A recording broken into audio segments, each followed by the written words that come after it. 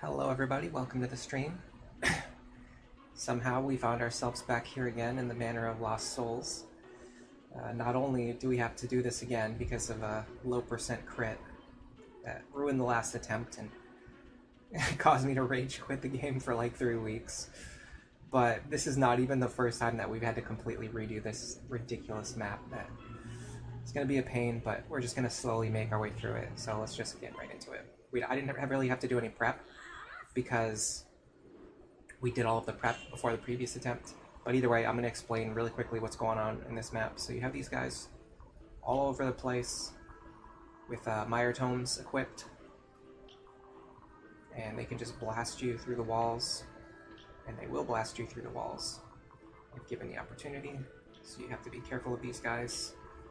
Then the gimmick of this map, which is horrible, it's one of the worst map gimmicks in Fire Emblem history.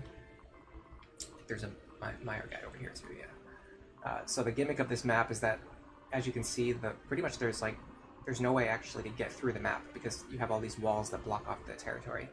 So basically, completely at random, these walls open up from time to time, and a gap will open up in the wall, and then enemies can go through, or you can go through.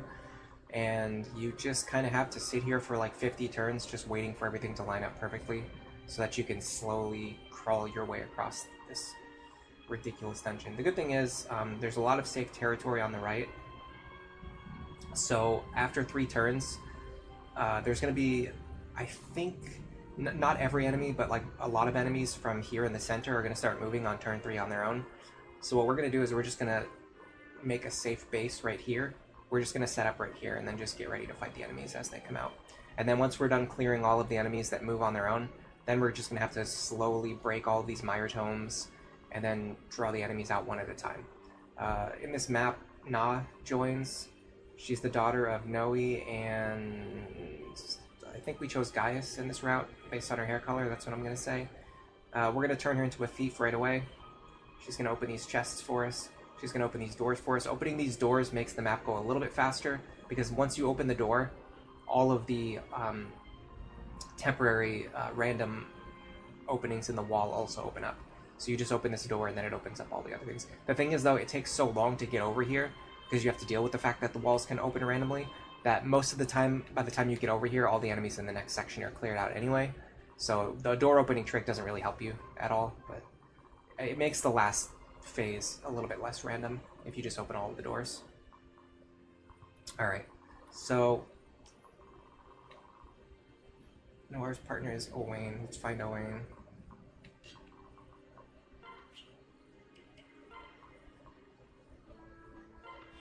We're training her right now to get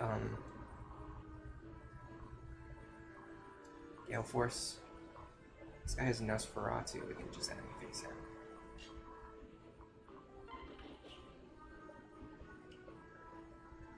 I don't really care if I kill him or not, I just want to deal some damage to him this turn. Hello, Asius, welcome to the stream. This map is such a waste of time, and losing it at the end feels even worse. Oh yeah, believe me, I know. We had a very unpleasant experience. I still can't believe that. We're going to be very, very, very, very, very careful. So basically what happened last time is I had Lucina just standing here taking hits from one of these guys. It was, I think, this one here. So it was like, we were literally at like almost the very end of the map. No, it wasn't this guy, it was this one here. No, which one? It was one of these guys that has a second, yeah, so it must have been this guy because he has the Ruin Tome. And that makes sense too, because even with all of my like measures to lower the crit rate as much as possible, he had like a 2% crit chance or something. And if you let him attack you 20 times, you know, 2%, it's not super likely, but it can definitely happen, and it did happen. So I'm just going to be very careful about the crit rates this time. I'm going to make sure that the crit rate, either the crit rate is 0, or it's on a character where if they can get crit, they'll actually survive. Alright, so I want to rescue Na. So let me get Brady here. Brady still... Wait, he has Tome Fair. Cynthia has Tome Fair. Okay, so their builds are both complete, so it doesn't really matter which one of these two I level up.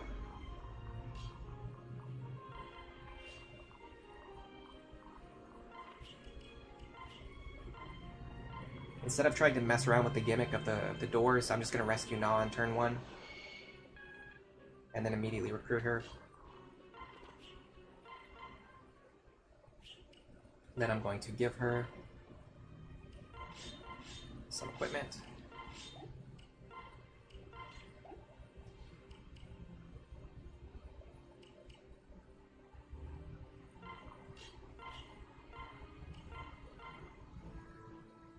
We're gonna go right into Thief. Now, I'm not sure if I checked to put Inigo in the right spot, but I want to have Na and Inigo paired up.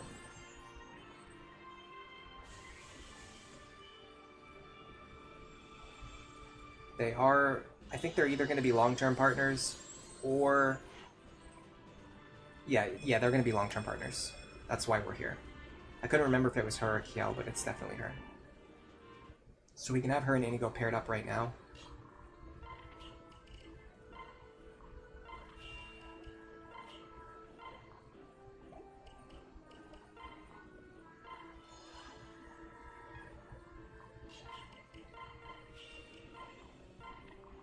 Move them a little bit closer to the bottom of the map.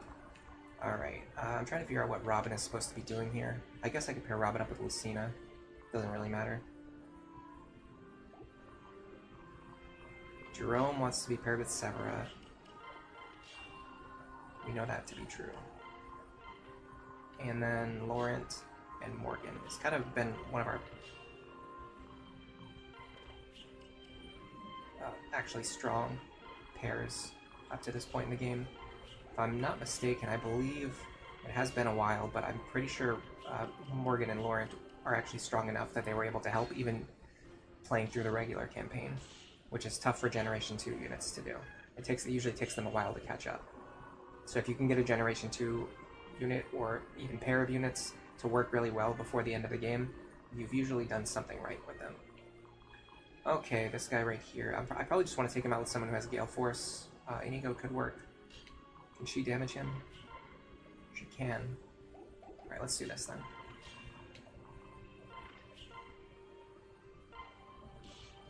Nice. Then Gale Force triggers. Let me jump all the way over here.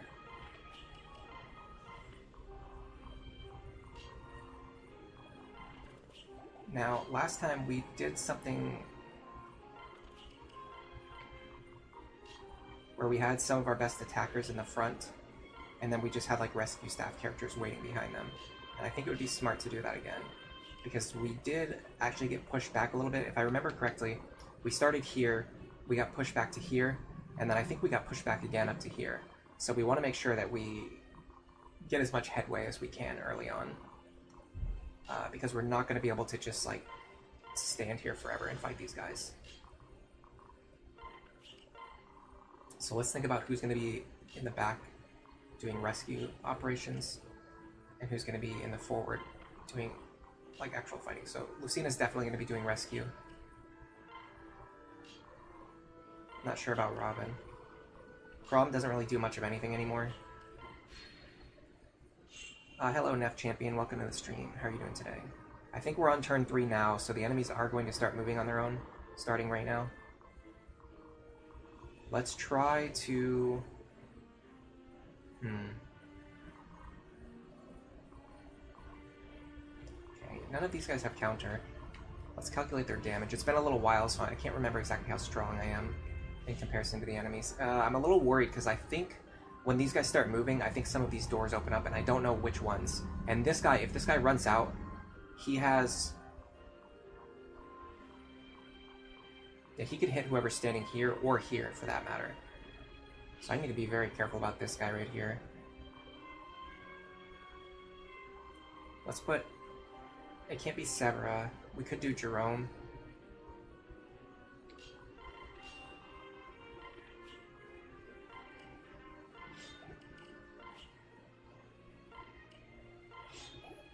Let's do something like this. And then, I mean, leaving Inigo here is actually fine too. Although I'm pretty sure Nock can't damage these guys. They have a super high defense. 25. Yeah, she can't damage them. Alright, if that's the case, let's just do this.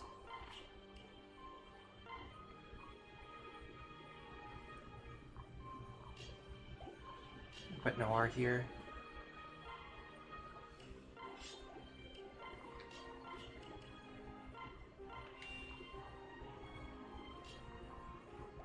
Where's Robin?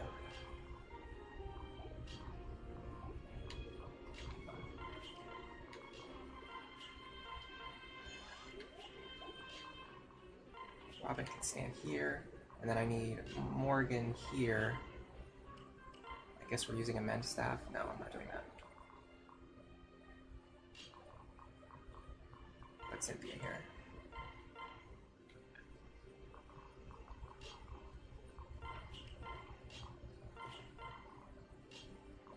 Alright, this should be fine. And then these two can hang back here, in case I need like an emergency back row rescue. Don't start moving yet. Maybe they will after this. Oh wow, we get a lot of experience from that kill. I did not expect to get a lot of experience from these kills. Okay, yeah. It said that they would start moving on turn 3, but maybe it just refers to these things. Okay, hold on a second then. Let's see when the next group starts moving. Turn 3, turn 3.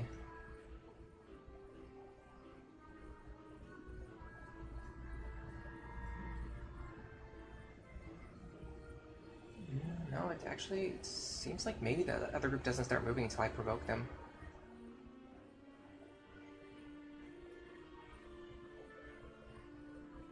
Let me just scroll through this one more time. If a unit enters the southern hallway, or the center hallway, I'm just making sure there's not like a second group that I'm thinking about. Because I don't want to trigger the second group and the third one at the same time. Okay, it seems like entering the center hallway is what provokes the next set of enemies. I hope I'm right about this.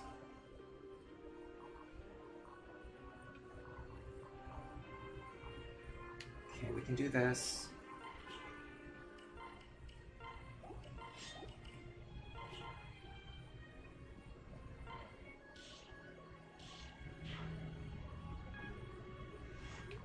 What do you have?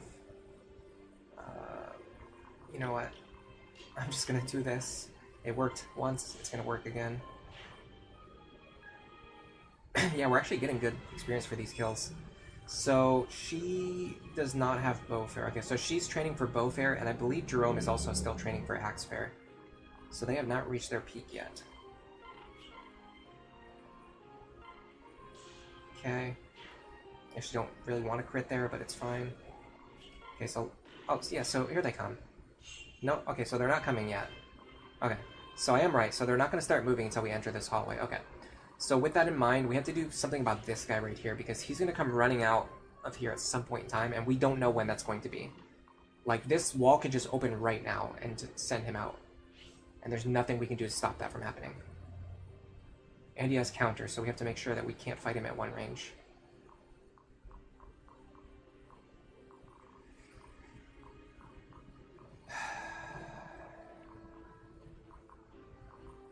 I'm gonna try this and just end a few turns and see if he comes out. Okay, so he would come out now. I believe this is the furthest door. So it looks like he can't reach any further than that. Which is huge if true. So what I want to do now is this. So I think if I stand here... This is so stupid. I think if I stand here, I'll be completely safe.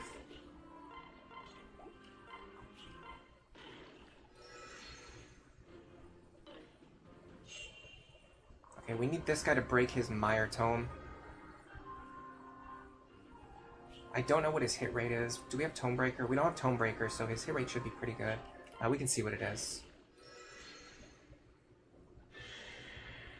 His hit rate's only 22%.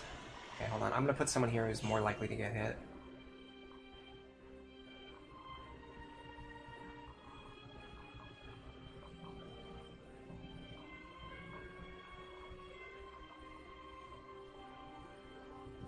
There's not any great options. We used Lucina for this last time, but I don't like the idea of her being crit. Oh, look at that. There's one.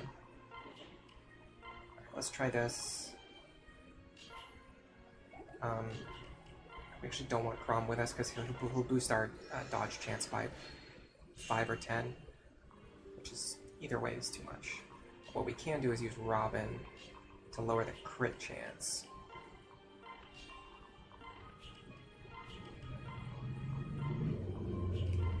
Alright, let's see what this looks like. 78% chance to hit, 23 damage. Oh god. Alright, and with a dual guard, you do use up enemy weapon charges. Okay, so we just have to do that 8 more times.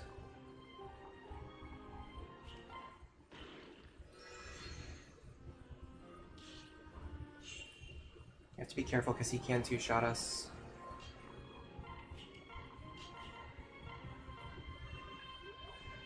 Hello, Mr. Bush Ranger. Welcome to the stream. Sniper Inigo is pretty cool, but unfortunately he won't have very many good proc skills.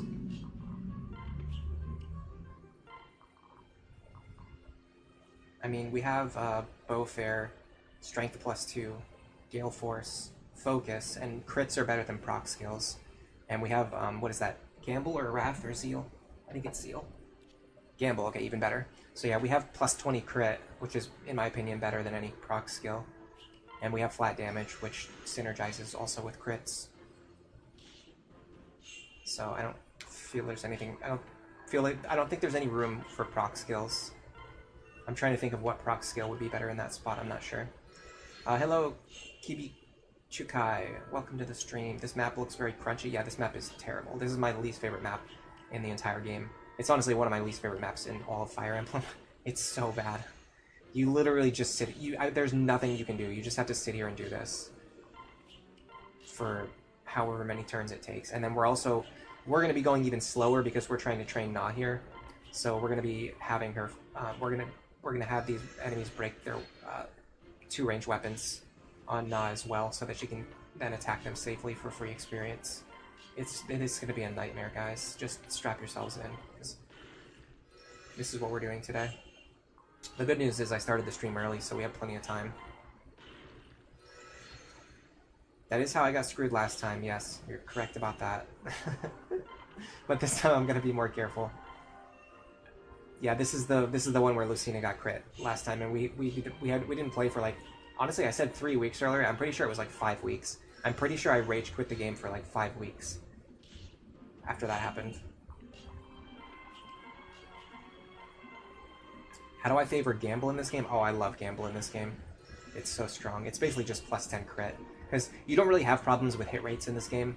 I mean, in the early game, there's some cases where some characters are like a little bit inaccurate, and then once you get into like the mid game, like your attacks just have like, you have like 150 hit chance, so you can just go down to like 140, and it just makes no difference. It's basically just a free +10 crit that you get all the time, and crit is very strong in this game. It's like pretty much the strongest method of attack. It's better than proc skills in every way. It's like, it's all of the good things about proc skills, but then just even better.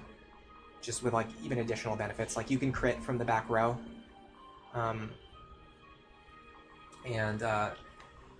You can't use proc skills in the back row, right? So being able to crit from the back row makes it extremely strong.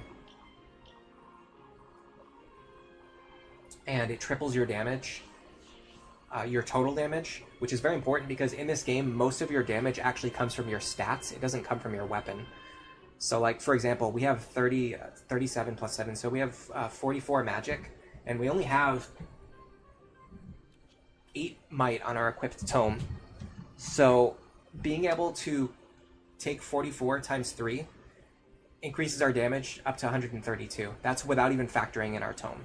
So being able to crit is the only way to take your own stats and scale them into higher attack, because all of the other things don't really function that way, other than sort of Astra. Astra's like the only one that sort of works that way.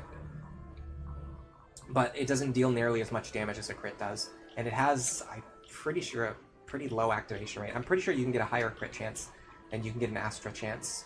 I don't know.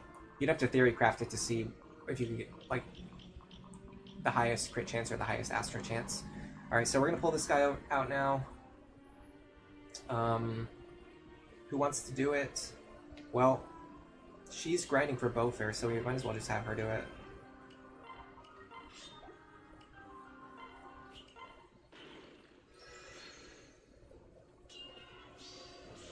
There's Astra. Yeah, like... Oh, that's the other thing, is you can actually combine crits with Astra, or with Luna. So they actually combine... Like, you can't combine 2 proc skills together, you only proc 1 skill at a time. But you can add crits on top of your proc skills, which just makes them even better. Because they're already better than proc skills to begin with. So you just build a max crit build first, that's like the main thing you should always do. And then if you have room left over, then you can add a proc skill. That's how I've always viewed it, personally. Alright, we're actually going to go up here. I'm going to break this other Mire Tome now, just so I don't have to do it later. Is it worth my time? Probably not.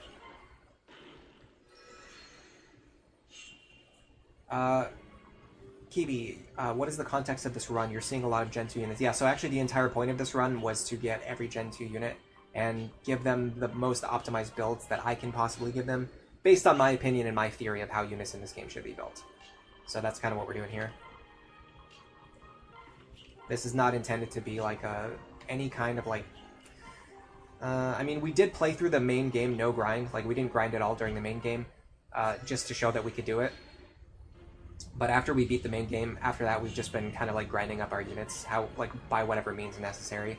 Like sitting here in these chapters, you know, breaking enemy weapons for 20 turns just so we can get experience onto whoever, stuff like that, and making sure we pair everybody up and give them all of like their capped stats and like the end game skills that they would have. And then we're eventually going to be doing all of the DLC maps. We're going to do all of the spot pass maps, and then we're going to do Apotheosis.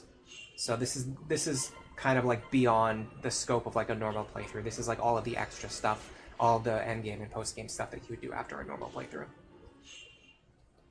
Which is maybe possible to do no grind completely, but for me personally, like once I've beaten the actual game itself, once I've beaten the campaign itself, I feel that the post-game is balanced around the idea that you're going to be grinding. And even at that point, like even if you don't have like DLC to help make the grinding go faster, you can fight the Risen that spawn on the map if you need to at this point, because your units are strong enough that you can fight anything that you need to. So, yeah. It's really interesting. In Fates, crit is actually detrimental because it messes with your guard gauge, or you get targeted by too many enemies. Yeah, it's true. I mean, you do still have to worry about getting targeted by too many enemies, but because Awakening... because a good unit in Awakening is usually capable of fighting a bunch of enemies anyway, sorry, hold on a second. It's usually going to be the case that you can just, like, plan around the fact that you're going to fight all of those enemies. I don't know if I've explained that the way that I want to. So, like if we put Severa in range of, like, 3 enemies, we're assuming that she's going to fight all 3 of those enemies. So it doesn't matter if she crits them. Well, it does matter. We actually want her to crit them in a lot of cases. It's just that kind of game. Like, it's the kind of game where, like, your chance-based activations are usually a good thing. Let's give this shiny spot to, Nah. Okay. Why are you smiling like that? It's my silly name, isn't it? Ugh. Sadly, no. I simply caught a glimpse of a lovely maiden.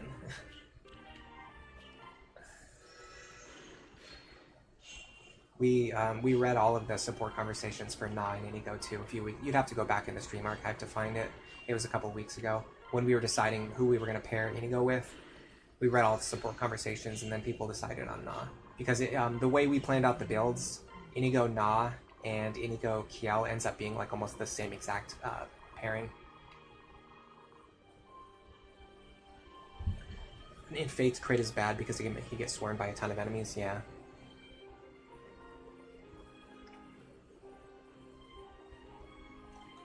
I wonder if people are underestimating it, though. Because if you do the same thing, if you plan for the fact that you're going to be fighting, you know, a specific number of enemies, I don't see why it wouldn't be possible to play around that, like, the same way. Alright, this guy's going to be a little bit of a problem, because once the door opens up, I have to find out exactly how far you can go. 1, 2, 3, 4, 5 here. So he should be able to reach this tile. I'm gonna see if I can draw him out by doing this.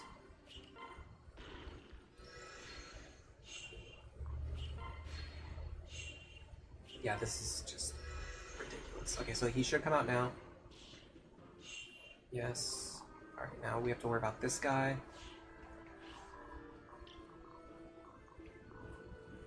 So what I'm gonna do is this.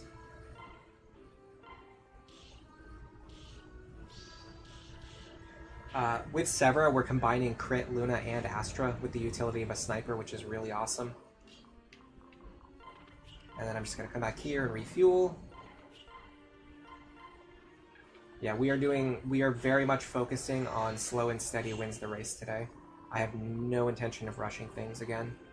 I'm just going to let this take as long as it takes. I got nothing else to do today. Cheesy Crayon, welcome to the stream. You love both games, but you don't think you're as good at Awakening. Yeah, well, the meta of Awakening has been extremely underdeveloped and underexplored for years. So it's and Fates, especially Conquest, is like the #1 game that everyone talks about. If they're like the people who want to delve really deep into the game mechanics, if they're going to make guides and they're going to make videos about it, it's almost always going to be about Fates. So it's really no surprise that, you know, the level of expertise of like the average player is much higher on Fates than Awakening.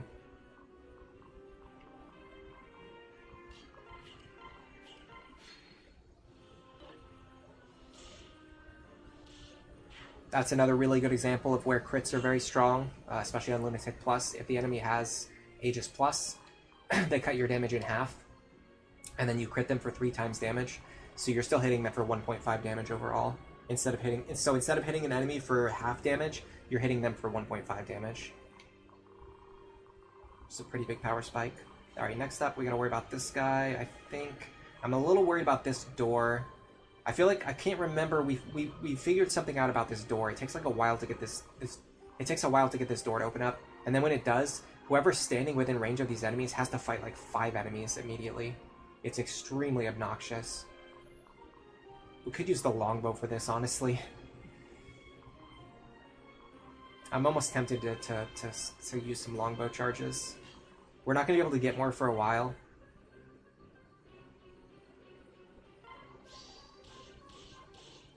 That is really good. So Astra, when you activate Astra, it only uses 1 weapon charge. So we just got 5 longbow shots for one charge.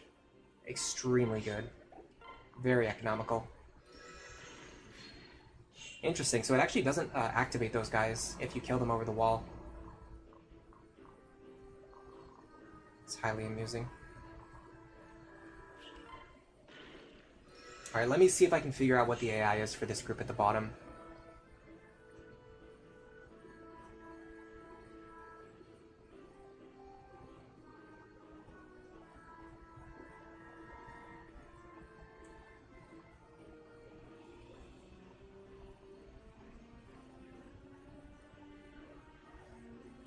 What are these enemies? Dark Knights. I mean, it's hard to tell what they're referring to because the guide doesn't really differentiate them.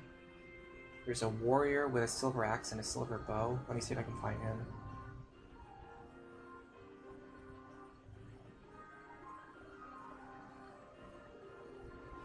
Not him. Oh, hold on a second. I'm on the wrong difficulty.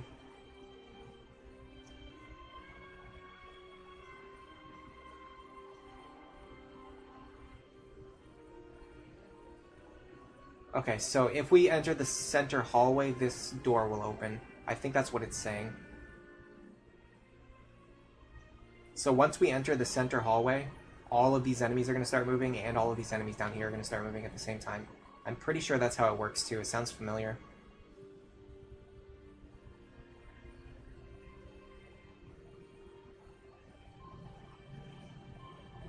Pika Boy, hold the phone. You're pairing Inigo with Na. Are you insane? No, I don't think so.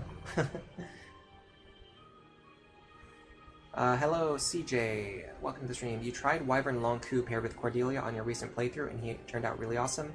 He even helped steamroll through Chapter 12. Yeah, that makes sense. Wyvern Lord is really good in Chapter 12, because they're not weak against Beast Killers, and they can actually hold a Beast Killer themselves, which is very good.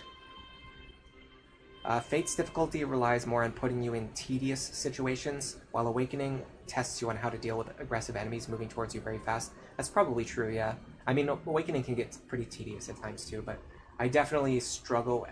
It's kind of weird because I always loved Fates for the longest time, but now whenever I try to replay Fates, I always kind of struggle with it. It just kind of feels, I don't know, there's just like something about it that just doesn't click with me anymore. I can't put my finger on it exactly, but there's something about it. Okay, something is threatening these tiles out in the hallway, and I can't tell what it is. It's not you. That's so weird. What is that? Oh, it's this guy. Oh, there's another Mire Tome. Okay, hold on a second. We need to break this Mire Tome. Alright, so let's do that. Lucina, get over here.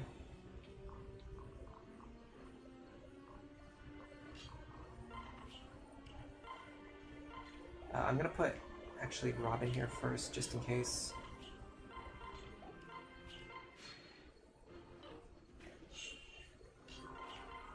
Now Lucina. And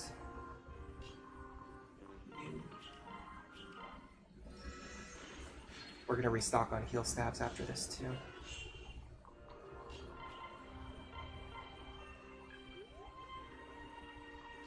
You think the AI attacks if you're in range of 2 or more of them? Supposedly not. According to the wiki, it says that they just start moving once you enter the center hallway, which does sound familiar to me. I'm pretty sure once you enter the center hallway, like, most of the enemies on the map start moving. I think that's what it is. I always get scared about moving into this bottom hallway because I always think that the enemies are going to start moving, but I think they actually don't until you move into the center hallway. We can test that, honestly. I'm fine with testing it. We got time. Might be a good time to make a save state, though, before we do any testing. Just so I don't waste any more of you guys' time than I have to.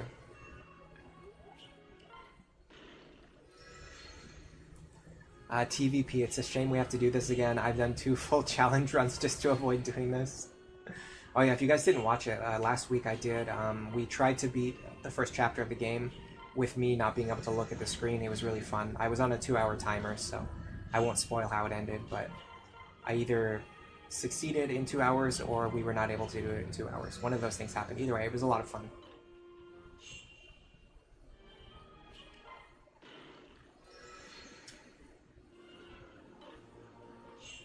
You like using Wyvern Long Q with Maribel's pair-up as well. Maribel is an overall pretty good partner. The main thing she lacks is the ability to give like a good pair-up stat bonus. She can do it really well for a magical partner. Like, for a magical partner, she's pretty much top tier. But for a physical partner, she doesn't have any great options for giving, like, strength in particular. Alright. Guys, get out of here. Where's Crom? Am I gonna make a video of that stream? Maybe. Maybe. It's, I don't know, it's the kind of thing where, like, anybody who wants to watch it could probably just watch the video itself. Like, I'm not sure if having, like a trimmed down version or a narrated version would be better, but maybe it'll be worth the effort. It might be worth the effort of just making, like, a highlight video, or making, like, a video where I explain what I did without, like, the live commentary. Instead, it'd just be, like, me reading from a script and explaining everything that we did. I think either one of those things could maybe work. Alright, next up.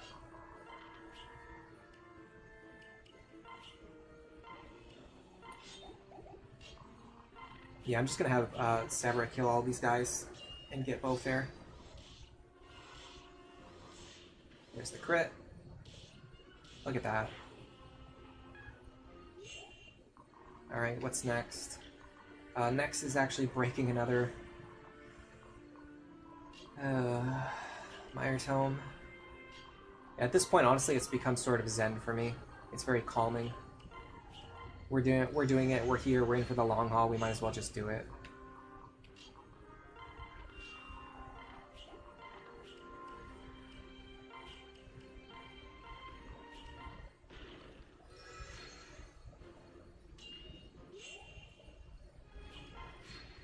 After we break this Mire Tome, I'll make a save state. And then we'll test the enemies on the southern hallway to see if there's any way to get them to move other than other than going into the center hallway. I have one idea. I have something that could actually play to our benefit if it works.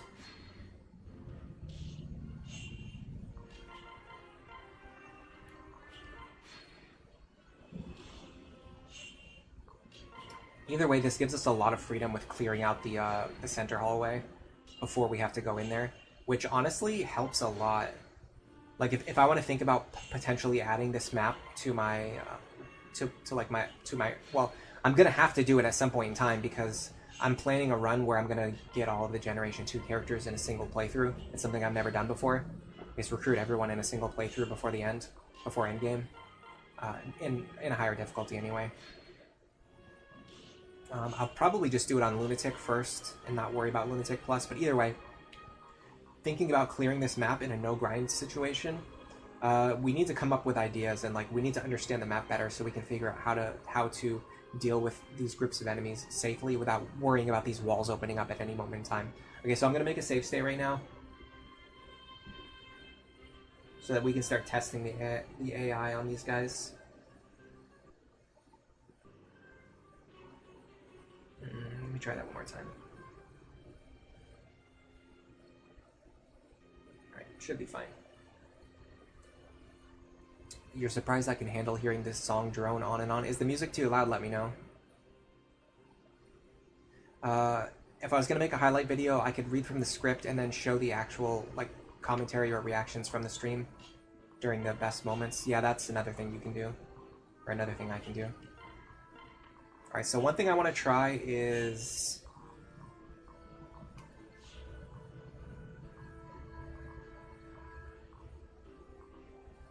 Spear, Ruin Tome, Rexcalibur, Olganon, Silver Bow. Alright, so I want to try this. I'm actually going to stand here unequipped and see if they'll move to attack me. Okay, so they actually will not attack you. Even if you're standing in their range, they will not attack you. Let's try here. Yeah, no. So this wall does not open up. This wall does not open up. Just by going closer to this wall does not cause it to open up, is what we've kind of determined here. So next I want to see... It says going into the center hallway is what opens it, but I want to see if going all the way to the left or going down here will open it as well. Or for example, opening this door. If opening this door causes this passageway to open up, that's important information. Alright, who's next? Probably you. Well, actually, I'm not sure. It says something is threatening these tiles, but I don't know what it is. It's not you, and it's not you. Oh, there's probably another Mire Tome, I bet. Yeah, it is. It's another Mire Tome. Okay, let's break this tome. That's ridiculous, by the way.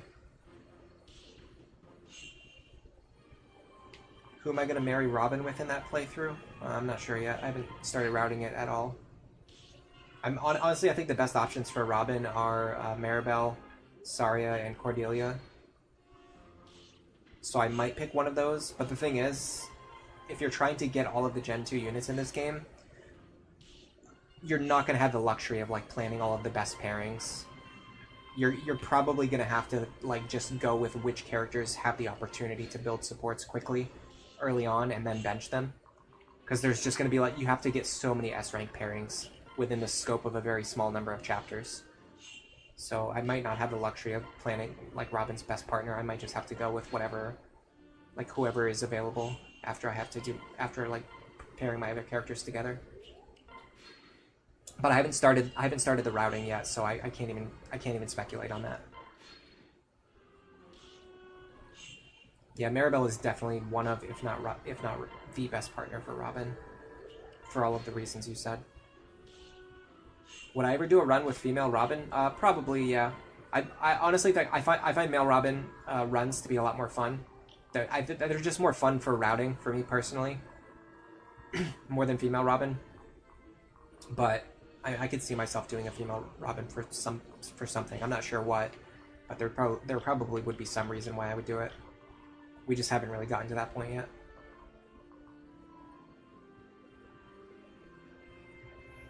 Yeah, Callum's good, Agais is good, Henry's good, Frederick is pretty good. There's a lot of good options for female Robin. Stall is good. Long Q is really good. Alright, next up we have to block this guy who has a spear.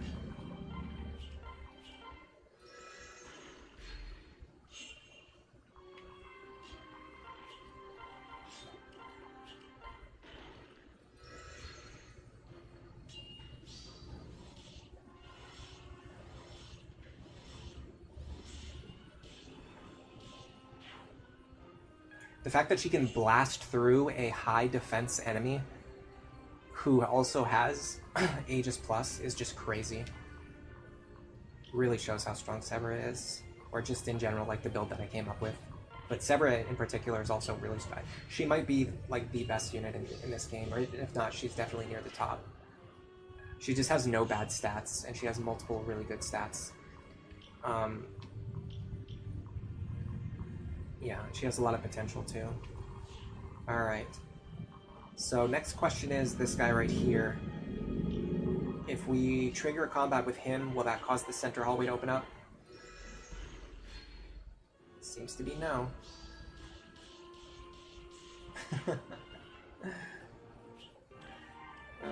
Astra is really fun. It's a shame that it's not that good on Lunatic Plus, but it is. There is one build where it works, and it's the build we're running right now. Astra Sniper is really good, so that's what we've got going for us, I suppose. Yeah, so it does seem like you can plan something out.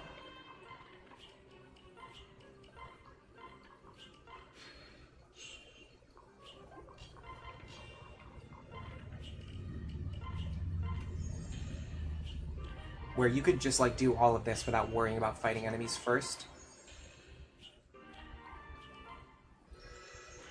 Now I want to see if opening this door will trigger the enemies to move. Now before I do that, I should probably move my other characters back to a safe position.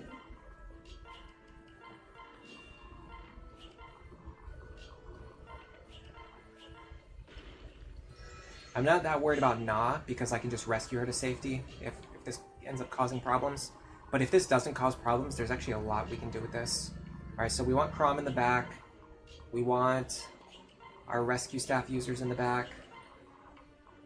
We want Olivia like somewhere around here. Laurent can be kind of in a forward position. In fact, it might be good to have him with Nosferatu ready. I'm not sure yet. Alright, so here's the tricky part. I'm pretty sure this guy's range no longer overlaps with anyone other than maybe him. 8, 7, 6, 5, like mate, but not if they go the other way, I don't think, but maybe. So let's check. So 1, 2, 3, 4, 5, 6, 7, 8 here, here. So this bottom right corner here.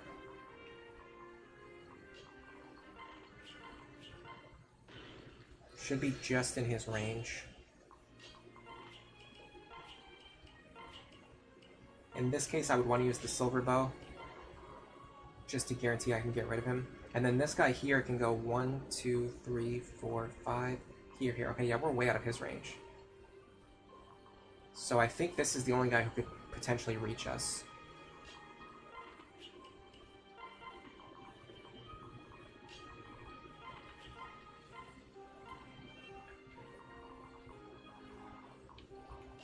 So if we open this door, it will cause all of these middle sections to open up, and then I don't know if the enemies will start moving. Okay, so they still don't start moving. So they're not going to start moving until the exact moment that we move into the center hallway.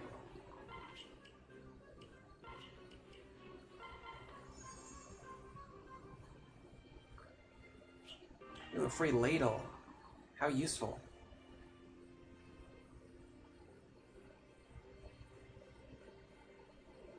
Asius, you think grinding in Fire Emblem makes your units too strong and takes away the fun from planning? I'm not sure. I've done Lunatic Plus with grinding and with no grind, and I find both ways to be fun. But at this point, I mostly just play no grind. But like, I don't have any negative opinion about playing Lunatic Plus with grinding. I think it's actually really useful because it takes away a little bit of the resource management strain, but the enemies are so strong, and like most of the danger of the enemies comes from their skills anyway. It doesn't come from their stats. So even if your stats are a little bit higher, it doesn't make that much of a difference. It just makes the game a little bit less stressful.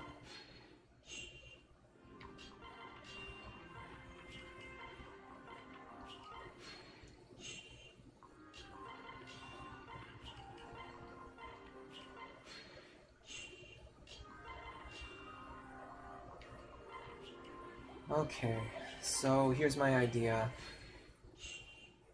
I want a double Gale Force pair, which I believe is exactly Cynthia Brady.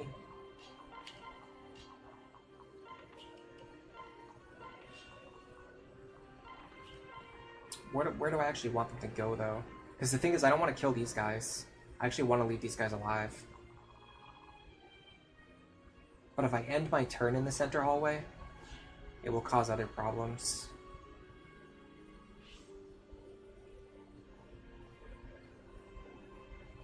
This door won't open. So the only thing we would have to worry about is you.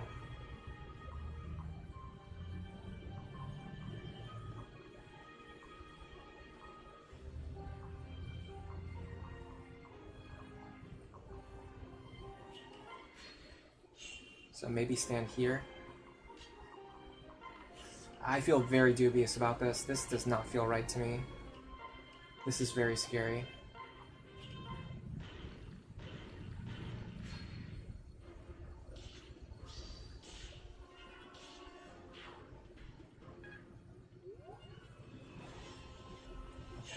So we didn't end our turn in range of anyone, so that's good at least.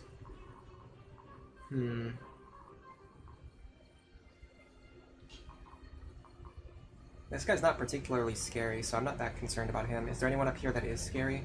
Yeah, you're pretty scary. Alright, so let's get rid of you.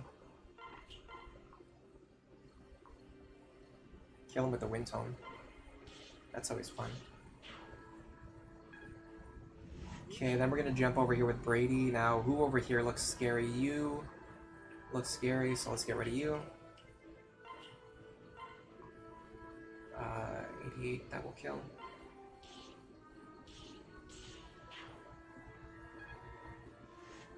Okay, then we're going to try and kill any overlapping ranges, or deal with guys who have counter, which seems to be you. I'm actually curious to see what this combat looks like. Yeah. If he crits me, it won't kill me. We have Gale Force.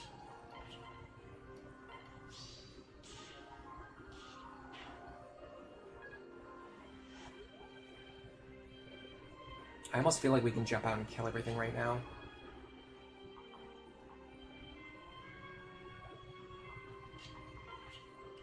Did I bring a hammer? I did. The problem is it will only deal 25 damage. Twice. So that's 50. Then Sever only needs to pick up a little bit of the slack.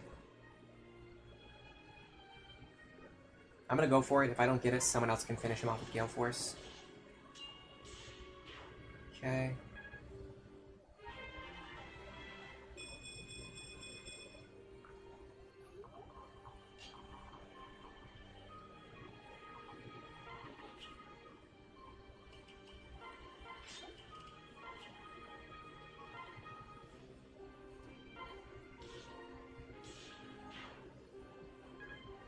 I just want to get rid of all of these guys right now if I can. Nosferatu. That might be fine. The thing about this guy is I would like to have Severa kill him, but it's actually maybe fine. Maybe that might be doable. Let me check on the threat range of these guys. Yeah, I suspect that was the case. Okay, so this guy's actually threatening over here, which might be good. I can enemy phase him if I can set someone into that position. Inigo works for that. In fact, yeah, let's have Inigo get involved. This is fine.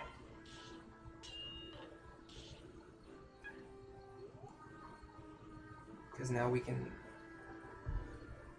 more reasonably pick up a kill here.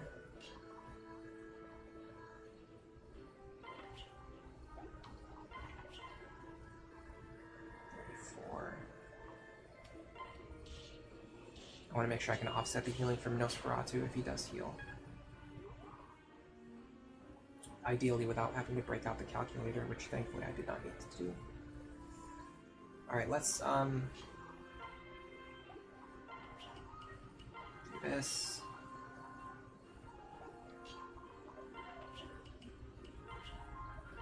This.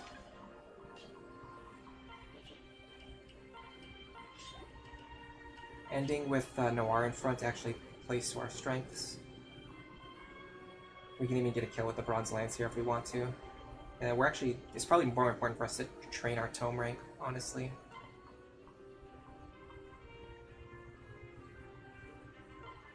That's a really good example of how most of your damage comes from your stats, by the way. The Wind Tome has 1 might, but we're dealing 34 damage with it. Because the might of the tome doesn't really matter. All that matters is our extremely high magic stat. What does he have? Nothing too scary, actually. I'm gonna leave Jerome in the lead here.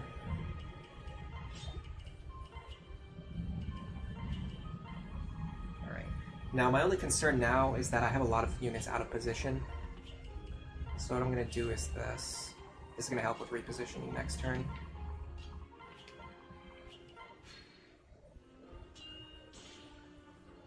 I will say having all of these doors open at the bottom does help, because it makes the enemy movement a lot more predictable, because now we know exactly where they're going to go.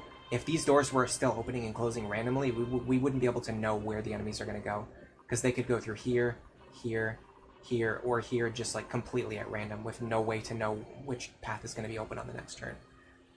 Ruined Tome, I do not want to deal with that.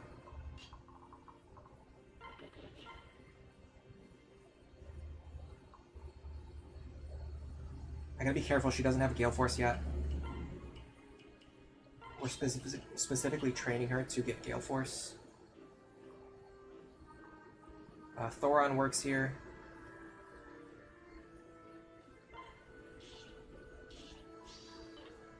Nice try, you clown. Hello, Tricky, welcome to the stream. Yes, this is the Apotheosis run. I should try doing Male Robin with Noe. I've actually done that multiple times. I would say behind Robin Saria, I think Robin Noe is like my most common pairing. It's like the second most common pairing that I've done. The Manakate thing is less helpful than you might imagine. It actually just makes it so that Morgan is always weak against Worm Slayers. But then again, there's not really enemies that have Worm Slayers, so that doesn't really matter.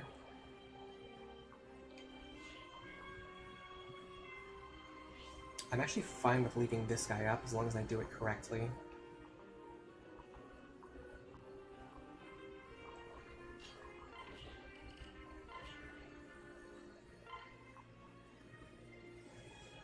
Gotta be careful, he's running Rex Caliber. It won't kill me, but it will damage me.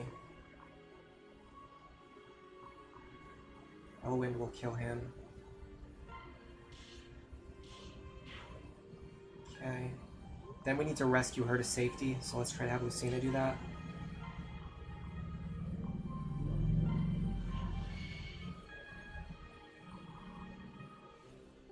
Okay.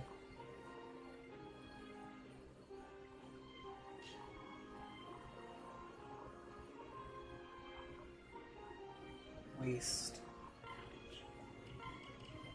I'm pretty sure we can kill the guy with the Waste Tome before he can do anything to us. It's not guaranteed. If he hits us, though, he hits us for 42 damage at most, which we take. Yeah, between Luna, Astra, dual striking, and the chance to crit, Severa can almost guaranteed get rid of any enemy before they can do anything to her. We don't need hit rate 20. We don't need a chest key. Alright, who is the most problematic enemy in this group? This guy's pretty dangerous. This guy's not bad. This guy is actually, this guy's actually pretty annoying. I'm definitely seeing him as the best target to remove. The reason why is because he has a 2-range weapon, and he's standing behind a guy who has the same movement as him. What this means is that we can never fight just this guy alone, because any strategy that we would use to fight this guy alone also pulls out this guy. And then on top of that, he has counter, which means he could cause problems for us later. if left alone. So yeah, I'm just going to deal with him now.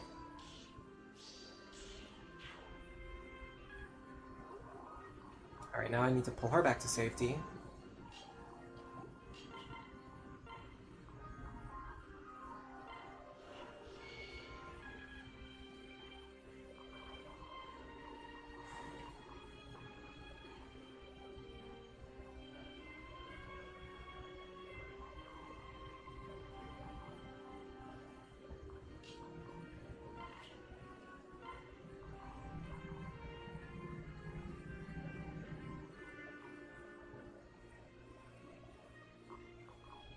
Trying to decide what I want to do about this guy right here. I know I want somebody to fight him, I just don't know who. Can Inigo do it?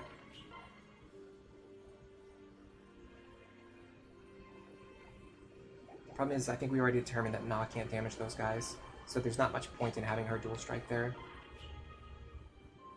But we can do this, just to get her weapon rank.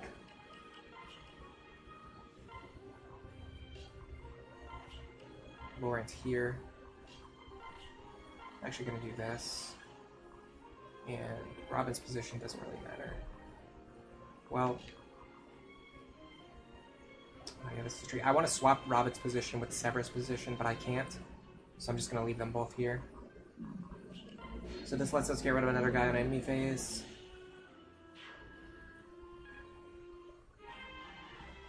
Hello Devin, welcome to the stream. Snow Warning, hello, how are you doing today? Free ladle in the post game, it's gonna go off in apotheosis. Hello Oren, welcome to the stream. Okay, these guys are overlapping, but not in a way that's extremely dangerous.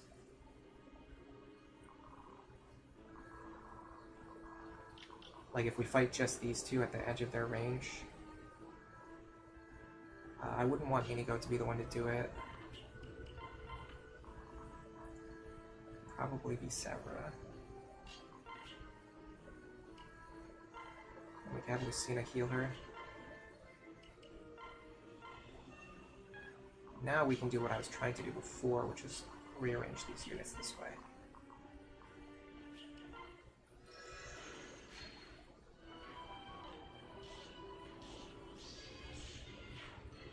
What's good? Not too much.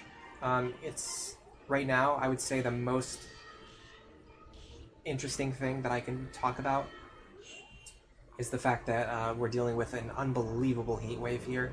It's crazy hot. It's been 96 F the last few days. Today it's only 84, so the weather went down by like 12 degrees, but it's still 84, which is like still pretty hot. But like it's been so hot lately that like 84 doesn't actually feel that bad, just because of how hot it's been by comparison. Brady is looking fine. Cynthia's looking fine. Okay, neither of them really need the experience, so I'll just give it to Brady.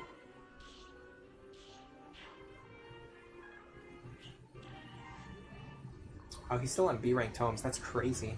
That's wild. Look at his stats. His stats are this high. He has a fully completed build with all of his skills maxed out, and for some reason he still only has B-rank tomes. I wonder how that happened. I guess we just trained him so efficiently. He got all of his skill unlocks like way before it would have caused any problems. Alright. We can do this.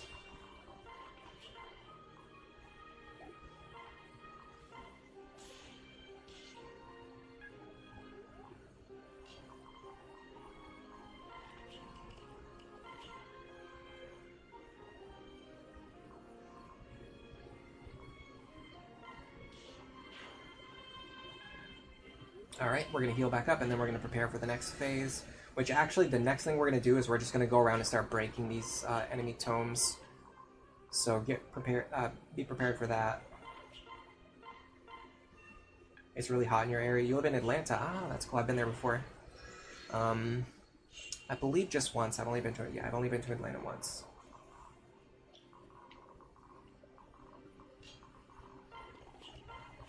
Alright, so this time let's actually check the combat for Lucina before she fights anything. We will confirm with 100% certainty that she will not die.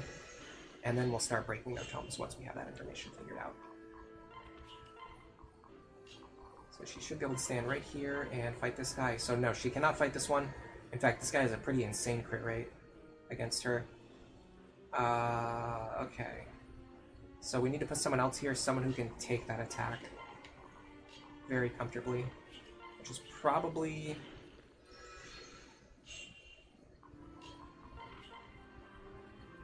This actually looks really good to me. Because he's very likely to hit us, but he's not going to do any damage.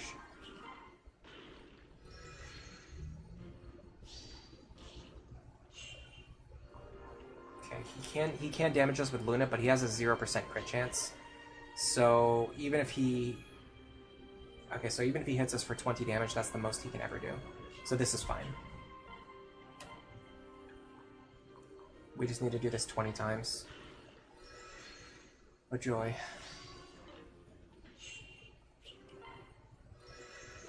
Hello, Denzalite. Welcome to the stream. Is this my second attempt? Yeah, so we did this map like 5 weeks ago. And we got all the way up... I will show you in just a second. We did this map 5 weeks ago, and we got all the way up here, and then Lucina died. So we cleared out all these enemies, and then Lucina died against this guy because we left her standing here to break his tome, and then he crit Lucina, and then she died. And I just was sick of it, and I just didn't want to do it anymore, so I just quit. And then we came back to it now. So we can finish this run and get on to the more interesting post-game stuff. We're also going to be recruiting Yarn today.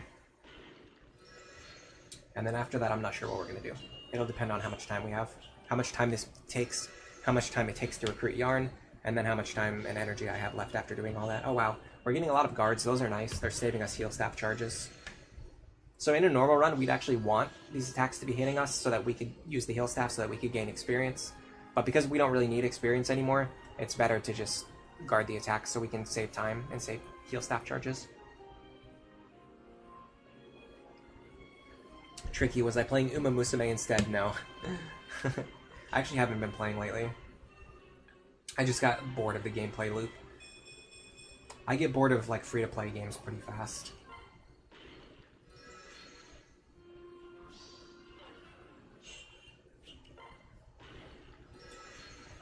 Let's see, what have I been playing lately? I mean, you guys see a lot of what I play. Like, I don't really game that much off stream.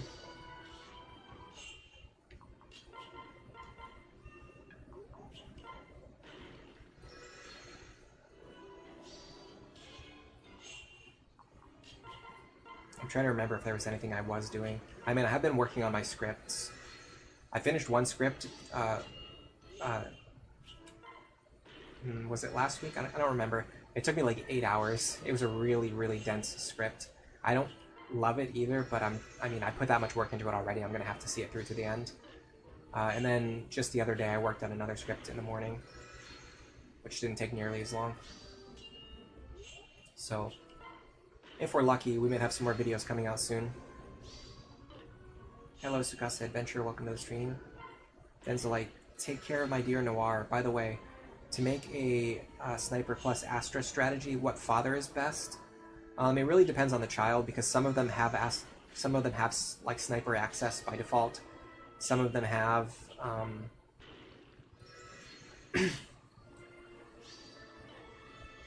Astra, like Swordmaster, by default. So it just really depends. If you can pass down Astra, it's usually really nice. Like you can use Long Ku, you can pass down Astra.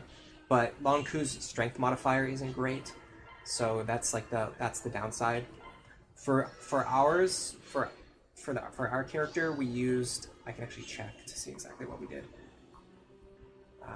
For ours, we used Stall Cordelia. Stall Cordelia is considered extremely strong. Like Stall is pretty much her best father, and Stall, like Severa with Stall as a father, is like one of the best characters in the game that you can have. So it's no surprise that we ended up doing that strategy on this run, when this is intended to be a very optimized run.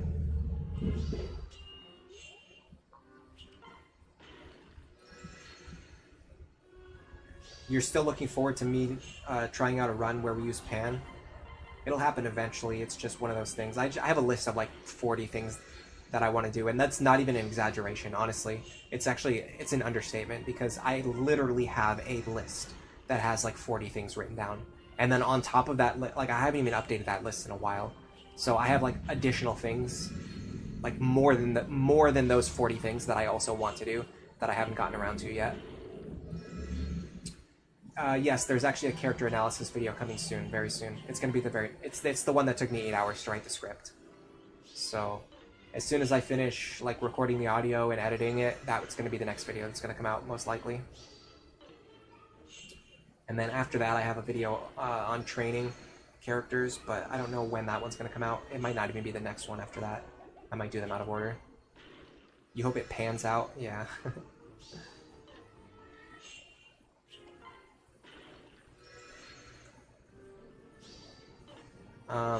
Noir could work.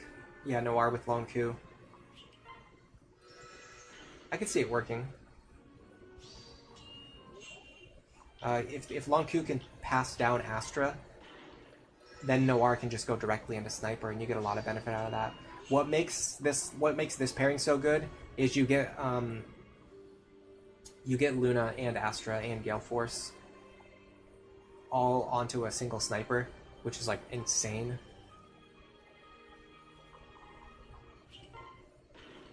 It's just like the ultimate player phase removal character. Okay, here we go. This guy's done for. Now we start training. No. Which, there's no reason to do it this way, by the way. We could literally just beat this map and then just go grind her in exponential growth.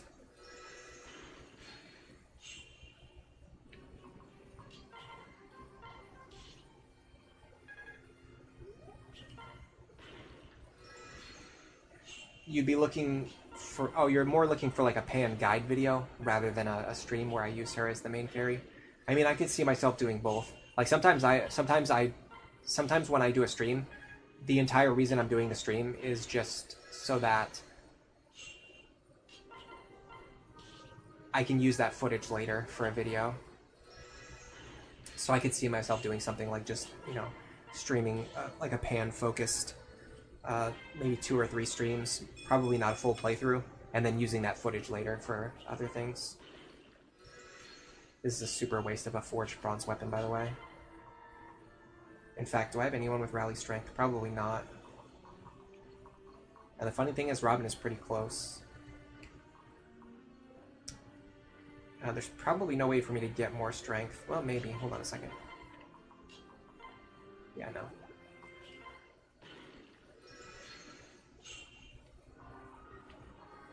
It's actually really interesting that Sniper Inigo... Oh no, Robin Warrior does give more strength. Okay, hold on a second. Then we can do this. No, we still can't. It still doesn't work. I could use a strength tonic. This is actually worth it because using one strength tonic costs a lot less money.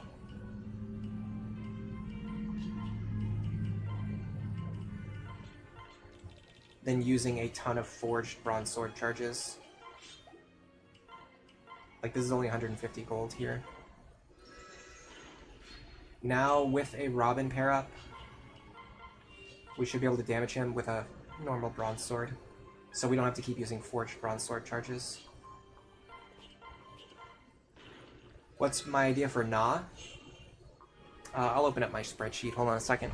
I actually don't even have it open right now. Just because most of our builds are already complete, I don't have to keep referencing the spreadsheet. Drive.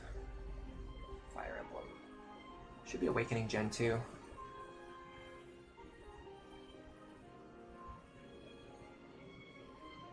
I have this whole thing about the characters' growth rates and their innate stat caps before you choose an optional parent for them. Alright, so it's going to be... Actually, I don't have much information. It's just strength plus 2, zeal, and then She inherited Zeal, yeah. So she inherited Strength +2 and Zeal. We're gonna be getting Move +1. I'm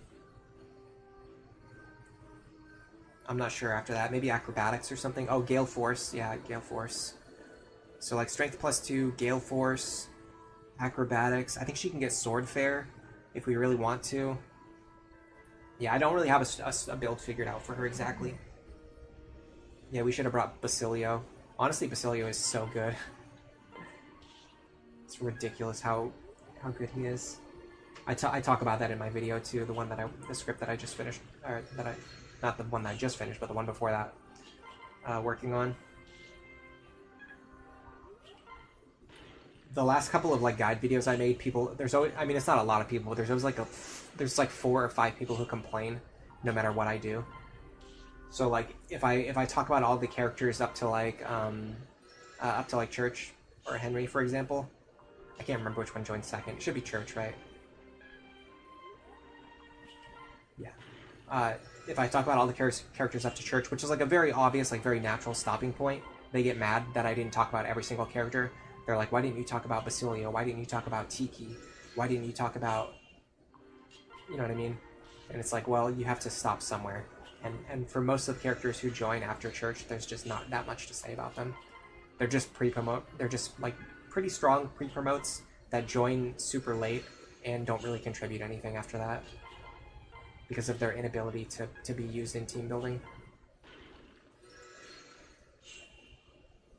Do you think Paladin Kiel with Lance Fair and Gale Force seems better than anything Na can do? They're literally the same exact build. I hate to break it to you. They have the same exact build. You can just do the same things with both of these characters and they end up looking almost exactly the same. The only difference is that Na has like better strength and defense. And I guess Kiel has better speed probably.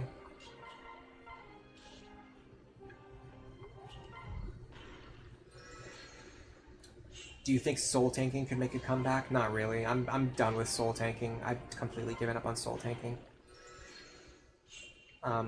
So there's a lot of information in my old guide videos that I would want to like change if I ever remake those guides. And one of the things I want to talk about, because I gave a lot of credit to Soul, and I don't think anything that I said was necessarily wrong. I did even mention that like if you're going to use Soul, you have to be prepared for the fact that it's just going to fail you sometimes, and you have to accept that it comes down to like chance.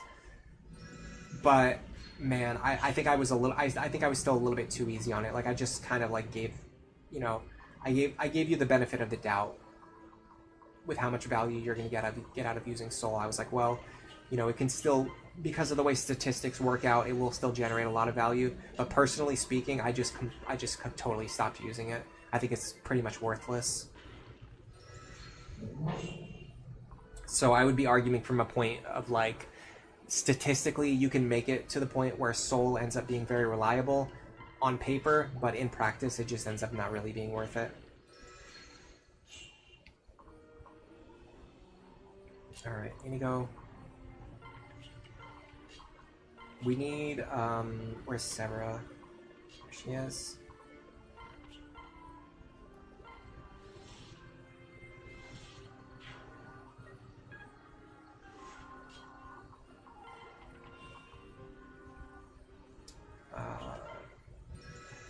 Who did we have soak that attack last time? It was, Brady. We're probably gonna have to do that again just to play around the enemy crits.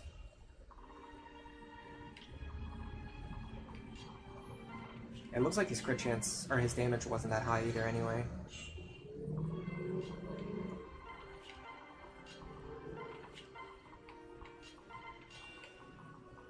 Yeah, so we're going to be doing this for the foreseeable future.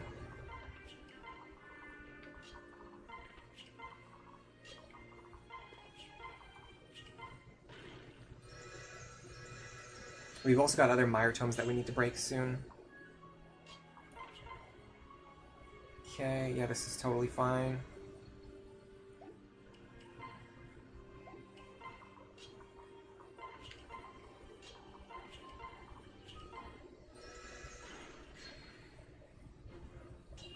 You're sad that Olivia didn't appear in the character explanation video. There's just not much to say about her. I did talk about her in the newer script, though, so I guess people will be happier with that. Why did I leave him alive? You think Na would have gotten more out of that kill? Yeah, that's probably true. I didn't realize that Severa was going to get so little experience from that.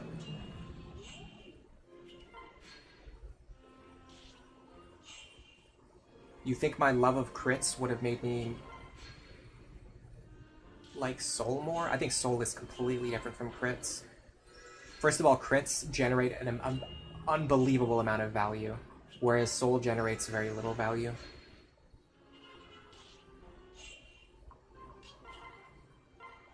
It's not terrible, it's not terrible, it's just I've personally moved away from it. I just don't feel like it's that useful for me, for the way that I play the game. I'd rather have something that's going to be more reliable.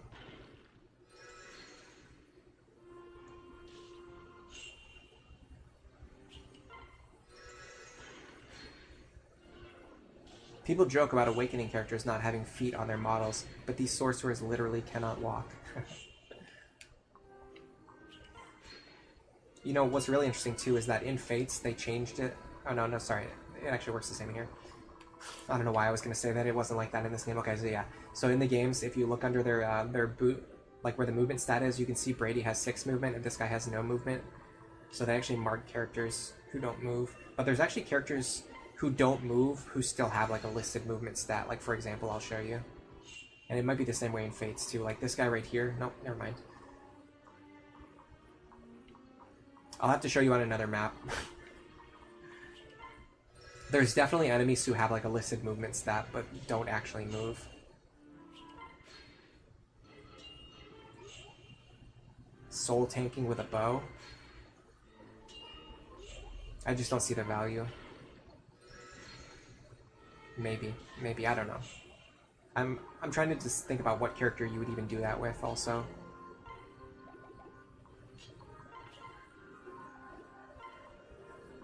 What's our attack? 17.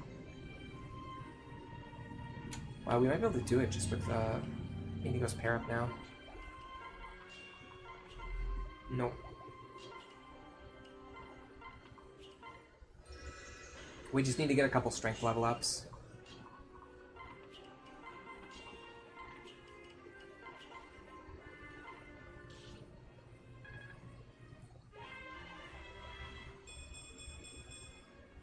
You find it detestable that it's come down to only Nosferatu? Okay, here's the thing. How often do you see me use Nosferatu?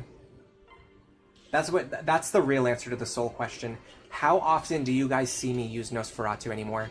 It's almost never. I almost never use Nosferatu anymore because it's not that useful. It's more useful to just kill enemies and get rid of them quickly than it is to sit there and let them attack you a bunch of times.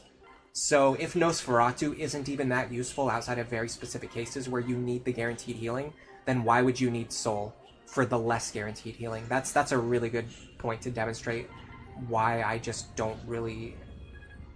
I just don't find any value in Soul anymore.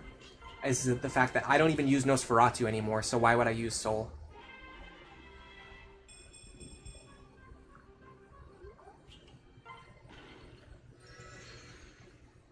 Yeah, there's not a lot of Nosferatu anymore in these runs.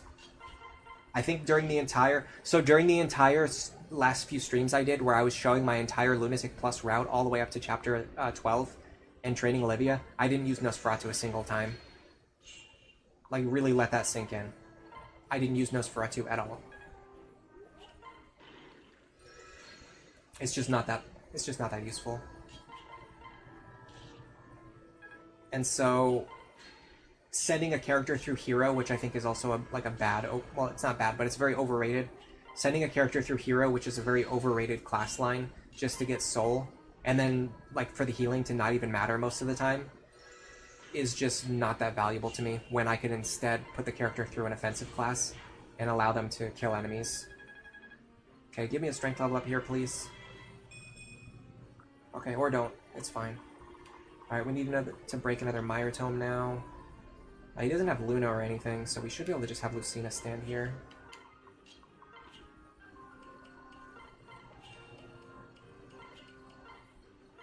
I'm gonna double check that just to make sure. Yeah, 0 crit chance, okay.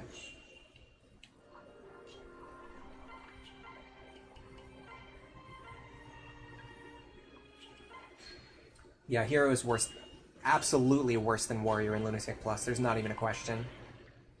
Warrior has bow access. And I'm not going to check right now because I just don't have the sheet open, but I'm pretty sure Warrior is offensively better. And you get Rally Strength, which is really useful, as compared to Soul, which is just not that useful. Yeah, having the stats to tank is better than relying on, like, healing methods. Nosferatu is useful from time to time, so it's nice to have that as, like, an option in your back pocket, but you just don't really have it equipped most of the time. So there's no need for a, like, so the benefit of Soul is that you have it equipped all the time, unlike Nosferatu, and so you always have the option to heal. But the thing is, you just don't need it. You just don't need it. So you only have to equip Nosferatu during the times when you need it, which makes it better because it's just more reliable in those cases. All right, I will say this is going a little bit faster than last time. I think we've kind of perfected the art of, like, breaking these enemy tomes and slowly chipping them down. I think we just figured it out. Like, we figured out what we're doing so that it doesn't take as long. This is still taking an unreasonable amount of time, but this guy does not have Luna Plus, so he can't do anything to me.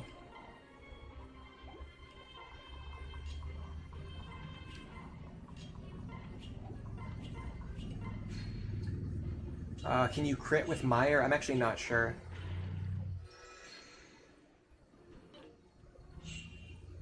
I have no idea.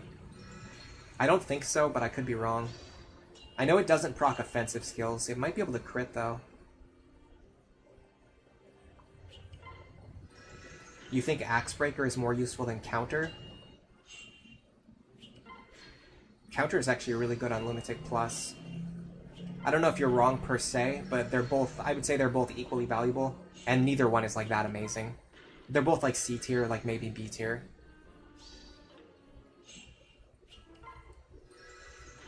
And if you're talking about going through 15 levels of hero just to get Axebreaker, you've totally lost the plot. It's not that good. Axebreaker is nowhere near that good. It's good, it's not that good. It's not worth investing 15 levels in a promoted class. Yeah, I think Meyer can crit. We need to be careful because he does have counter. He has counter Pavis, which means we're going to deal very little damage to him.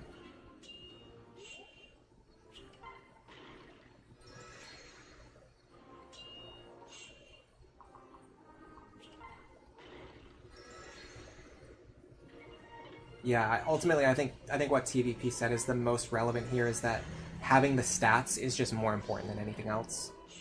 You just need to get your characters to get enough stats where they can reasonably fight against these enemies safely, and then after that, the healing becomes less significant.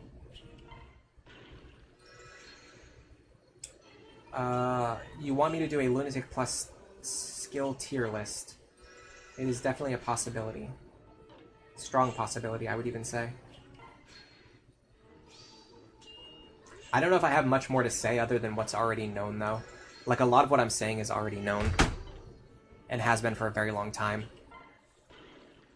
Like, you can find posts from, like, 10 years ago of people talking about how Soul is not that good, because it's better to just use offensive skills, rather than waste your time trying to heal yourself. It's better to just equip all of the best offensive skills and just kill enemies really fast. Like, there's posts from, like, 10 years ago with people explaining that. Like, all of this has been known for a while. It's just really, like, underdeveloped because people don't talk about it in, like, the big, like, more popular spaces where all the other discussions are taking place.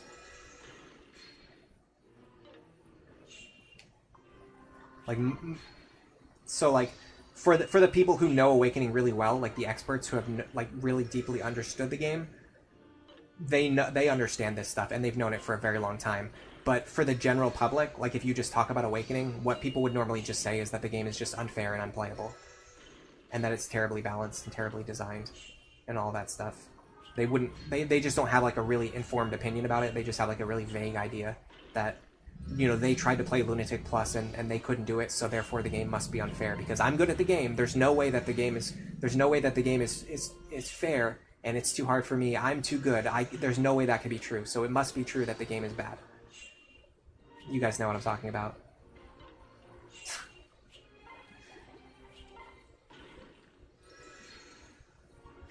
You can get Vengeance to 100% proc rate for sure. But the thing is, like, so while true, running Vengeance builds requires very specific tactics, and you have to set things up in a very specific way. And it is possible. It just takes extra effort, and it's a little bit. It can be risky if you don't be like extremely careful. And even if you do all of the planning, and even if you do everything carefully, and if you do everything perfectly, there's still some situations where it fails, some situations where it won't work. So then you also have to be aware that you're not going to be able to use it in those situations. So you want to diversify your builds. Like, you can have a Vengeance build for sure, but you still want to have like other offensive builds that don't solely rely on Vengeance, because you want them to be able to do the things that Vengeance cannot do.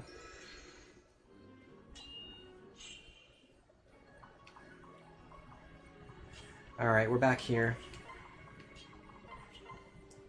I can almost switch over to an Iron Sword, though. That will help me a lot. Oh, here we go. We can damage him. Alright, so we're either going to do 6 damage... No, so we're either going to do 3 damage or 1 damage. Either way, we should be totally fine here.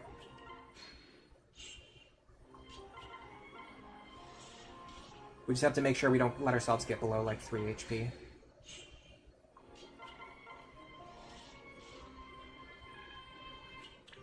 Ooh, D rank. I'm actually not going to switch over to the Iron Sword yet, because I'd rather fight this guy more times and get more experience. Am I ever going to do a tier list for all of the maps in this game? If people want to, I would do that. It's not something I would do unless people specifically asked for it.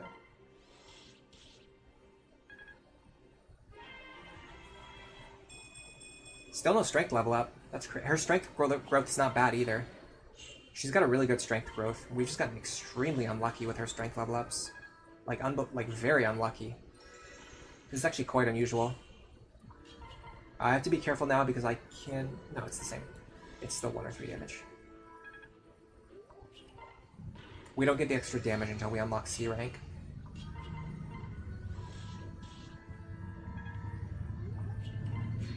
Yeah, the offensive skills in this game are very good.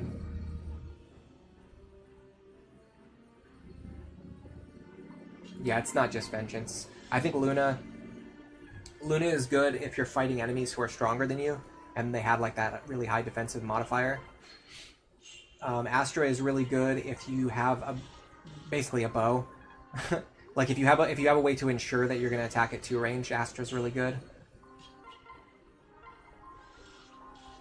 Vengeance is really good if you have the ability to set up like a good Vengeance sweep, specifically Vengeance Vantage.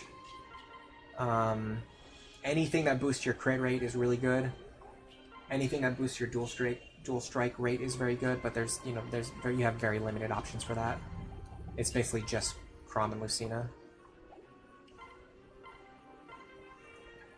Let me run to the bathroom really quick. I'll be right back.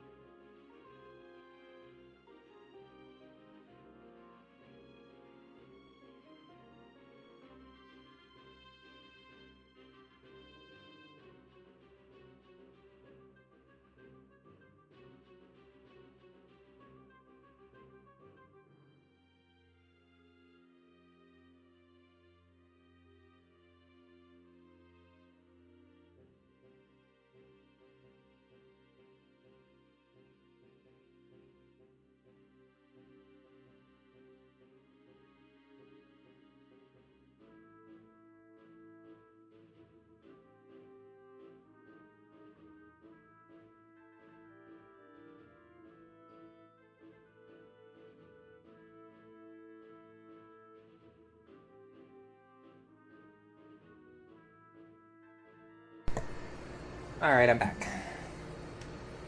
A tier list seems like too much because most of them would be middle of the road. Yeah, probably. That's one of the reasons why I wouldn't even want to do it. I could just do like the best and worst maps. Even that's like not really that exciting of an idea, honestly. Because I'm going to talk about each of the maps individually as we get through them. Why is Astra best for range? So we're playing on Lunatic Plus. Like at this point, I almost exclusively play on Lunatic Plus. So whenever I talk about things, I'm usually talking about like how good are they in Lunatic Plus. And with that in mind, you have to remember that enemies can roll counter. Like this guy, for example, has counter, so I'll show you.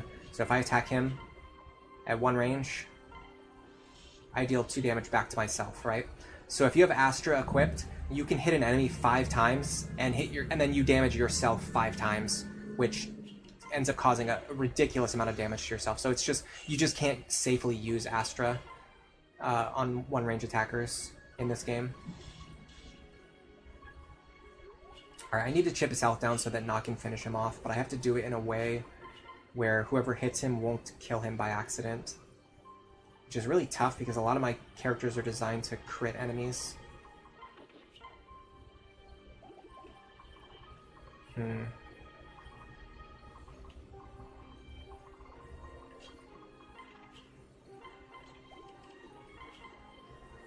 Yeah, I don't know how I can get this guy's health low without accidentally killing him. Okay, well, this works.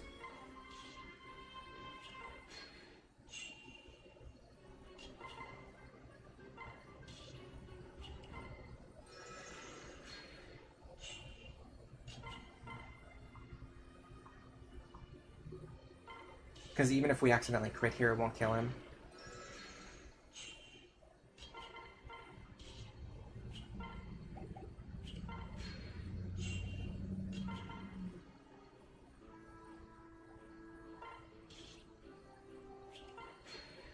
Okay, now we can kill on a crit, so we need to not do that.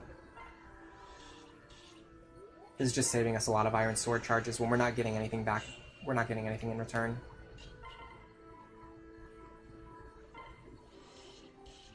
This is still going to take a while.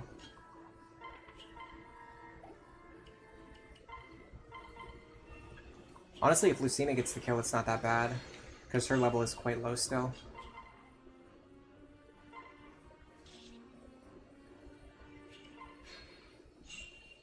Let's hit him one more time. And then you can get the kill now.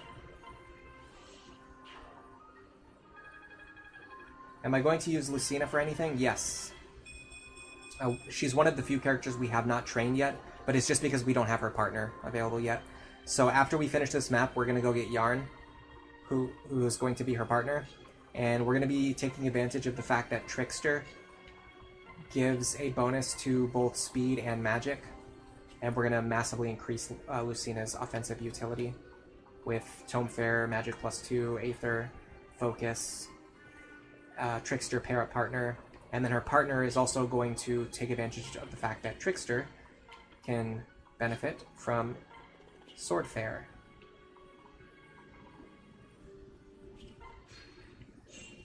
Let's open this door. So yeah, she's not just going to be a staff bot. In fact, she's going to be one of our better offensive characters when we're finished training her. Okay. For anyone who's excited, who thinks that we're almost done, we are not done yet. We've still got stuff to do. We gotta get rid of this guy now. Where is Brady? Where's Robin?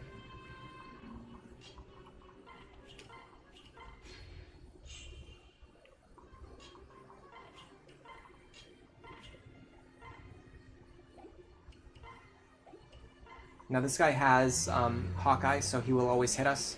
So breaking his weapon will go very fast. I actually think on Lunatic Plus, you really want to see enemies with Hawkeye, because number one, it removes their ability to have other skills that are better, and like it reduces their chances of having other skills that are better because they've already taken up one of their skill slots. They've already wasted one of their skill slots on Hawkeye.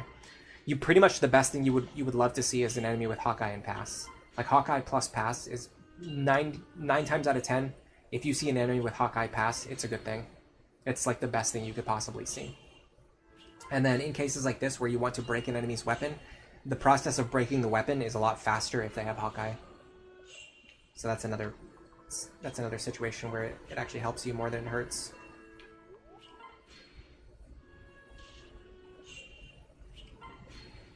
We should have just been doing this to begin with, by the way. Like, on the last attempt, there's no reason why we needed Lucina to be soaking these attacks when we could have Brady do it instead. It's not like you gain experience from doing this. There was no benefit to having Lucina do this. The worst maps in Awakening, it's Manor of Lost Souls 10 times in a row, yeah. I mean, this map is pretty terrible. I don't know what they were thinking with this one, I really don't.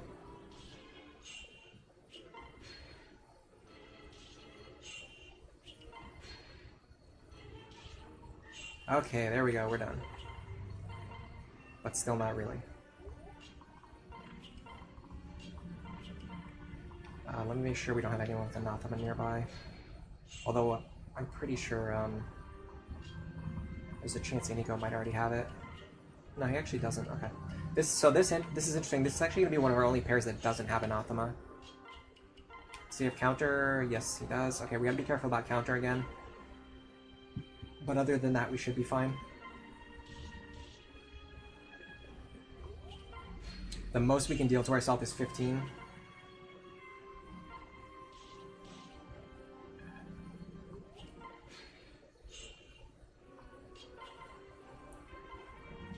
It would be cool if there was a Lunatic plus skill that gave an enemy with a 100% crit rate.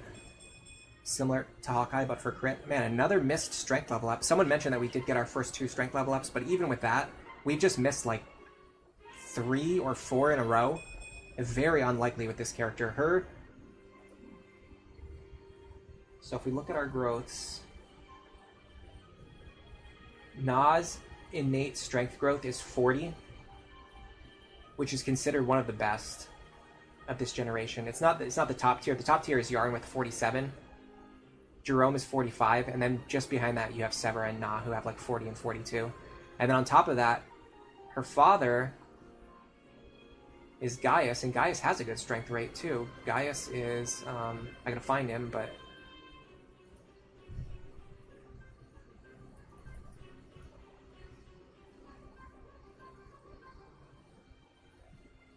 For some reason he's not on my list, I don't know why. Why would Gaius not be on my list? It's weird actually, the list is missing like half the characters that I don't understand what my logic was. Why did I put these characters? Oh, I see why I did it.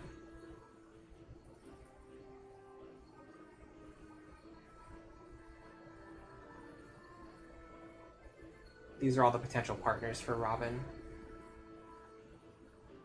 For male Robin. It was for a route I was planning. Okay, hold on a second. I want to look up Gaius' rate. I know Gaius' strength growth rate is pretty high.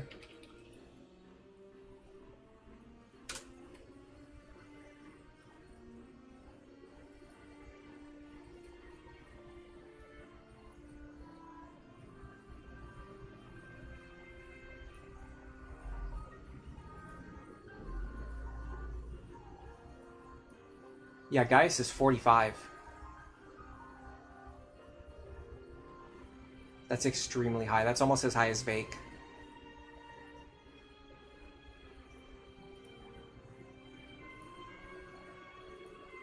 So...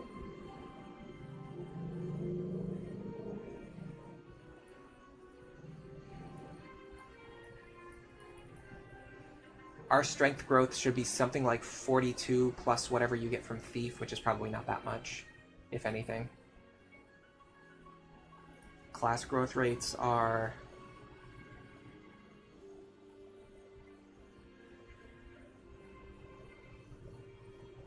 15% from Thief, actually. So, like 47, 57. So, we should have like somewhere close to a 60% strength growth, and we just missed 4 in a row. That's wild.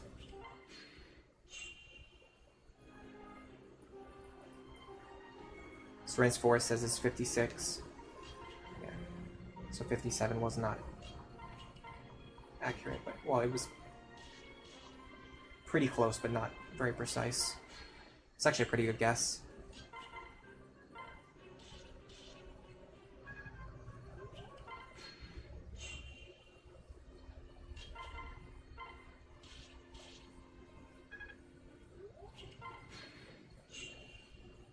You've had trouble in this map with you've had trouble with this map in your Lunatic run. The Dark Knight with Excalibur one-shots your Cynthia and Sumia. Yeah, this map is pretty tough, honestly.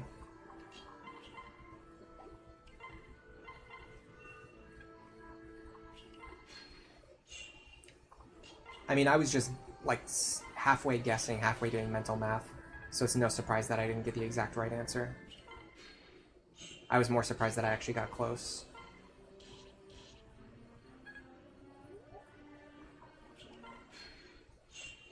I don't have weird skills. What is your definition of weird skills?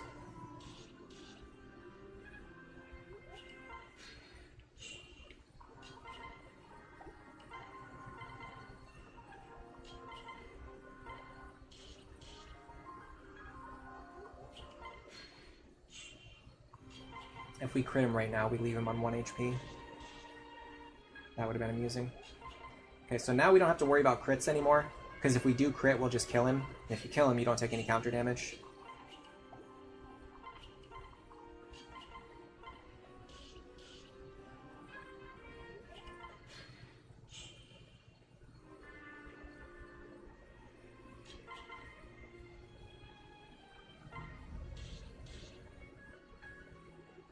You're talking about doing something like... Oh, there we go, finally. You're talking about doing something like activating Luna and then accidentally dying to counter it. Man, honestly, in general, her growths have been extremely disappointing so far. Keep in mind, Na has one of the highest growth rates in the entire game. She's like right behind Donald. I'm pretty sure she has the second growths in the game behind, like right behind Donald. And our growths have been disgusting. Like, these are terrible. We've been getting extremely unlucky with our level ups. We should be seeing much higher growths from her. Alright. Now, I'm pretty sure these guys don't start moving until you open this door. What I want to know is if I can set something up where I open the door, I run in, I kill someone. The problem is these hallways right here can and will open up, and I don't know which one of... No, yeah, in fact, they will open up. They will open up, because when you open the door, it causes all of the hallways to open. So we can actually plan for that. I can do something like this. 1, 2, 3, 4, 5, 6, 7, 8. Here, here. So if I put someone here, and they can fight against Rexcalibur.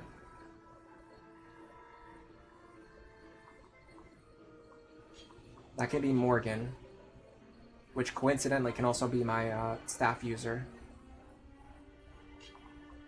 I'll keep... where's her partner?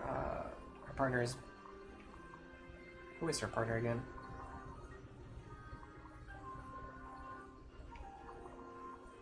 I thought it was Owain, but it's not. It's Laurent. Yeah, Laurent. There's actually no reason to keep Laurent unpaired from her. So we pair these two up. Now we want everyone else to be behind them so that nothing can reach them. And then we'll start building a defensive platform from there. So in theory, what we would want is like everyone to be back here. That's not what it's actually going to be, but it's what it's in theory going to be. Now you're definitely going to be over here for reasons that will be clear very soon. Lucina in the back for sure. In fact, what I want to do with Lucina is put her on the left side. So what I'm going to do is have Na open the door, and then Lucina's going to immediately rescue Na.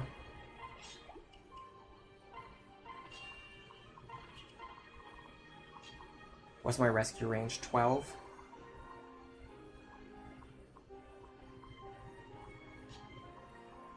So here's fine.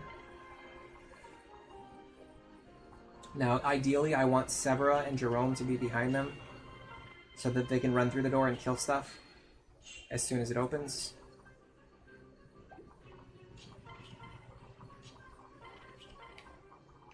Next, I want to think about you.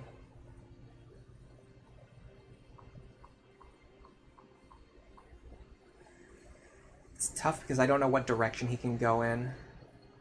But if I put a character here, they should be totally safe, and they might be able to counter that guy on enemy phase. So let's do that.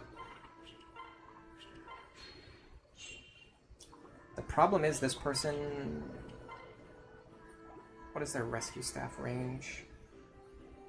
I can actually see it if I do this. Okay, they can actually... Okay, so he can actually rescue everything on the entire map. Which means I can use him to rescue. So I want him to be standing here. Arcwind is fine. Like this. So when the hallways open up, this guy's gonna come over here and attack Morgan. This guy is hopefully gonna come over here and attack Brady. It's hard to know because I don't know where exactly these passages are gonna open up, and it can affect which direction he can go. But there's no way he can get like over here or here. So this tile is always safe. Because he can't stand on the breach, so he has to attack me over the breach. But he can't move through it because I'm blocking his space.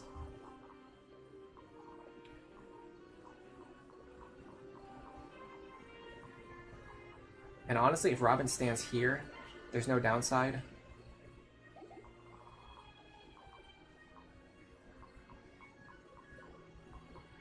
Yeah, like nothing could ever reach Robin in this position. I'll stand here anyway, it doesn't really matter.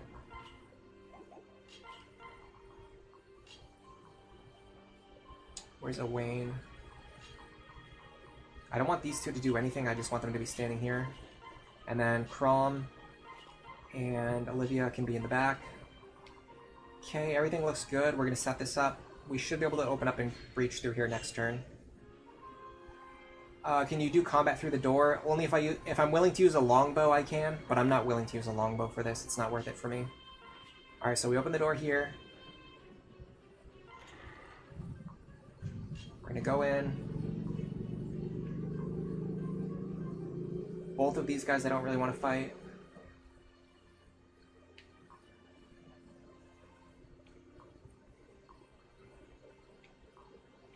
So I want to have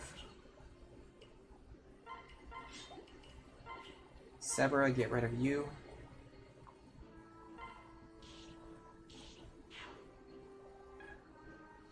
And then Jerome can get rid of you. Maybe. At least weaken you. Okay. So now we rescue.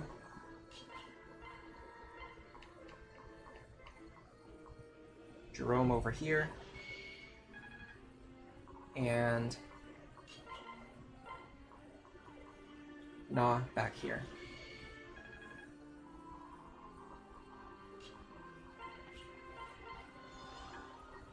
We can even set her up right here.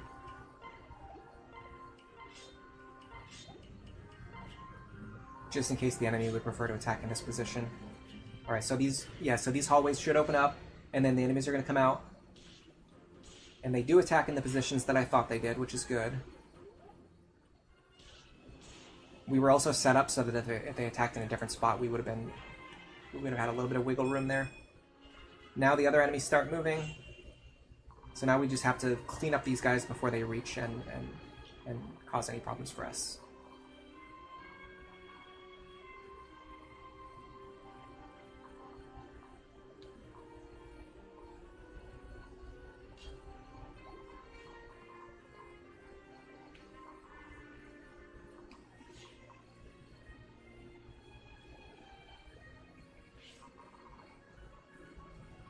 That Ruined Tome is quite scary.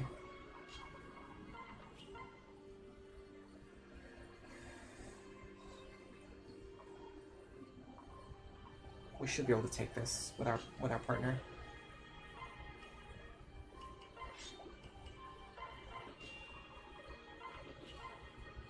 Thoron Tome. Thunder doesn't quite do it. We're gonna have to use Thoron. It's not perfectly accurate, but it's accurate enough. Okay. What do you threaten? Tomahawk. Let me just confirm something really quick. Yeah, okay, so if I come over here,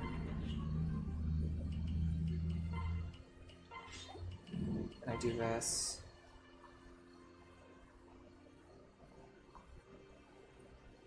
Get rid of you.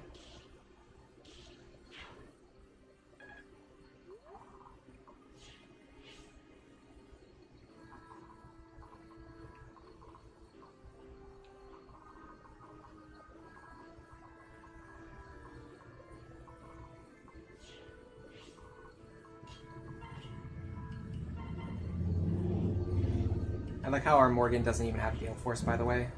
It's just like so not important for our build.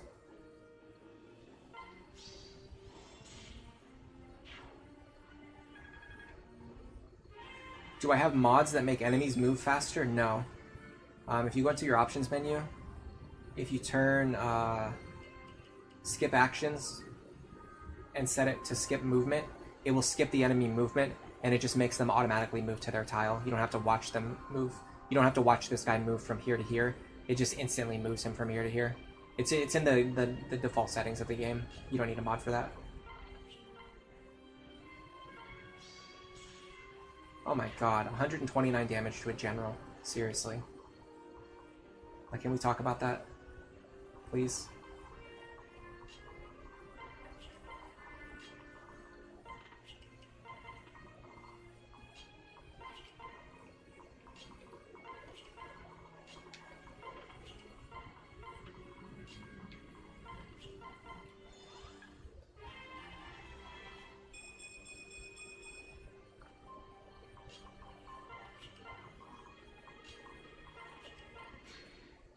Brady was tanking enemies that have Mire Tomes. Sorry, not Mire Tomes. Ruin Tomes equipped. He'll be completely fine no matter what attacks him. If you have a character who can survive getting attacked by a Ruin Tome while the enemy has a Luna Plus, they're going to be able to survive anything else on the map. Because once again, crits are the most powerful thing in the game.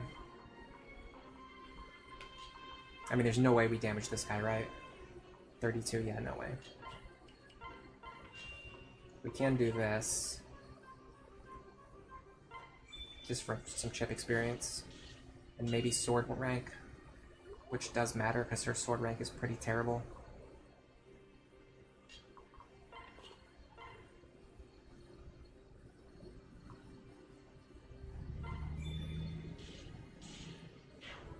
Is Gale Force useful in Lunatic Plus? Absolutely. Oh my god, it's other than the rescue staff, I would say Gale Force is the most useful tool in the entire game in Lunatic Plus. It's actually better on Lunatic Plus than it is on Lunatic. So on Lunatic, it's actually less useful. Like, you don't really need Gale Force as much because the level of difficulty isn't high enough to the point where you need to be taking 2 actions per turn in order to beat maps. Whereas on Lunatic Plus, the game is so difficult that you actually want to be taking 2 actions per turn. Like, the extra power boost you get from taking 2 actions per turn is actually quite significant because you actually need and want as many actions as possible every turn because you're constantly being overwhelmed by threatening enemies. And yes, you can absolutely kill enemies in a single turn. I mean, you've seen me do it. I've been doing it for the last 2 hours. I've been killing enemies in a single action. You just need to understand how to make good offensive builds. So this kind of goes back to what we just talked about like an hour ago, where people were asking about Soul. Like, is Soul any good, right? And it's like, if you waste your time going through the hero class line and getting Soul and getting Axebreaker, which are defensive skills, and the hero class line is like not even really that good, then you're going to end up with a character who can't kill things in one turn, and then they can't activate Gale Force because they can't kill things in one turn because you built them improperly. Whereas if you go through a more offensive line and you get like, I mean, this is a pretty extreme example, but if you get like Astra or Luna onto yours, so you wouldn't have Astra, Luna, and Gale Force and Anathema all on your sniper like we have here, because this is more complete than you would get in a no grind context. But if you get like Astra and Gale Force onto a sniper, and they can actually, then yes, they can actually kill things in one turn, and then kill a second thing with their bow in the same turn. Especially because bows are really good at like killing enemies, because they deal the most important type of effective damage, which is effective damage against flyers, because there are a lot of enemy flyers in this game, and they tend to be pretty tanky. Yeah, most of my combats this battle have been 1 rounds. And also you can, yes, that's Snow Warning also mentioned a really good point. You can actually set them up with multiple kills. So even if you can't kill an enemy in one turn, what you can do is weaken them with like Lon Ku, and then kill them with Cordelia, and then Cordelia triggers Gale Force, and then she gets her second action. So you're still getting 3 actions instead of 2 actions. Alright, so let's get Brady back up here. Where's his partner? There she is.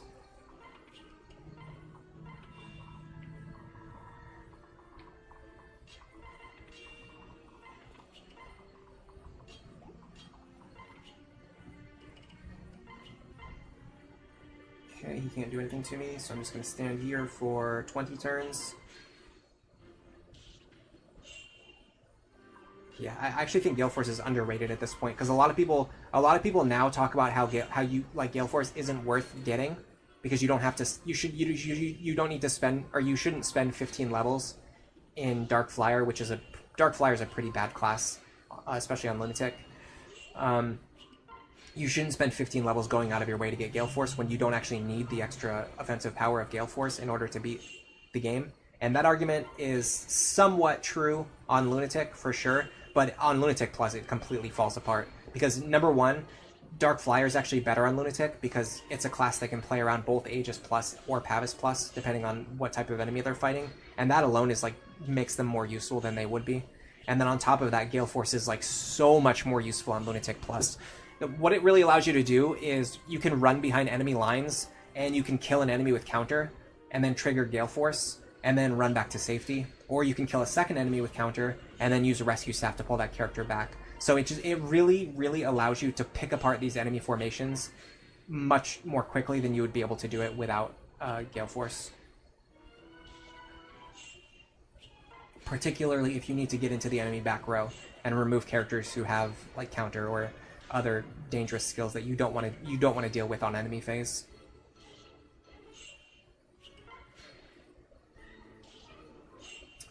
Okay, here we go. Where's Lucina?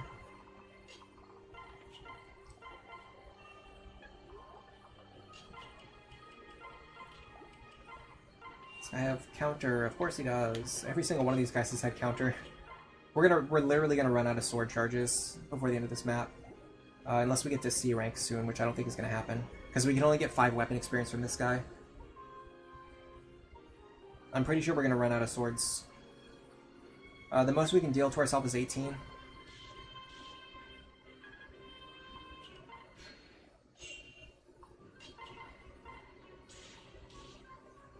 There it is.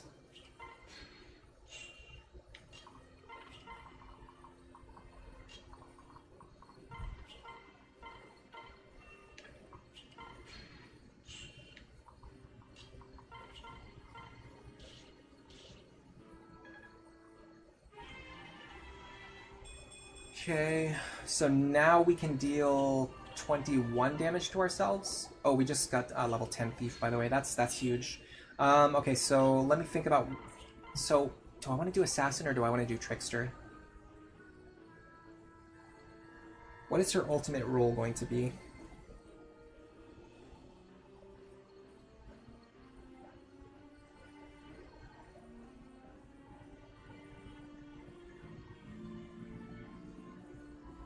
Well, here's a better question. What do we get from going through Trickster in the long term?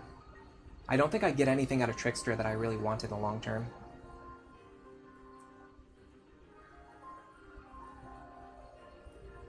You get Acrobat. Oh, hold on a second. I think we actually wanted Acrobat. I think the whole point was that we wanted a character who had Gale Force and Acrobat.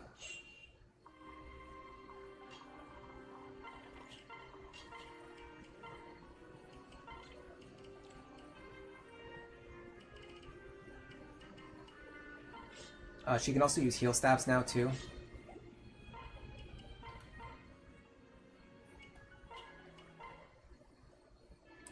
Now, unfortunately, this means her pair-up is not going to be that useful for Inigo. Assassin would be a better pair-up for Inigo, whereas Trickster is like better for Na herself in the long term. So I think we're going to go Acrobat, and then we're going to go Dark Flyer to get Gale Force. And then after that, we'll probably just decide what her final class is and send her over to her final class. We might be able to get...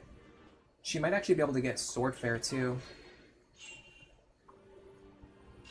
So now the max we can deal to ourselves is 24. That's a lot.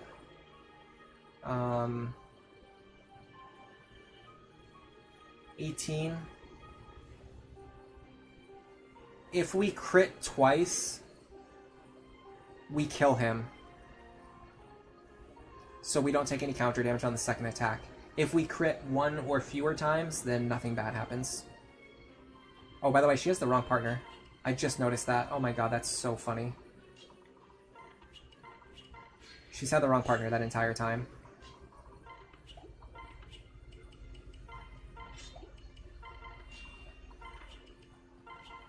Yeah, so if we crit him twice, we deal 36 damage total, and then we don't take any counter damage on the second attack anyway. Oh, I forgot to unequip his... Okay, it's fine. It's fine.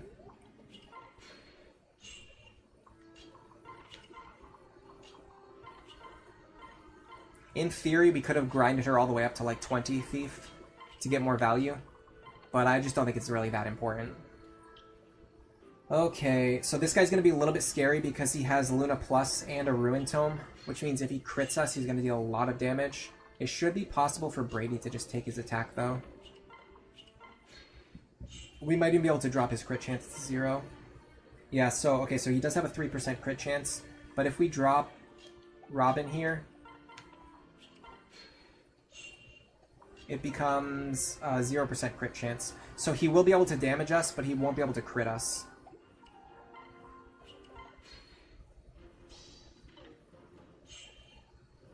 I should get more heal stabs while I'm doing this too. Oh, in fact, I can now have Na start using heal stabs to grind more experience quickly. Does anyone need to be healed right now? Probably not. Actually, yeah, a couple do.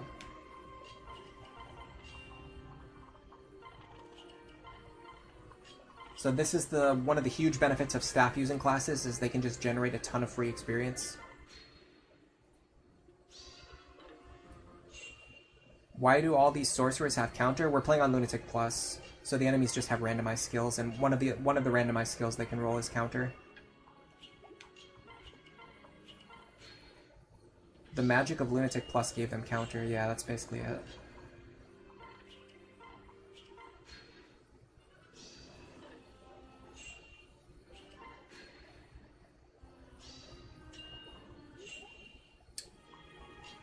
We don't get a hat on the 3D model, it's only on the character sprite. Yeah, so I believe the head model of each character is specific to that character. So like Na, for example, just keeps her head model that she always has, and then if you look at Laurent, he always keeps the hat. See what I mean? Like, he always has the hat. So the character's head model is always unique to that character. It doesn't change based on your class. It's just your body changes based on your class. Wow, we're getting a lot of dual guards, by the way. Our dual guard chance is 27%, which is pretty high. As I say it, it happens again. You think the second gen is better on all difficulties, but it's harder to train them on Lunatic Plus? I agree with the harder to train part. I don't agree with them being better on all difficulties. I think the second gen is better on lower difficulties. I think the higher the difficulty is, the worse they become, because it's even harder for them to keep up with the enemy stats.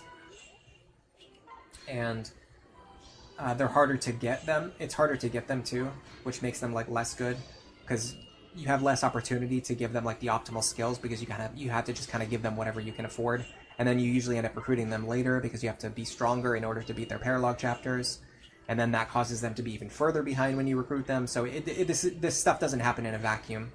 Saying that they're harder to recruit is true, and that's also what makes them less good on the higher difficulties.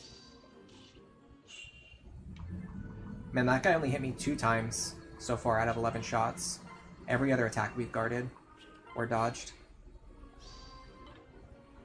It depends on how much you factor availability into how good they are. It's not just the availability, it's the fact that when they join, they're going to be super underleveled. And the harder the difficulty mode is, the worse that problem is going to be. Both in terms of like their low level causing more problems, and in terms of the fact that they're going to be even, like, by the time you get them, they're going to be even further behind. against enemies who are even stronger.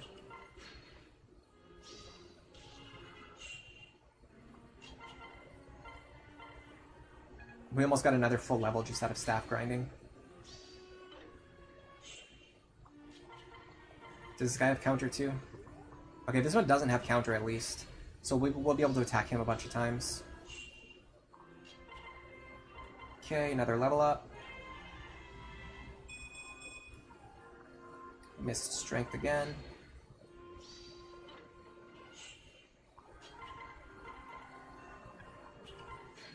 We should be able to kill him without breaking all of our swords. That's at least good.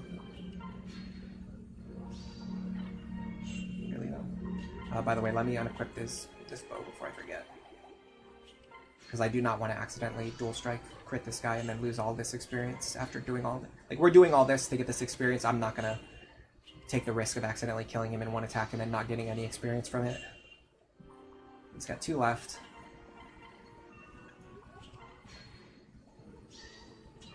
Guards do count, dodges don't. So we want to either guard or get hit. Honestly, getting hit's fine, because the more we get hit, the more experience Na is going to get.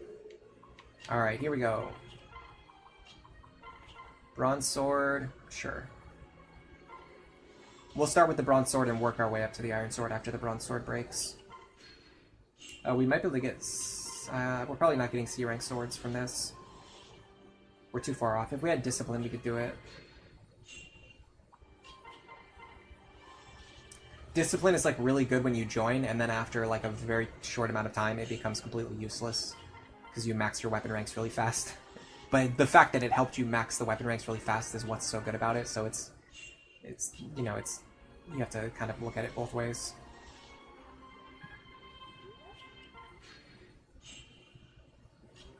You make sure to recruit all of the child units you plan to use immediately after chapter 13.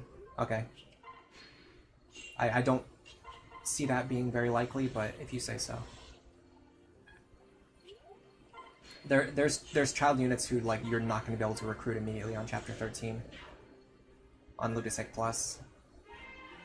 We're on turn 433. Yeah, like it took us 433 turns to beat this map, and that was after recruiting a ton of units and grinding them up to max levels with like maxed out builds. And you're telling me that you're beating it immediately after chapter 13? I just don't buy it, sorry. It doesn't sound that likely to me. At best, you can usually pick like 1, 2, or like maybe 3 or 4 second generation units in a single playthrough. And like if you plan the entire playthrough around getting them as soon as possible and leveling them up as soon as possible and passing down like the most optimal things you can pass down to them, if you do all of that work, you can make those characters good. But there's a hard limit to like how much of that you can do. Like you can't get like a full team of Generation 2 units in Lunatic Plus. And usually, usually the fewer Generation 2 units you have, the better off you're going to be.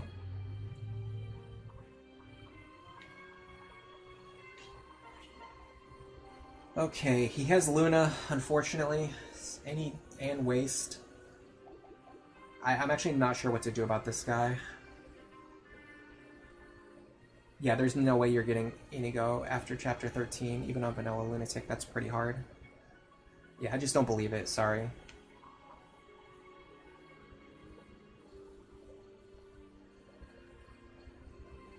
The enemy levels are too high, and then if you combine that with the like boosted skills, it's just not happening.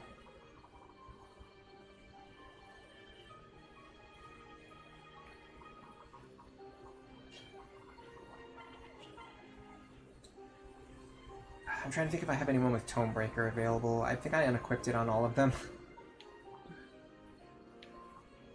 Even Tomebreaker wouldn't really help. It would just allow me to fight him safely. Laurent should have it. Where's Laurent? No, Laurent doesn't have it specifically. Laurent doesn't have it. Okay, well let me get his partner over here. So the big problem is him having Luna Plus. It causes a lot of problems for us. Because he's going to deal an extra... I'm not going to do the math, but he's going to deal a lot of extra damage. I might have to calc to see if he can kill me or not.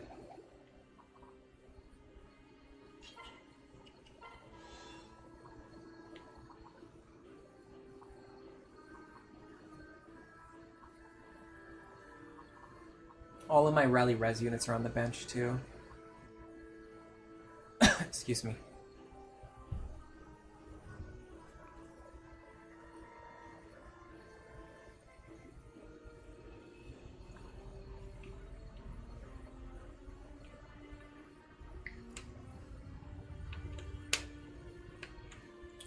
Aleph Null, you got Inigo right after chapter 13 on Lunatic, but your Olivia and your Crom were super leveled and they soloed the entire map. Yeah.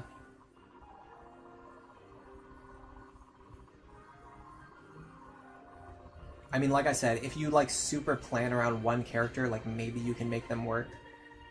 I don't know if all of them are actually possible to recruit right after chapter 13. But definitely not to the extent where I could say like, oh, all of the second generation units are better than all of the first generation units. That to me, that's just like a ridiculous statement. When in most playthroughs, you're not even going to use over half of them, and the few that you do use, you have to do a lot of work to make them actually worth using. My opinion on them has definitely relaxed a lot. I used to think they were like pretty much completely useless. Not completely useless, but pretty close to worthless. So what we want to do is we want to have him attack somebody, and then that person wants to kill him in return, or at least get his health low enough that we can kill him without ever having to fight him again.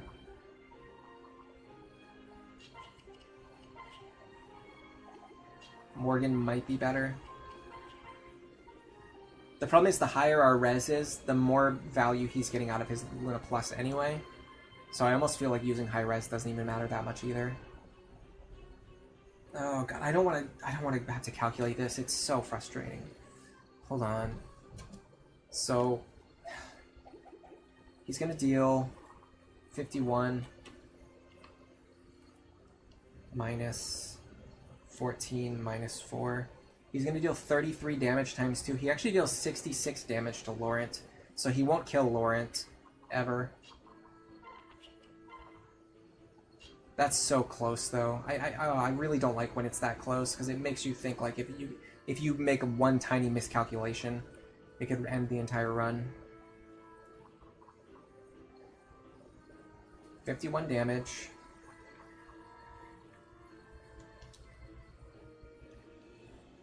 So 51 minus 18 is 33, times 2 is 66. It seems like he'll survive it. Let me, I have a way to play around this, I think.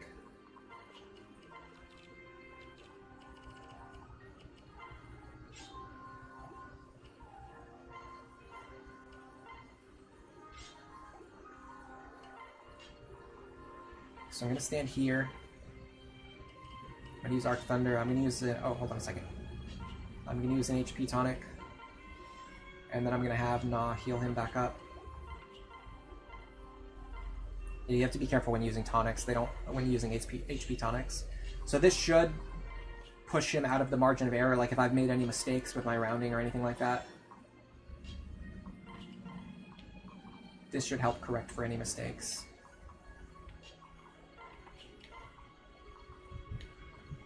Which I doubt that I made any, but plus he just misses anyway, making the entire point moot.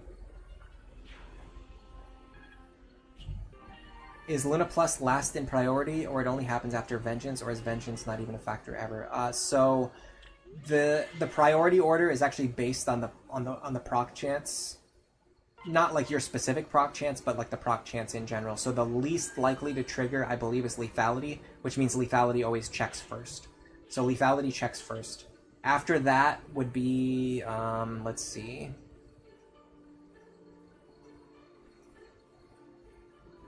Aether, Astra.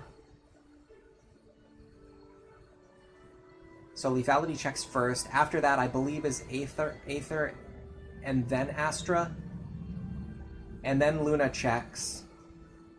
So I think Ignis checks, and then Luna, and then Vengeance should check last. Because Vengeance has the highest proc rate, Vengeance checks last. That's the best way to answer the question. Vengeance has the highest proc chance, so Vengeance always checks last. It can still trigger if none of the other skills trigger.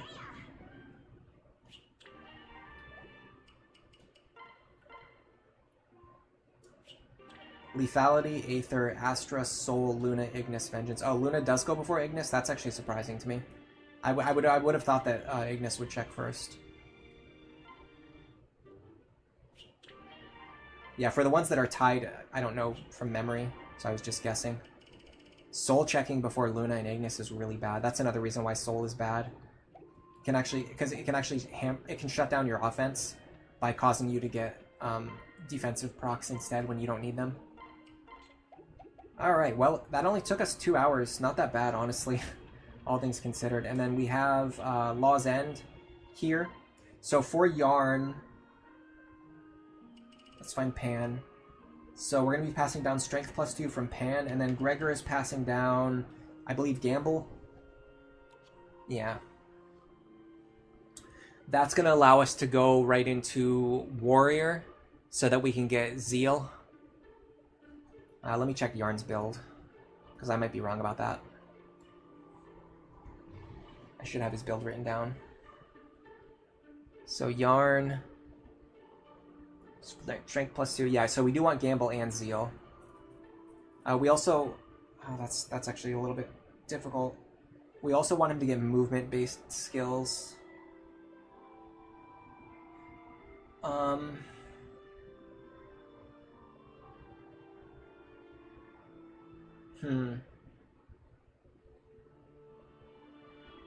So maybe... I'm trying to think of what's the best way to do this, because we eventually want him to get Swordfair and then go into Trickster. Well, okay, when he goes into Trickster, he'll get Acrobatics automatically. Although I think I would prefer for him to have Pass rather than Acrobatics. In fact, I'm wondering if we can get Pass on Na as well. Oh, we could have if we went into Assassin, which we didn't do. Did I mess that up? I think I messed up Na's progression. I think I wanted her to have Pass too.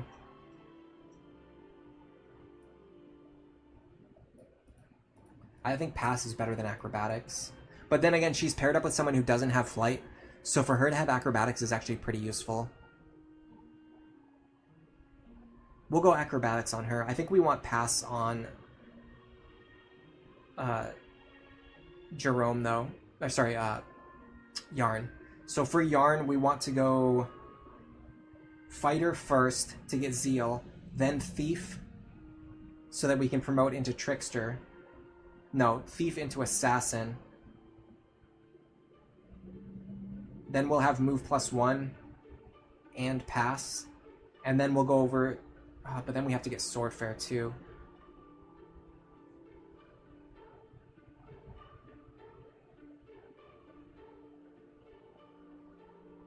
I mean, this doesn't really matter to you guys. This is just off-stream grinding that I'm going to do to be getting skills. Anyway, I'm just trying to think if there's a more efficient way to get him Pass and Swordfair and Zeal. Doesn't sound like it. Yeah, I'm pretty sure it's Fighter, Thief, Assassin, maybe Swordmaster first. So Swordmaster first, then Assassin, then Trickster will be his final class.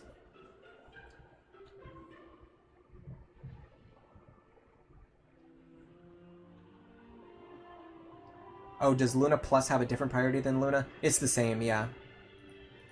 It just has a 100% success rate.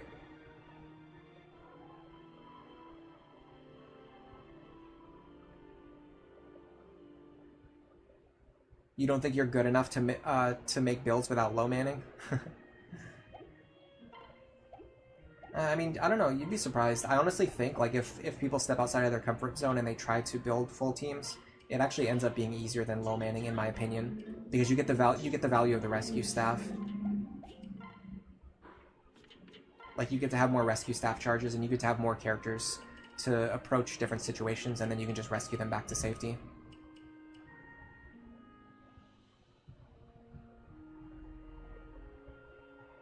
Vengeance ended up being a wasted slot. Oh, you're right, yes, because I didn't even notice that, but yeah, he had... So he would always trigger Luna Plus, which means he would never trigger Vengeance. Although in our case, we actually weren't worried about Vengeance at all, because we were always going to kill him before he ever could proc Vengeance. because he would attack us with full health, and then we would kill him before he procs Vengeance. So Luna Plus ended up being way worse for us, because it increased his damage to the point where he could almost kill any of our characters. So we would have had to kill him without ever letting him get a chance to attack, which is quite difficult to do. What skills is Yarn inheriting? Strength +2 and Gamble. Yeah, we're going to be making heavy use of the rescue hit and run strategy. Alright, let me make sure that we're restocked on all of our items before we go in here. Particularly a lot of the staffs that we burned through.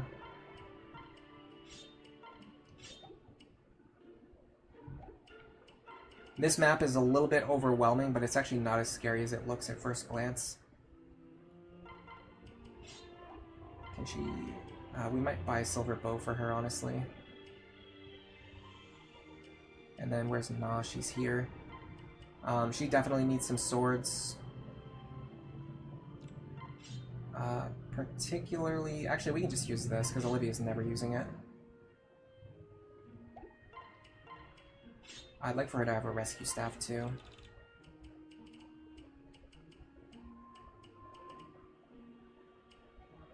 It's just useful to have as many as possible. Yeah, we definitely need to buy some silver bows. This is all post-game stuff, so we're not doing like the whole no grind thing anymore. Just fair warning. I'm actually going to buy a killer bow while I'm here, because those can be valuable later on. Once we get our full crit builds online, we could potentially get like a 100% crit chance in certain situations.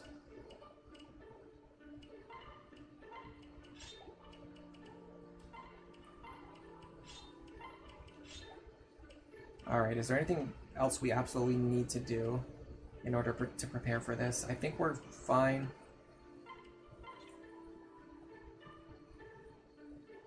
He would like to have a wind tome. The reason I like to keep wind tomes equipped is because a lot of these characters, their magic value is so high that even using a 1-might weapon, they can still kill things. So you just save a lot of money by using wind tomes on them.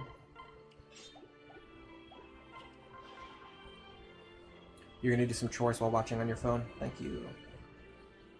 Or, sorry, thank you for saying good luck. I could give her a C-rank sword as well, because she's pretty close. Yeah. Do I have any in the convoy? I do, I have a couple. We can do... Honestly... we can do this.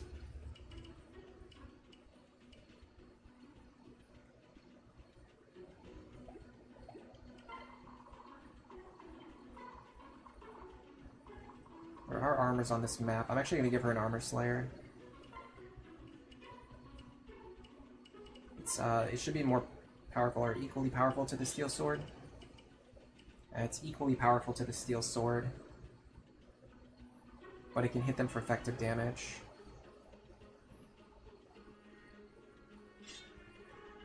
And then we can grab a Killing Edge.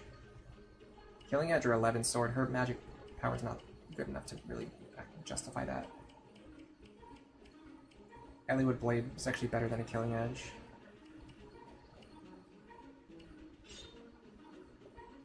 Something like this. We can just burn through Armor Slayer charges. In fact, we can do this.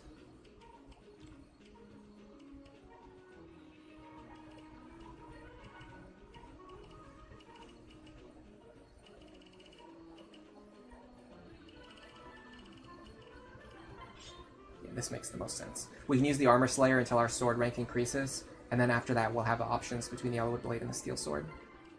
Depending on if we need to hit really hard or if we just need to save money. Yeah, that's fine. We're gonna have to select units. I'm probably just gonna...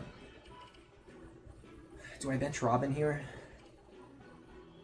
I can honestly see myself benching Olivia too.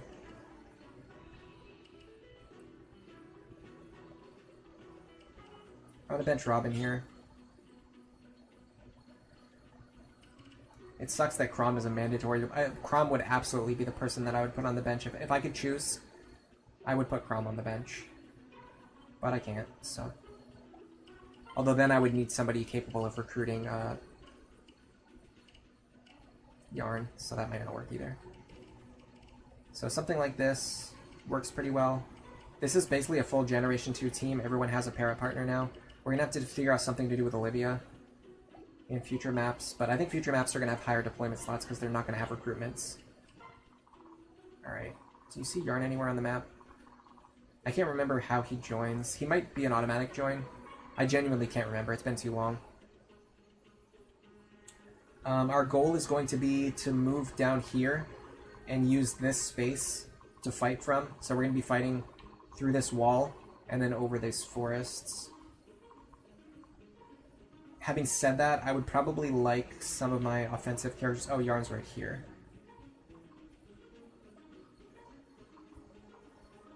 Okay.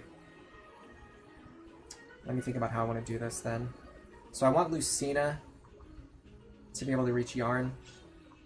Like, unfortunately, she has to take a pretty important slot. Yeah, she has to take one of the most important deployment slots, which is really annoying. We'll figure something out. Who has Rally Move? I'm pretty sure someone has it. Yeah, she does. Noir's going to be very important here.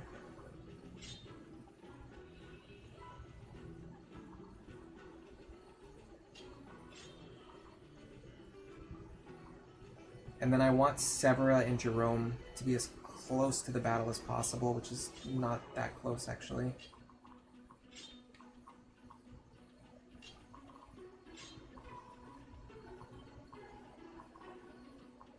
I don't know if rally movement is better or if dancing is better, but this looks good enough. If we have to redo the turn 1 opener, we'll figure something out. That's more optional. Yeah, we have to recruit him. Okay. Let me check him really quick just to make sure he got the skills that I want. Strength +2, gamble. Looks accurate.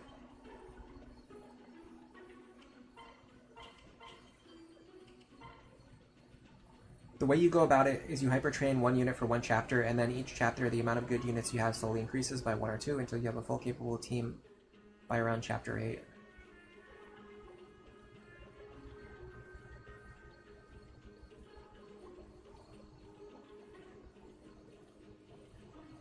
You think Conquest Lunatic is less random with the pair-up mechanics? Yeah, it's very deterministic. I don't necessarily think that it's always better. I think it can be better in some cases, it can be worse in other cases. We are going to be fighting all of the enemies. Like, for me, I definitely prefer Awakening overall. I do like the very deterministic parrot mechanics, but I don't necessarily always like them like more than the parrot mechanics in this game. Especially not overall. Like, overall, I prefer the parrot mechanics in this game, even though you have to deal with a little bit of randomness.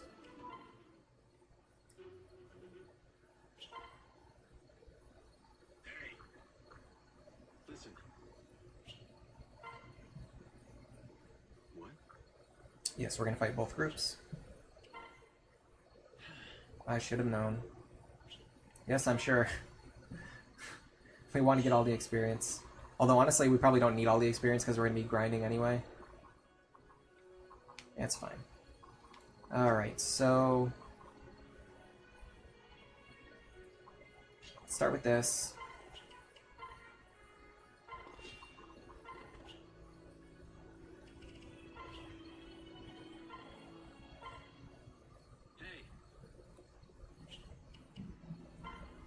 So we want a second seal for him.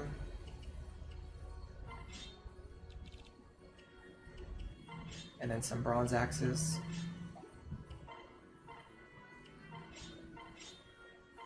I'm going to send the Lucina over to him.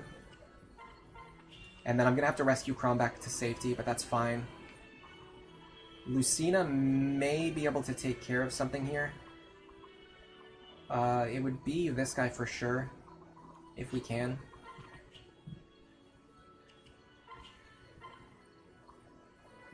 We just don't have the power for it yet. Our Lucina is quite weak.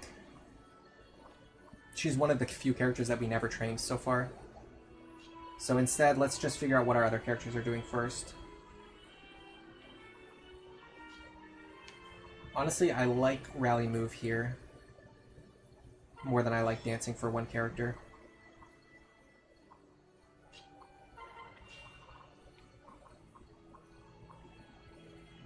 Very interesting. Okay. I think we can do this.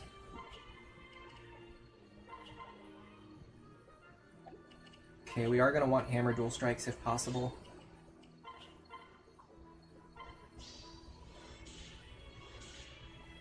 Or we just take him out with one charge of Astra.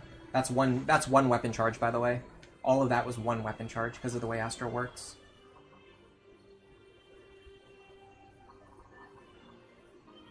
This guy's going to cause problems later. I don't know if I necessarily need to worry about him right now. We definitely want to take out this guy.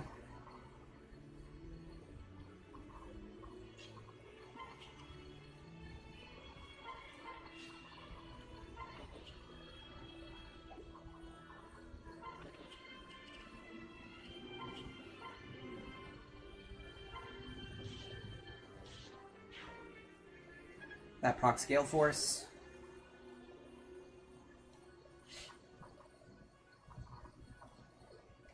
Running if there's any way to get Cynthia and Brady involved. It doesn't look like it.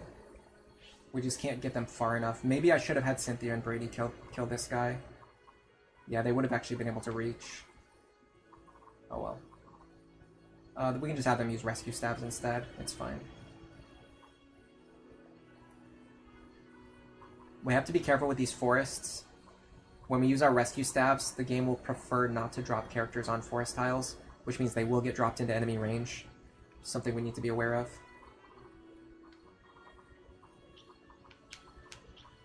Let's just highlight everything we don't want to fight. And then plan accordingly. Astra critting 3 times in a row is awesome.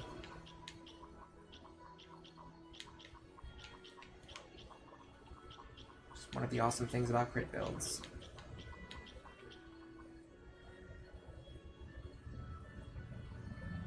You like it when generals are standing in a row that makes them look cool? Yeah, this Sever is really good. This is one of the best possible builds you can make in the entire game, in my opinion. You can make it even better by adding some DLC skills, but without adding any DLC, in my opinion, this is one of the best builds in the entire game.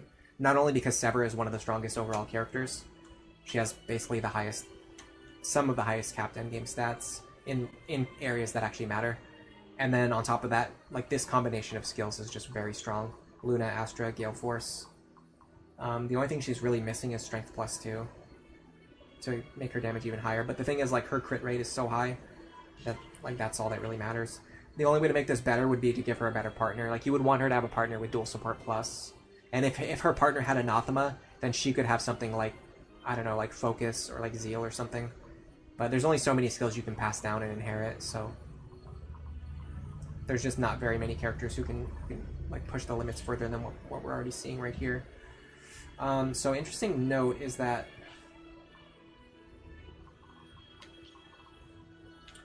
if Owain is standing here, the only thing that threatens him is this guy. And then if Sever is standing here, there's actually nothing that can target her.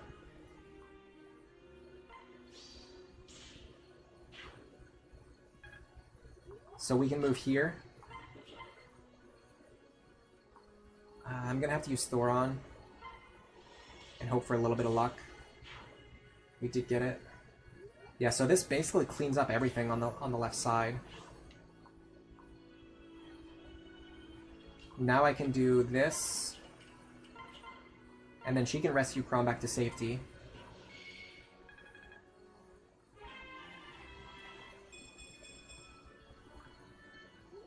If we can clear out this left side team fast enough, we can actually just use the city to fight the right side team instead of having to do it in the forest.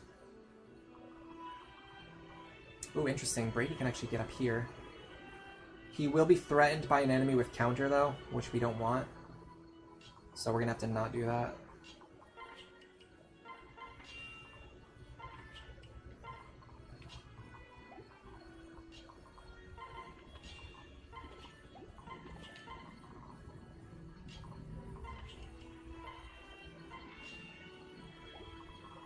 This is an interesting idea. And there's too much overlap in that tile. Yeah, too much overlap. Right, it was an interesting idea, but not the way to go.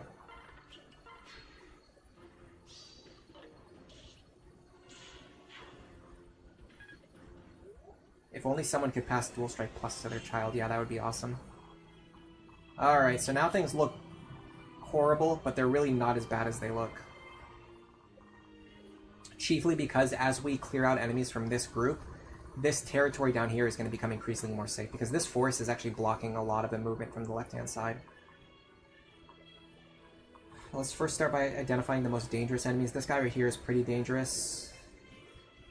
But we have ways to take care of him. Like, for example, we can just do this. And then this also just gets Brady into position where he can do more things. Okay, so who else is dangerous? You're going to be dangerous. And we also kind of want a 2-range physical attacker to take care of you, but we don't really have any. So we might just have to use like someone with magic who's just like got accelerated offense. You're going to be dangerous. You're dangerous. You're dangerous. Okay. A lot of dangerous characters. Inigo can kill you, so I think Inigo should kill you. I doubt there's much else he can do.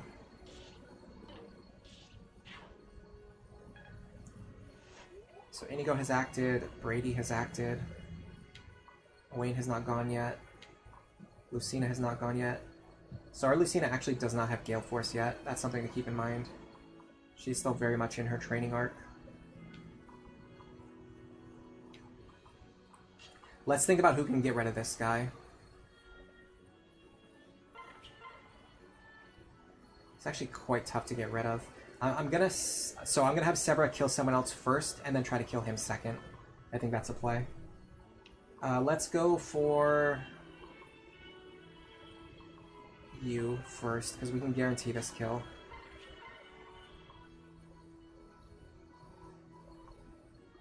And we can kill him before he can do anything to us, which is quite useful. Okay, so then we're gonna go for this kill, which is more risky, but is doable. With procs and crits.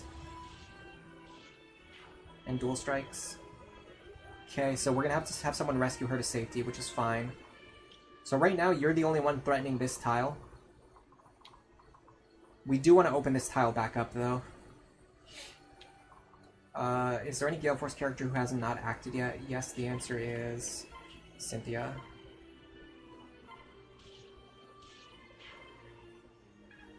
Okay, so Lucina can rescue you. Now, anyone who acts needs to be rescued.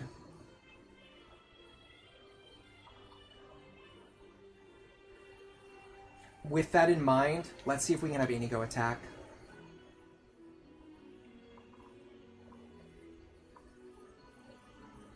So I want to kill this guy and then set up an enemy phase against this guy. The reason I want Inigo to attack is because he can't rescue anyway. So we never lose out on a rescue staff. Unfortunately, this guy is a little difficult for Inigo to get rid of. But I'm not sure if I have a better option anyway. Either way, we're either giving up a rescue staff.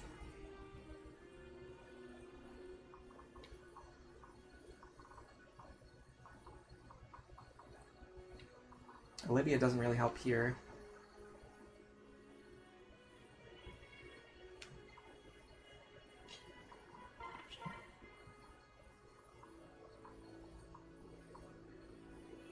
Thoron.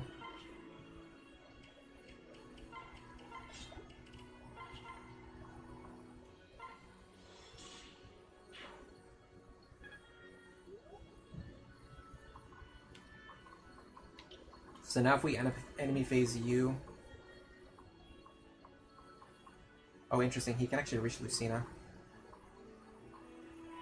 Is that a problem?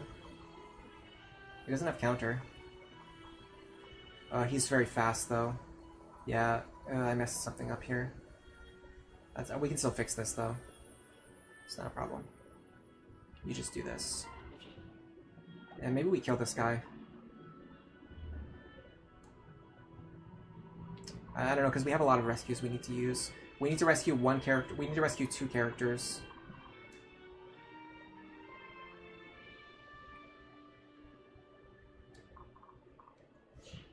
This guy's kind of a pain, too. Aegis is really nasty on Lunatic Plus, even more so than Pavis, honestly, because most of your best attackers are going to be using either tomes or bows. And your 2-range options for physical weapons aren't very good either. It's like hand axes and javelins mostly for most of the game.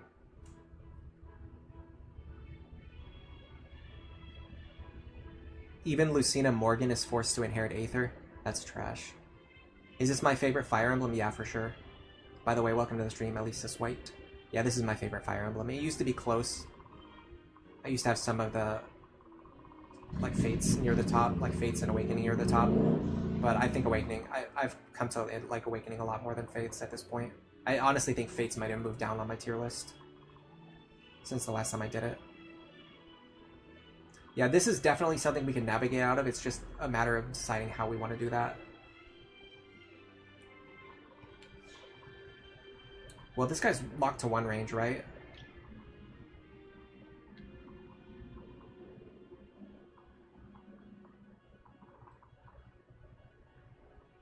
So is there a character who can take Thoron, a spear, and a silver sword? Probably. The answer is yes.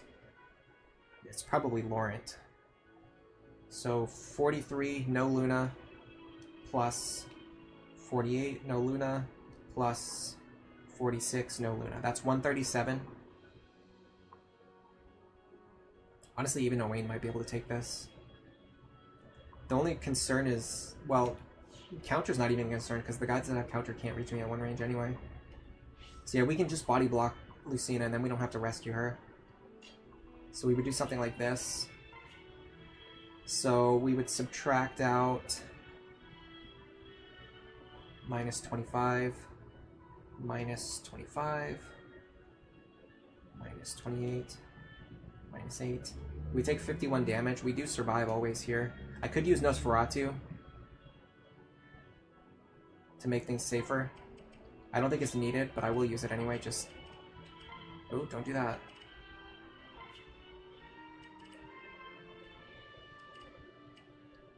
Yeah.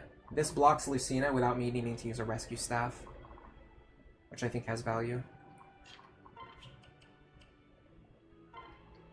I could even just dance her out of the way, too.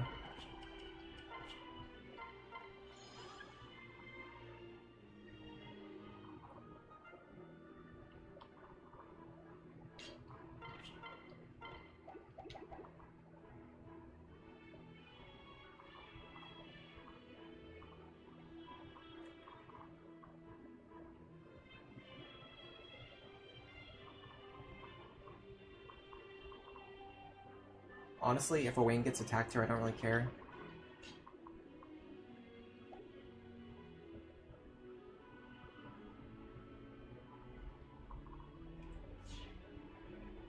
My bigger concern is there's actually nowhere for Inigo to go. But the only thing he's threatened by is the spear, so I can just put him here. Silver bow equipped. And he can just fight that guy. So then the last thing we need to do is rescue Cynthia. And I think the way I want to do that is like this.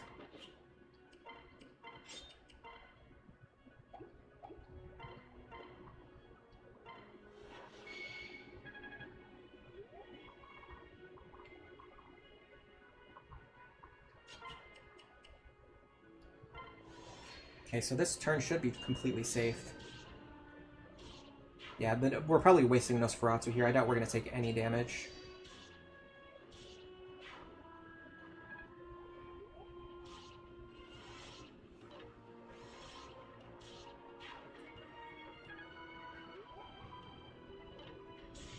Nice crit. Friendship seals and partner seals are a neat idea. They do, however, erode class identity slightly, or character identity slightly.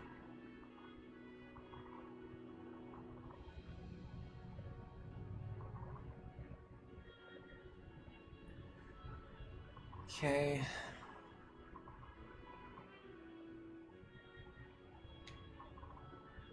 We definitely need to start chipping away at the high move characters in the front so that we have safe spaces for our other characters to stand.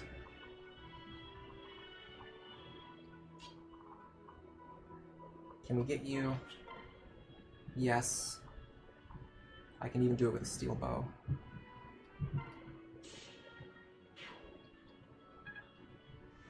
I'd also like to try double attacking in situations where I can.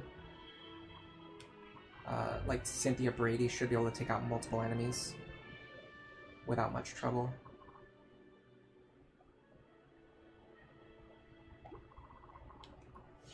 We actually I kind of want to get rid of this guy if I can.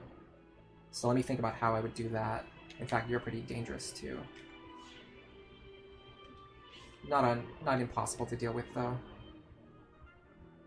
The worst case scenario, I can actually just like put a character here with nothing equipped, like a really tanky character here with nothing equipped, or even here, and then just have the other characters standing behind them. But the problem is the enemies can still shoot over these walls, so it's not a completely safe strat.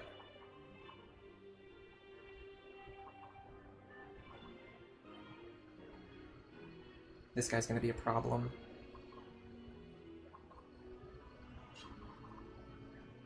Man, a lot of these guys have Aegis.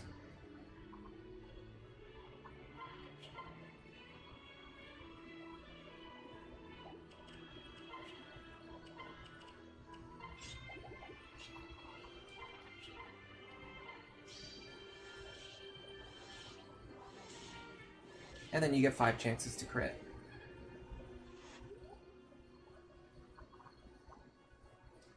Because we have to kill things to trigger Gale Force, and then them having Aegis makes it so we don't have guaranteed kills. Well, we want to get rid of this guy, so let's get rid of him first. We definitely want to get rid of him. So we might as well just do that. I would like to get rid of you. Let me see if I can. With any kind of reliability.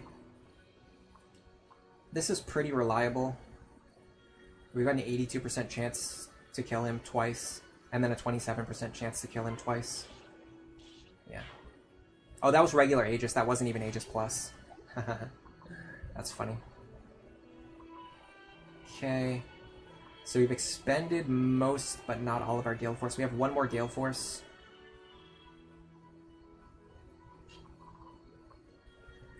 I'm inclined to go for this kill, because it's guaranteed, and I don't want to deal with the Tomahawk later anyway. Okay. So now we've expended all of our Gale Force. We've opened up a lot of territory, but not all of it. These guys are overlapping, so we want to kill at least one of those guys. We want to kill this guy for sure. What's interesting is that these tiles up here actually become quite safe. Yeah, in fact, if we're going to get rid of this guy anyway, then this tile right here becomes completely safe.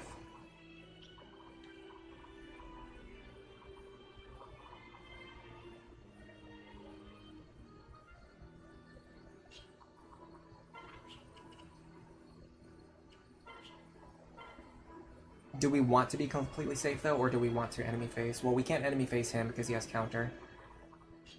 So yeah, we want to do something like this.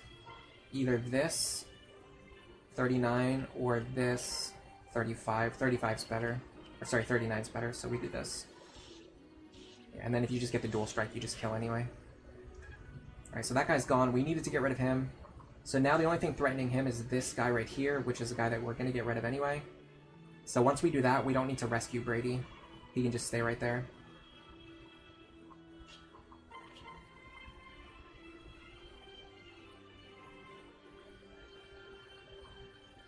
I'll silver bow here, so he's not really going to do that much to me anyway.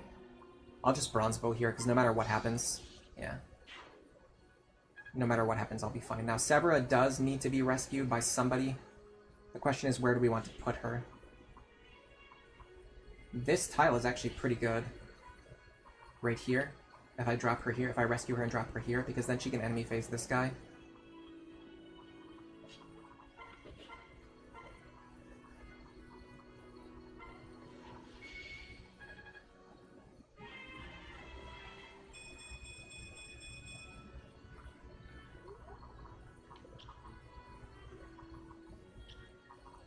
Then our other characters can just move back.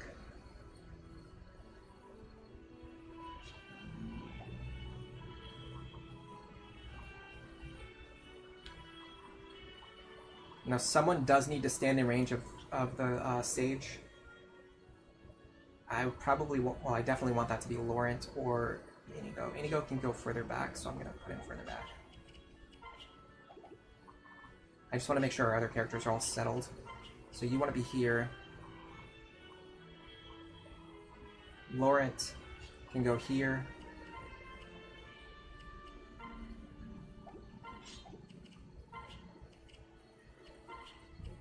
I'm wondering if Morgan wants to go there. I think Morgan's better because she has better movement.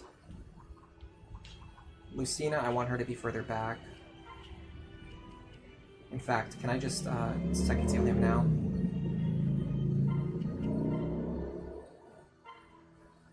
While I have a turn to do it. He doesn't have fighter. Okay, well in that case, if he doesn't have fighter anyway, then we can just go right into the thief.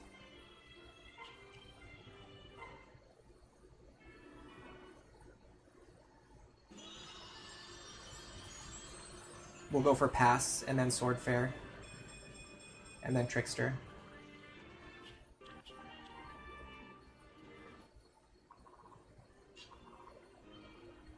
And then if you're standing here, that's no problem.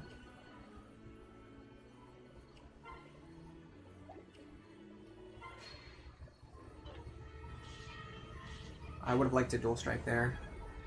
If weapon experience for weapon experience for not like if for nothing else, just for weapon experience. Okay, we're actually getting overwhelmed here. This is surprising. I did not expect to get overwhelmed this quickly, or at all really. It's been a while since I played this map though, so I might have been too passive. It might be the case that I should have had a character standing more in the front to sweep a lot of these enemies on earlier turns, and because I was trying to go slow and be more cautious, it kind of ended up biting me. We might still be okay, but I suspect we're going to get overwhelmed this turn, particularly because there's nowhere for these characters down here to go.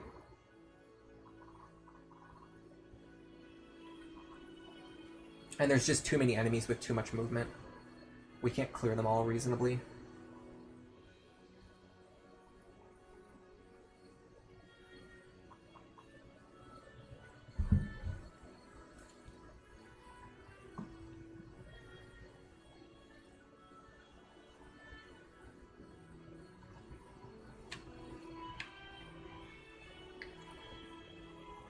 Yeah, Awakening units are more fixed in their identity across all runs. Fates units have more flexibility between runs. They just still have a little bit of an identity. It's not as bad as like Three Houses, where every character can just become everything. But they are still more flexible than Awakening characters, and by a pretty significant margin, honestly. Like any Fates character can become anything. It's just you can't have all of your characters become everything on every run. Like, I'm pretty sure any Fates character can become any class. Even if, like, in some cases it requires using Corrin to do that.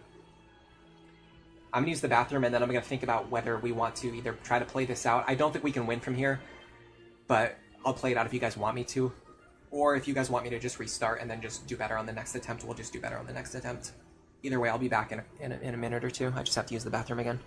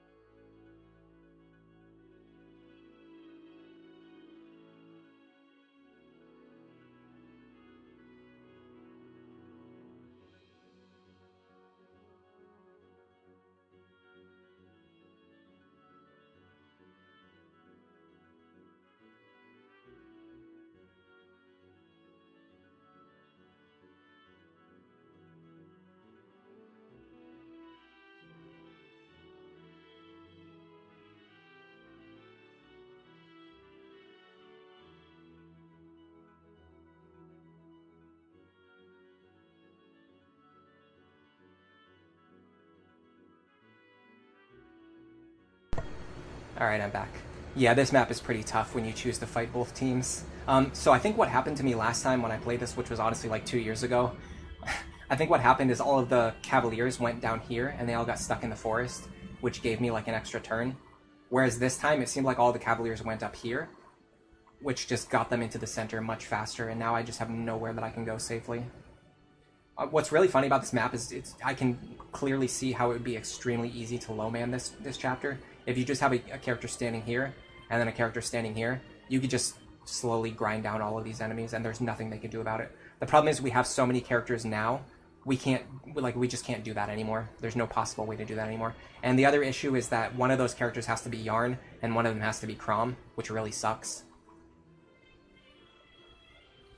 Like, the next best thing you could do would be to have one standing here, and then one here. But that opens up even more angles of attack. So I don't love it.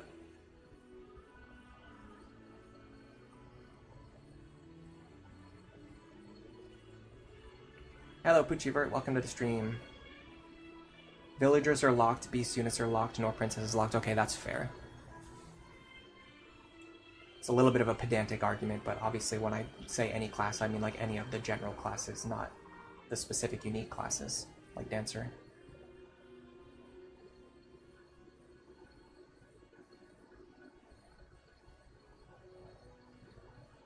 There are 2 Lucine. Oh, okay, you guys are talking about the 2 Lucinas. It probably depends on what gets mentioned in Lucina's epilogue. That probably tells us a lot. Alright, if I was going to do this, I would have to kill, for sure, I would have to kill 1, 2, 3, 4, 5, 6, 7, 8, 9, 10. Like, I'd have to kill like 10 enemies this turn. I don't think I can do it. I really don't. I'll try my best. I didn't get any opinions on what people would prefer for me to do, so I'm just gonna... And then these guys right here are dangerous too.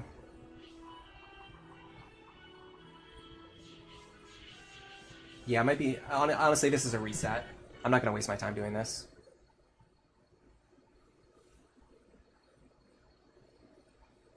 Yeah, one of the Lucinas leaves in her epilogue, I'm pretty sure. So she's obviously not the one that becomes the Monarch. Or the Exalt, is what it's called in this game. Alright, so let me think about this. I think we have to make better use of Laurent. We didn't really use Laurent at all, and we should have been using him. So let's send Laurent this way. Early on. And generate more value by doing that. Because we weren't really struggling with the group on the left. We were struggling with the fact that we were getting overwhelmed by both groups moving in. If we send Laurent into the bottom right by himself, he can actually keep a lot of enemies distracted, too. For several turns.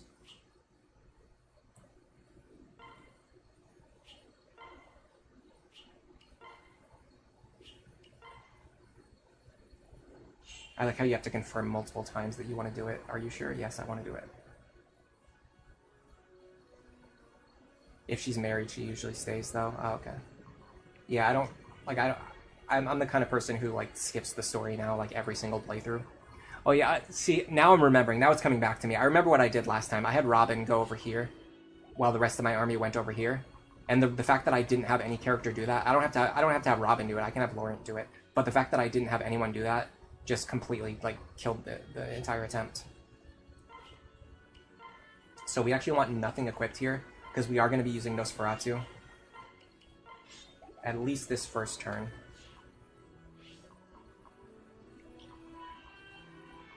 Question is, how many can we take in a single turn? Let's do this first really quick. Oh god, I didn't save my unit positions, did I? Oh yes, I did. Yes, I did. We want to Crom to pair up with Lucina, and then go here.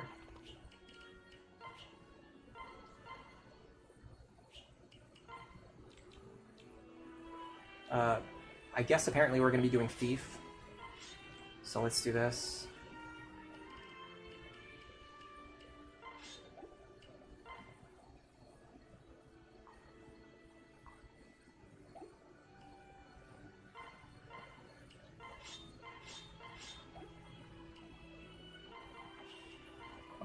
Well, you know what, let's do Laurent first. Well, no, actually, let's do the left side first, because if something goes wrong, if we get, like, an unlucky roll or something, we're gonna want Laurent to be able to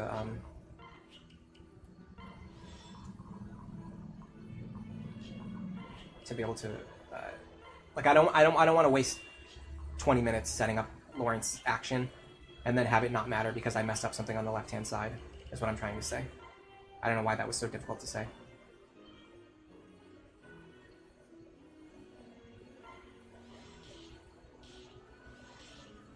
And plus, the fact that we actually used Brady and Cynthia this turn, where we didn't do it. On our first attempt, remember, we didn't use Brady and Cynthia on the first turn because we messed up our movements. And I thought it wasn't going to matter. It actually ended up mattering.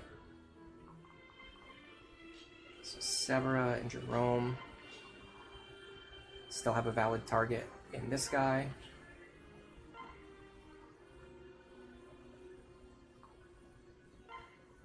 I'll Silver Bow just to guarantee it.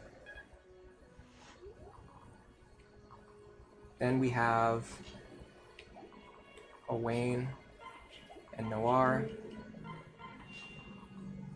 They can hit this guy or this guy over here. I kind of like... Well, let's see which one's more dangerous. You're more dangerous. Okay. So we'll go for this guy. Gotta be careful. I need Owain to do it so he can trigger Gale Force. Yeah, this is a much better opener on the left-hand side. If we just did this differently, this alone would have made a huge difference. But now we have even more things that we can do.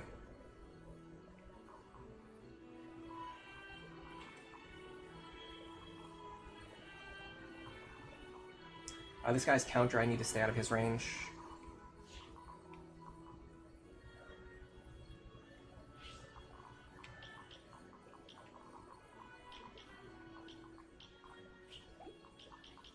Overall, what I need to do is be more proactive than I was last time. I need to think about sweeping more enemies. I have to be careful about you too.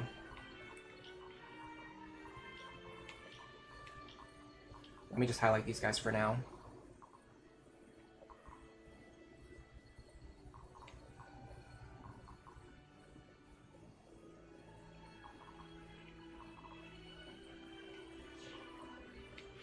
Okay, Thoron, Silver Sword, and Silver Lance. I like this tile right here, but I have to make sure I can actually survive all those attacks. So 51 with Luna, 43, no Luna, and 53. That's a lot of damage. It's 147. We probably want one of our best characters in that spot, which would be Brady.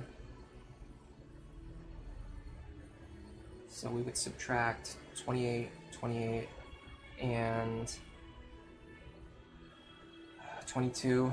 We take 69. We actually survive on 1. I do not like surviving on 1. That's very scary.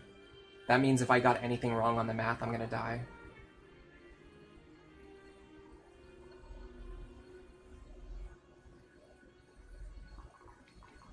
Okay, let's do this instead then.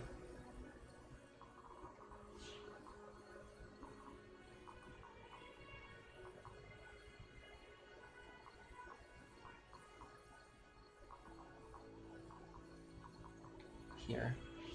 This keeps us out of range of the Swordmaster, I think. Yeah, that keeps us out of range of the Swordmaster. Which means we should survive on something higher than 1. Yeah, the problem now is we need to do something about this guy and this guy both. How do we do that? How do I accomplish that? Severa here works pretty well. In fact, Jerome here works even better. As long as these guys don't have counter, which they don't. Problem is I don't know that Jerome can kill this guy.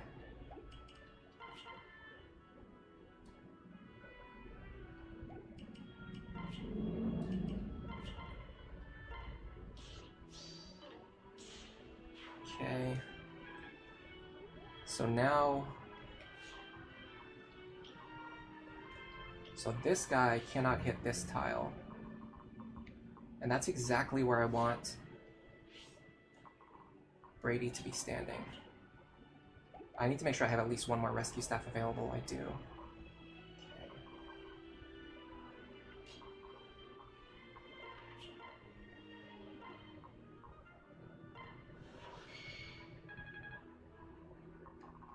just confirm. So this tile right here is perfect for Brady.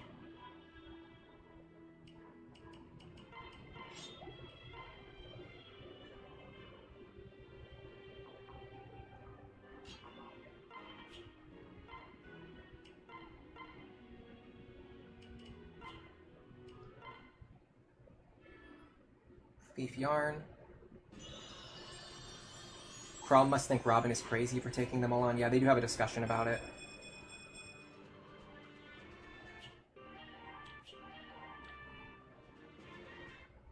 Does Yarn attack if you leave him? I'm not sure. I'm not super interested in testing it out. It's just not something that I would ever do. So it's not important to know because I would never do it. Now, in theory, Silver Lance. I actually have no problems with putting her here. Okay, that's everything on the left-hand side set up with some enemy phase sweeping potential.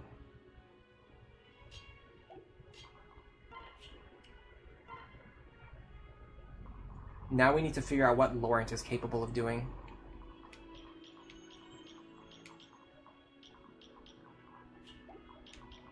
And we have to factor in Nosferatu here, unfortunately.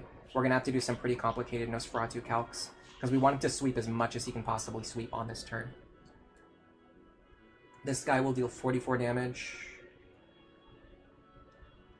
Minus 25. That's 19. And then we'll Nosferatu him for 61. Minus 18. Which is 43. Half of that is 21, so we'll completely heal off this guy's damage. So we don't need to worry about him at all. Sorry, hold on, we're going to deal half of that. Well, no, we're going to deal 60. Yeah, we're going to deal 61. Well, we're going to deal 60. Or no, sorry. We're going to deal... So instead of 43, we're going to deal 42. Which is 22, so we're only going to heal 11, so 19 minus 11 is 8. So we're going to heal 8. Sorry, so we're going to take 8 damage from this guy. The tricky part is, too, we need to make sure that they won't deal counter damage to us because of the forests. We need to make sure we're standing in spots where they won't attack us at one range. So this tile here... So this guy will deal 42. So this guy will deal 6 damage. I mean, we'll definitely heal that off. There's no way we can't heal off 6 damage. Especially because he doesn't even have Luna Plus. We need to be very careful with this guy, though, because he has counter. And he's near the front, which means we have to always make sure we're not standing within one tile of him. Because if we're standing in within one tile of him, there's a chance he could move into one range and attack us.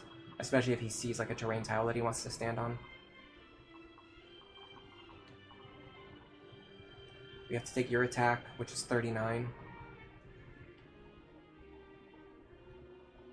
Minus 25, which is 14.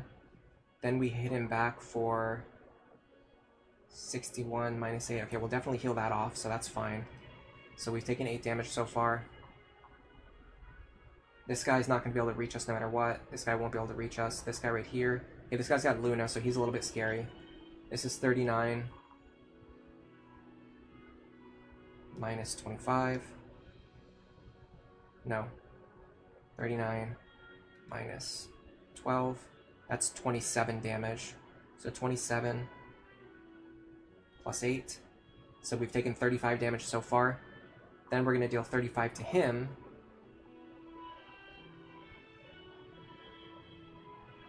No, not 35. Then we're going to deal 61 minus 8. We're going to deal 53 to him. So that should fully heal us. So far we can definitely take all of these guys with Nosferatu equipped. This guy doesn't have counters, so we don't have to worry about him. Worst case scenario, we can definitely stand right here and take all of these guys. If we want to move forward, what would be the tile we would move to? It looks like this one. So I need to figure out who is targeting this square and if I can take their attack as well. It's probably you. You don't have counter, but you do have Luna and Aegis. Who else is targeting that square? There's somebody targeting that square, but I can't see who it is. Is it you? Yeah, it's you. You have counter, but you can only attack us at 2 range there. Okay, so this tile should be safe.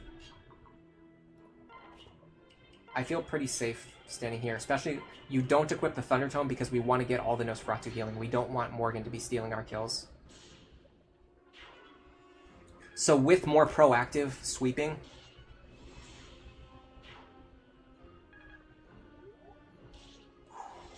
we should be able to generate a lot more momentum, and then we won't be getting overwhelmed as quickly, which will give us more turns to clean up the other enemies.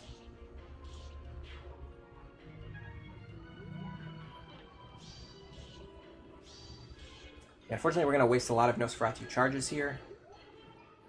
That's a great time to get hit by Luna, because now we're going to heal basically up to full.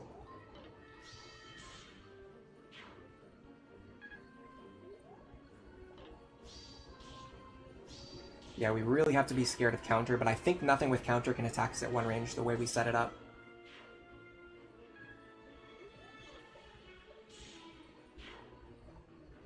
See, like, you don't need to do this every single turn in order to be able to win battles, but it is handy to be able to do it in the situations where you do need to do it. Alright. Well, things are looking a little bit better than the previous time. I think I want to do another enemy phase sweep this turn. I probably should have brought 2 Nosferatu tomes with me just in case. Might not be needed, though. 11 more charges might be enough. Okay, let's see if our attack group can handle what's going on over here.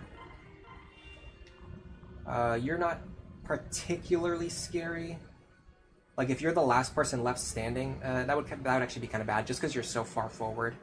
So let's maybe get rid of him. Who wants to do that in that case? Probably someone on their way back, not on their way forward. So let's focus on attacking, or let's focus on removing the guys who can attack at 2 range. And the guys who have counter. So you have counter. You have counter. You have 2 range. You have 2 range. You have 2 range and counter, which is kind of weird because it actually means that kind of helps us more than it hurts us. You're pretty scary, especially with Luna Plus.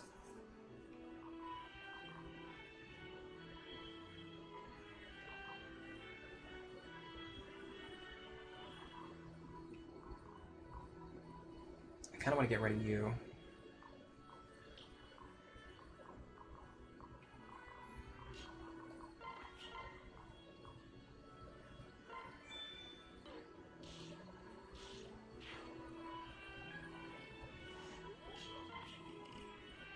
There's a reason I'm doing it this way, and it'll become apparent very soon. So if I do everything properly, what I can do is have Brady move back and kill this guy, and then he can just enemy phase whatever else he's in range of after I do that. Which looks like it would be kind of 4 guys, which might be too much. But it's at least worth considering it as an option. Do I have to get rid of you immediately? No, I wouldn't have to get rid of you immediately.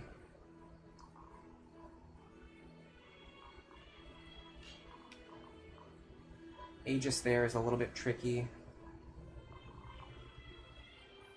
I'm inclined to do something like this.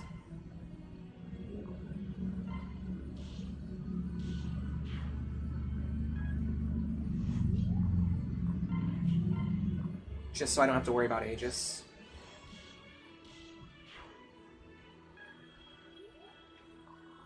Yeah, you're a problem, but not this turn. You'll be a problem next turn. So next I would do this.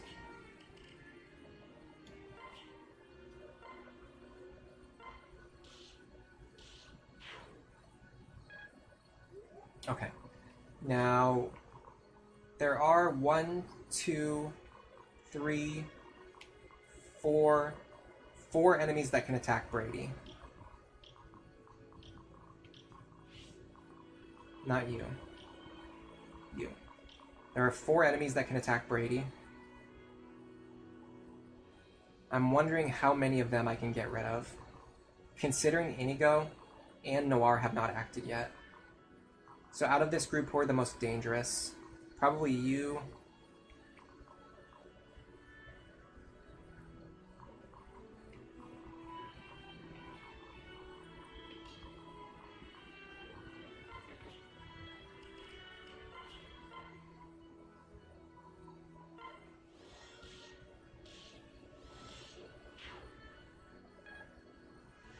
And you. I have to be careful, I need rescue stabs. Okay, you can rescue for sure.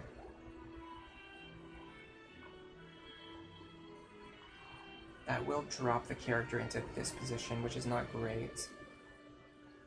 I don't have many better options though.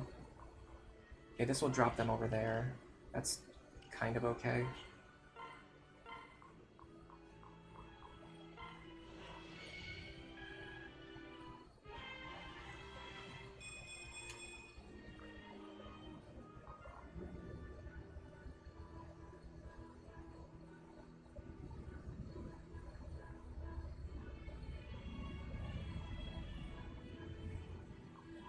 We can do this. This gets rid of one, and it also keeps Inigo in a safe spot. Because now he triggers Gale Force, he can move again. I can even have him rescue if I want to. Or I can have Na rescue if I want to, which is what I want to do. In fact, if Brady can take both of these hits, which I think he can, it would be better to have Noir kill something else, or even set up for an enemy face sweep somewhere else, but I don't see that being possible because these guys cover too much territory in the center, especially you.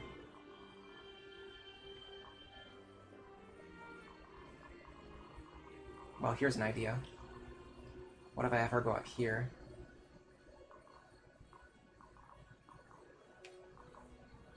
Then we don't have to use another rescue staff. We're actually not super likely to get rid of this guy, though. What is Na's rescue range? Probably not that great. No, it's not. Okay, so we're gonna have to have Lucina do it. Lucina's is not amazing either. Do we have anyone else nearby who can rescue? No, most of our rescue characters are also our attackers. Alright, so let's make sure we stay in range of Lucina's rescue in that case. Which is 12.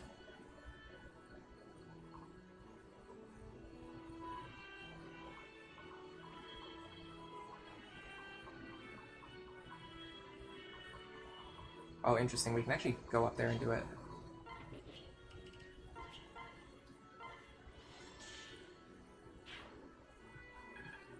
Okay, let's confirm that her and Brady can both survive in this position. If so, I don't need to rescue either of them. So 49 plus 43. That's 92 damage. Minus 33 is 26. Noir definitely survives. Minus 28 is 36 damage. Brady definitely survives. So these characters actually survive no matter what.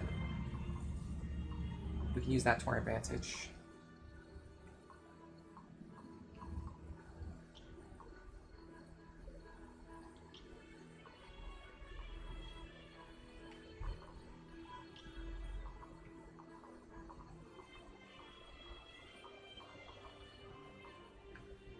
I think if we just move here and keep the Nosferatu Tome equipped, we should be fine. The next question becomes, what do we do with this guy? And honestly,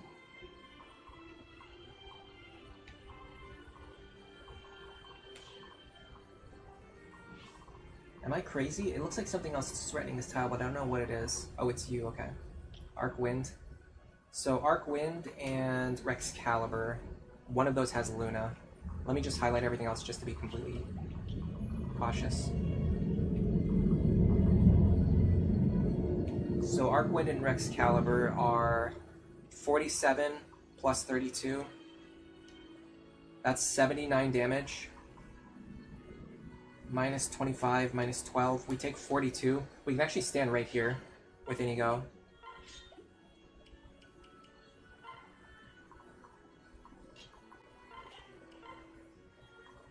I'm also going to move Severa up.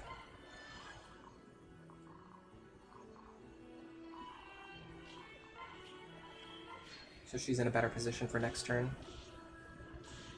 Okay, that's fine. It's fine. I wonder if also having Laurent here at the bottom right corner will also draw more enemies into the bottom right. Okay, that takes some pressure off Laurent too.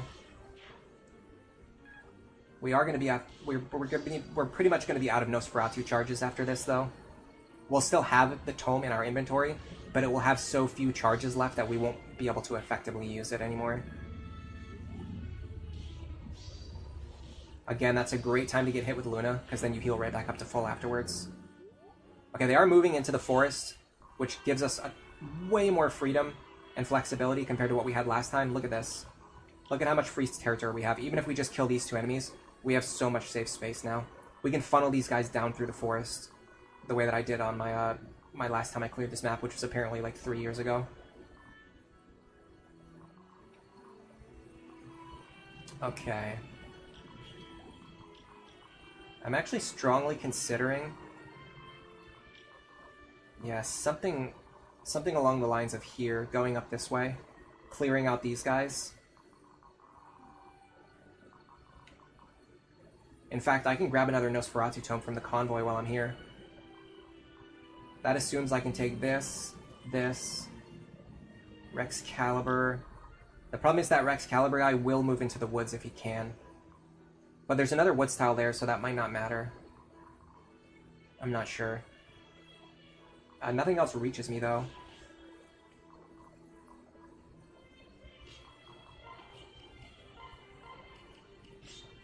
So if I just stand right here...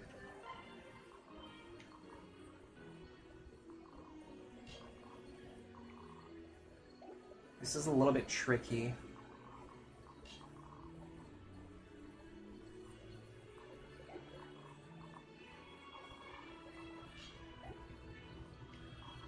Because there's several characters who want this night kill and only one can get it. I'm pretty sure this is the best option, though. Because we get a second Gale Force after we move up there.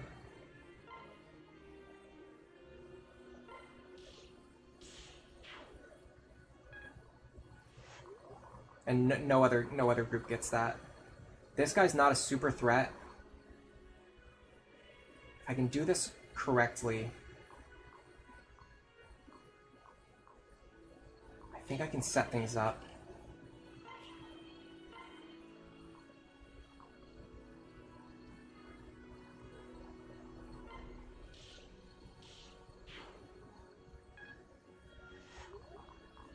You would go here.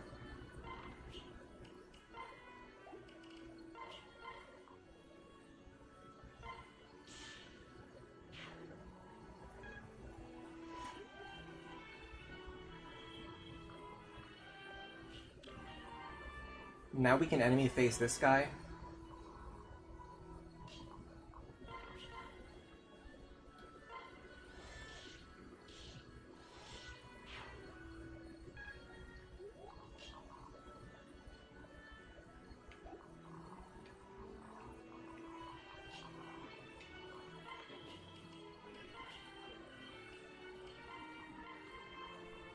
Then we just have to kill you, which is pretty trivial.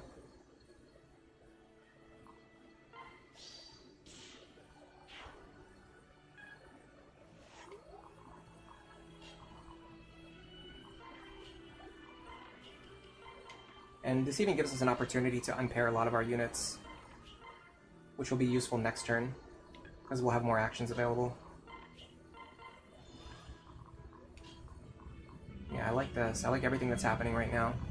And there was someone else up here who needs healing, but not right away, I guess. Alright, so you would go, like, over here.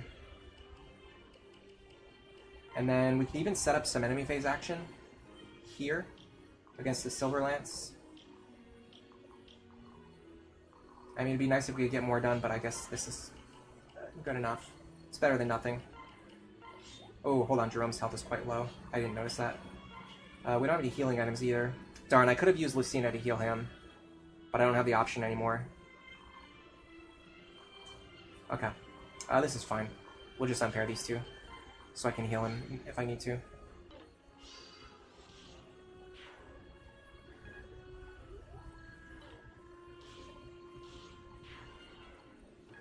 We're in a much better position now already. Like, cleaning up this group of enemies is not going to be nearly as dangerous as what we had last time. Even if they do move into the center, which they did.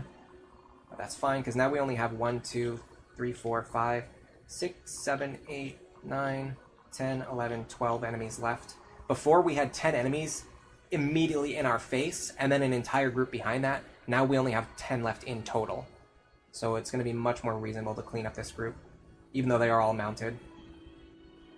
I wish they would have moved south into the forest, but there's no helping it.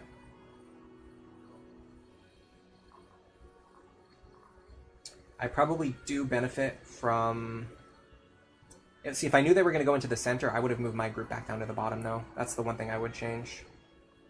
I don't think we're in like an unwinnable position or even a bad position, but it's just something that I would have done differently if I could have.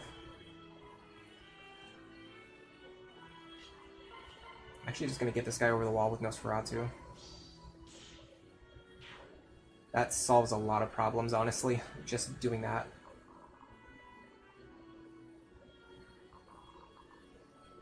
Because now we don't have to deal with him anymore, and then Laurent is blocking all of these guys. And then Laurent can fight anything over the wall that he wants to, or needs to. Because the only thing that really threatens Laurent is counter. The wall blocks that, and then none of these guys have counter. So then we can have our other characters at least chip out or clean up these three, and then we'll see how much safe space we have after that.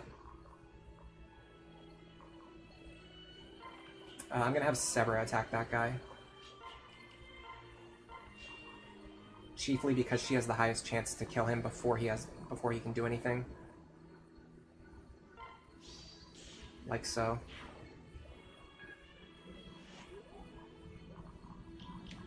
If we get rid of those two, there's a lot of safe space. It's not completely safe, but there is a lot of safe space.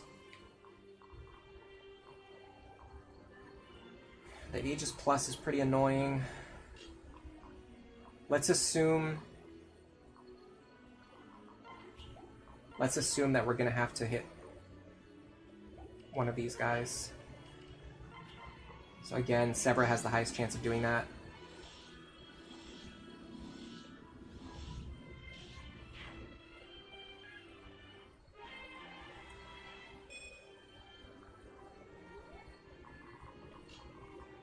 And you will have to kill this guy. So let's do this. This is the highest chance.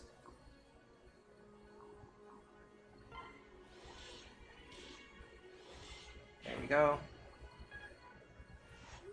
Okay, now we should think about some combination of either clearing enemies or getting our characters into good staff using range.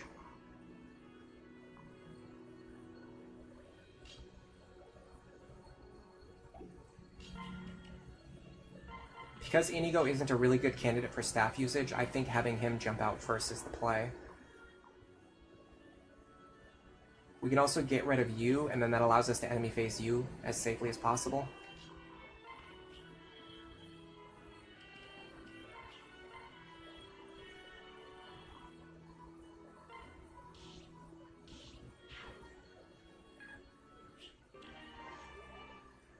In fact, we can actually remove both of them because of Gale Force, obviously. I didn't even think of that. I don't know why I wasn't thinking. So here we want to use the Silver Bow. Okay, so now we only have to deal with this guy, which means we can just rescue Inigo to the edge of his range.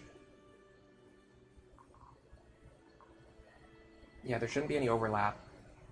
So 1, 2, 3, 4, 5, 6, 7, 8. Here. It's actually much further than it looks like. But I believe if we rescue Inigo to this spot, then we go like,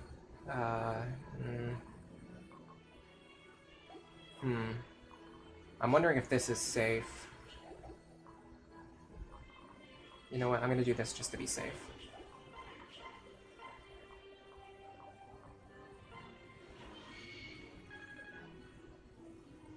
Oh, it looks like he doesn't even reach that far. I miscounted his range. Okay, that's fine. We can leave Brady in his range.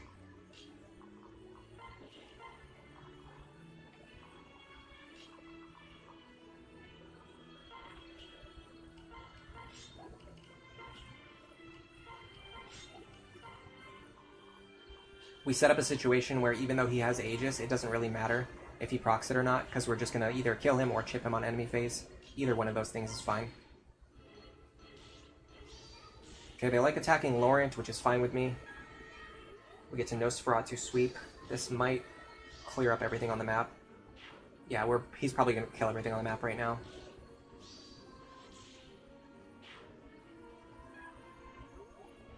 Okay, so we definitely needed to rely on some no sweeping for this chapter, but that just goes to show just how difficult this chapter really is. Typically, you don't really need to no sweep, especially not 3 turns in a row. Usually I do a no sweep like once every like maybe 10 turns on average, like across multiple battles. All right, so the bosses are coming now, so I want to start rescuing these villages quickly. We're probably gonna have to use a rescue staff to get at least one of them, just because of the way things are gonna turn out.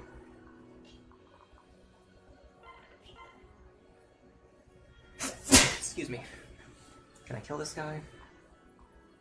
It's actually pretty likely, even with just the silver bow.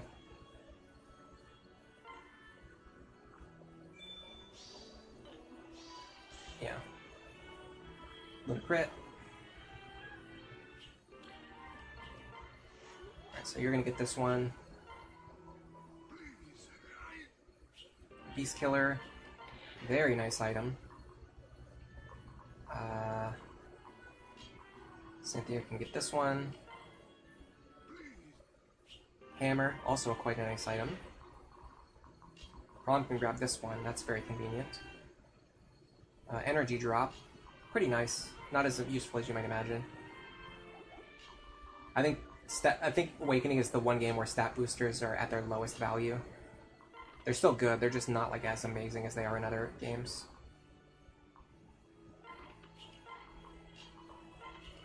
So next turn, our goal is going to be to either rescue get the village and then rescue to safety, or get the village and then kill the boss. Get the village and then kill the boss is probably possible, considering how strong our characters are.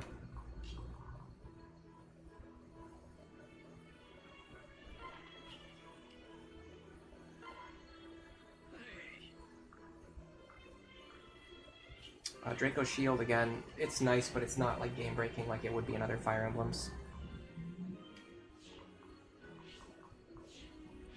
Okay, we're not going to be able to rely on Olivia here.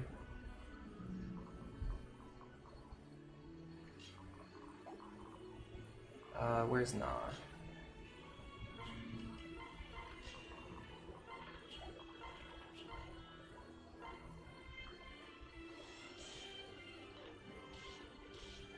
Unsurprisingly, we destroy him with our crit build. And we're done. Yeah, this chapter is very hard. I think this is, in my opinion, I think this is the hardest of the paralog chapters. Especially if you want, if you want to fight both enemy teams, it's the hardest of the paralog chapters. If you're willing to just like only fight one and then take a lower reward, especially if you just fight the Stonewall Knights, like the group that's inside the city, it's much easier because then you have all the mounted characters. You don't have to. Not only do you not have to worry about them attacking you, but then you also get their support. But you end up giving up a lot of experience when you do that, so I don't really love it.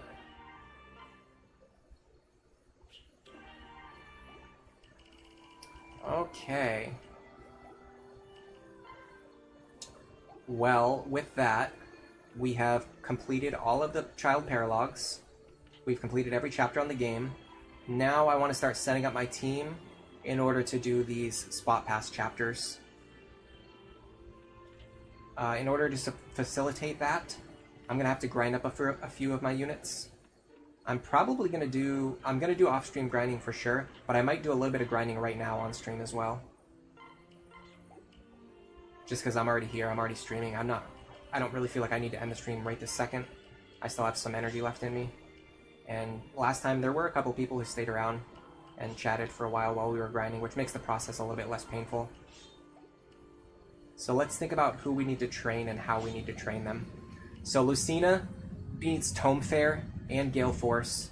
Yarn needs to get level 10 Thief. So definitely we need to be training those two. Robin is badly in need of experience, but there's not a great way to train Robin other than just like extremely tedious grinding, which I would rather do off stream. Because it has to be done in a really specific way where you basically only train Robin and they get like 40 experience at a time and you just have to do it over and over and over again. Which is gonna suck because we're going for rally strength. And then we have to get a bunch of other rally skills one at a time. Just fighting the knights is a lot less fun, yeah, but it's much easier if you're worried about like consistency or whatever. Like if I was gonna do it on the like an Iron Man playthrough, I might go in there and just kill the knights just to get like a little bit of experience, a little bit of loot, without like a high amount of risk or a high amount of difficulty. Na needs to be trained. The good thing is she can just use C rank weapons now. So let's train Na, Inigo, Yarn, and Lucina. And then we'll get an idea of like what our goals are and how long this is going to take. I'm pretty sure I wanted Na to have pass instead of acrobatics though. It's fine, it's not the end of the world. Okay, so Lucina, Yarn, Na, Inigo. We can give them relatively cheap stuff to hold.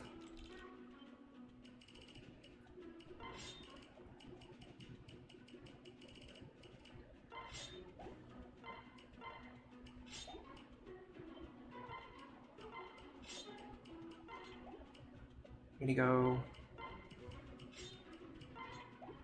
And then Na. We can even give her a broadsword as well. No, we can't, because he's using the only one that we have. We'll use the iron sword, though, if we have to, or if we can. It's a little cheaper than the steel sword. Alright.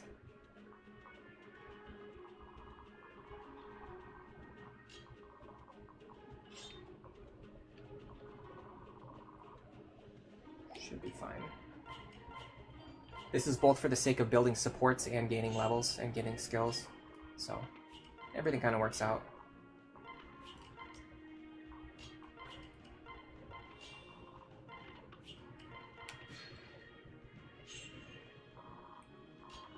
And we should be getting pretty good experience too at the current stage.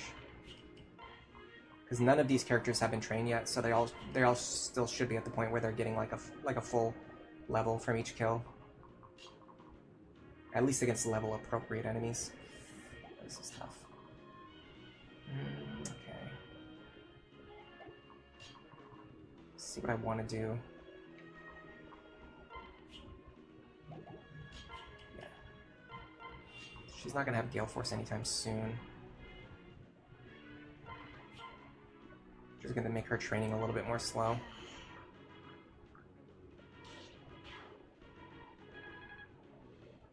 Okay, remember that was a very under-leveled enemy. Against the level-appropriate enemies, she should be getting a kill every time she attacks.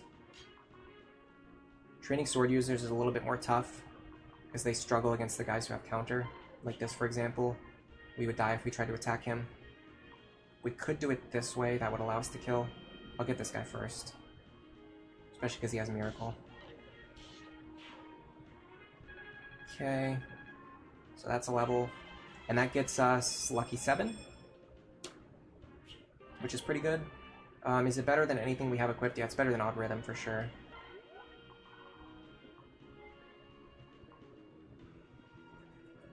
I wonder if Yarn can actually fight these guys. Pretty decently, actually. Okay, so let's do this. Fire.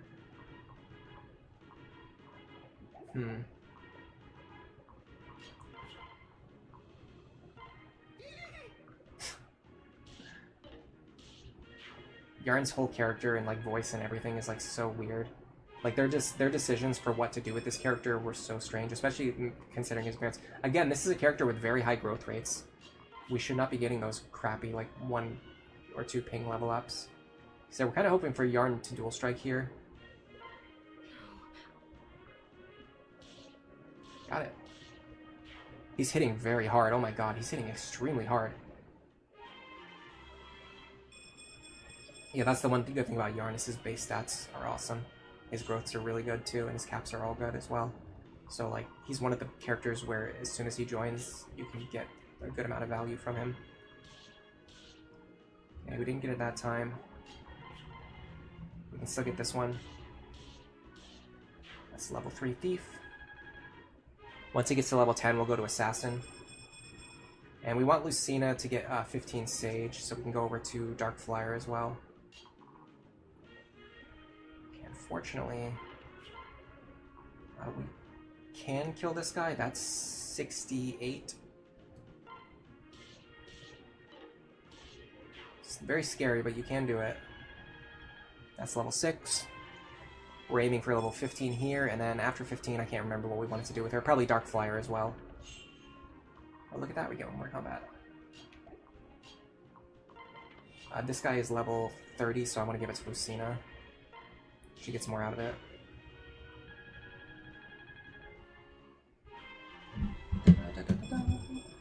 We should be able to get Lucina over to Dark Flyer pretty fast. I'll do it. I'm not going to sit here and grind for like hours and hours on stream, but I'll grind for a little bit on stream. Just so you guys can get a little bit of taste of what I have to do before the next stream. Did we get any supports yet? We actually might have. We did. We did already read Inigo Na support conversations a couple weeks ago, so I'm not going to read all of them while we do this. I might do Lucina Yarn if you guys are interested. Maybe I'll finish grinding until we get all of Lucina Yarn and we can see all of their support conversations. That could be fun. And that's what people want to do.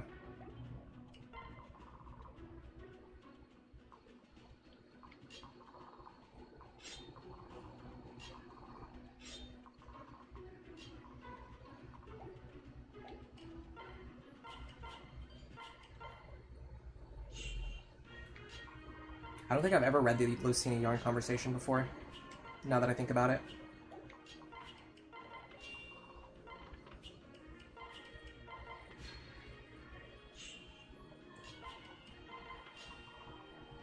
Again, we're kind of stuck only attacking it.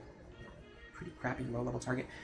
If you stop to check the stats on the enemies, you can level up a little bit more efficiently, but the extra time it takes to do that, in my opinion, is usually not worth it. It's faster to just run through the battles as quickly as possible over and over again, without worrying about if you're going to get like the most efficient kills on every single attempt. What we can do is this. And then I could probably use Inigo to jump over to the right-hand side next turn. I think that's my idea that I want to try.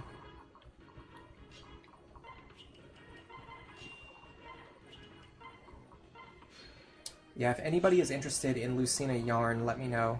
And if that's the case, I will probably stream at least long enough for us to see all of those conversations. So yeah, now we can just do this.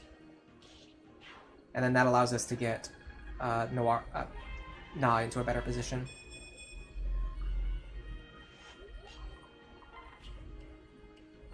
Inigo is not really in need of training, but there's no downside for him getting extra experience. His stats aren't capped yet. And it does mean these two are fighting more times, which means they'll build supports more quickly. We're already up to Trickster 7, by the way. Crazy stuff, huh? Okay, we want you to attack here.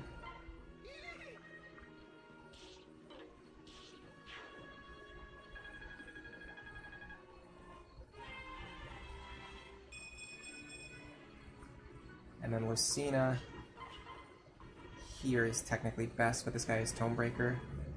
So if that's the case, then this would be the next best option. And we would want to focus on this guy.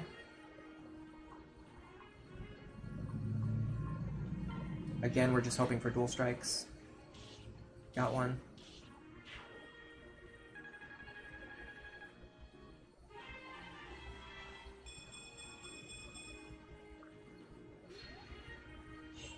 Hello, Sean C. Welcome to the stream. You don't like the fact that I'm using DLC? Well, we're 60 hours into the run, and we're getting ready for Apotheosis. If you want to do a run where you play Apotheosis without using any DLC, you are welcome to do that, and you can upload the video when you're done, but I'm not going to do that. That's a ridiculous idea.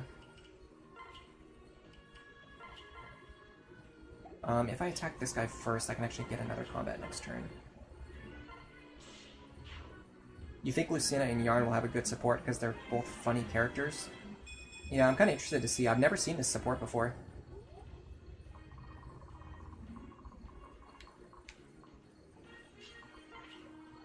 Next, we can aim for this guy. Nice.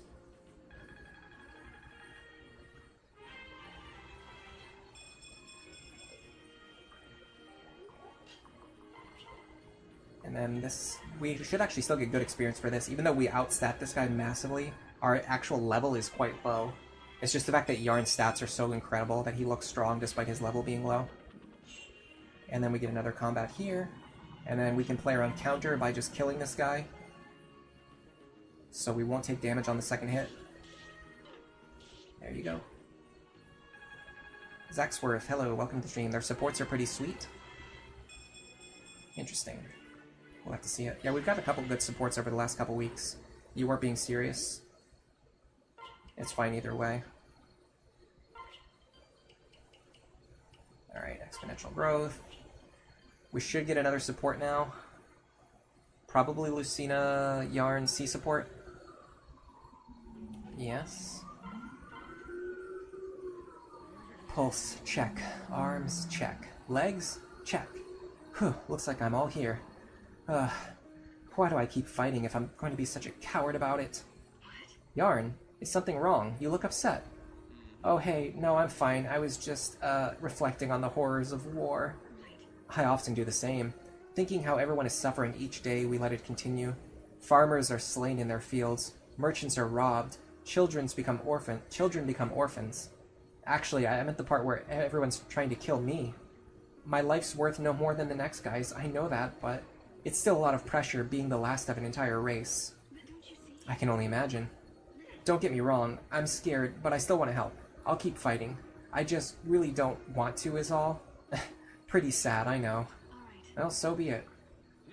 So be what exactly? I will cover your back. From now, you need only worry about foes in front of you. What? I swear to keep you safe. That way, perhaps you can fight without fear. Lucina, everyone else is out there fighting on their own.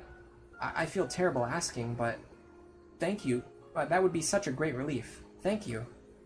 I'm happy to do all I can to ease an ally's mind. Thank you for opening up to me. I'm honored by your trust. Not at all. I should be going. I'll see you, Yarn. Oh, what am I doing? Gods, why not just ask her to babysit you, you big coward? This is a new low, even for me. Hello, Taylor. Welcome to the stream. You like exercising during my streams? You work out because Ellery tells you to? Yeah, that's actually true. I haven't stopped to exercise in the middle of a stream for a while. I was doing that pretty often and trying to encourage others to do it as well. The thing is, ever since I got my pull-up bar, I basically just exercise, like, constantly, like, all day long, every day. Like, every time I walk through my door, I just stop and I do, like, 1 or 2 or 3 pull-ups. So I don't really need to, like, stop and exercise, at specific set times anymore. But yes, I do still think exercising is very important, and you guys should be doing it as much as possible. It's a very good idea. Let's save before we start, just so we don't lose any progress. But yeah, that's really awesome to hear. I'm glad people are doing that. You only get one chance.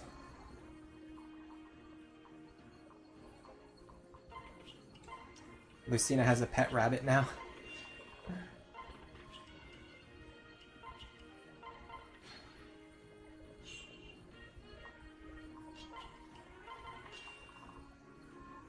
Here we go.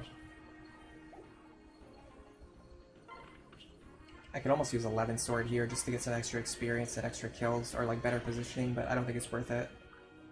I don't think it's worth 11 sword charges. Especially when we're still getting good experience now. It's not like we need the extra.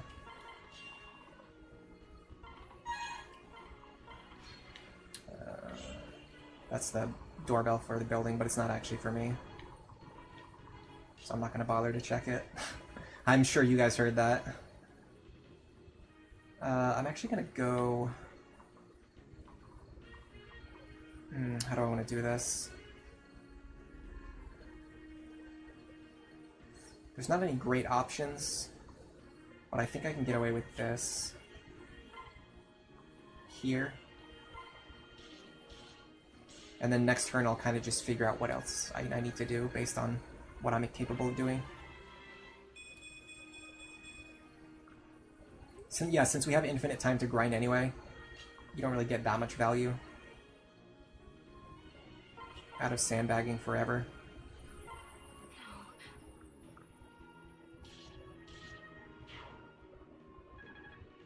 Or, sorry, you don't get that much value out of trying to rush your experience gains. Not to the point where, like, using expensive limited weapons are worth it. Oh, by the way, that's not enough damage. We got bailed out by that dual strike.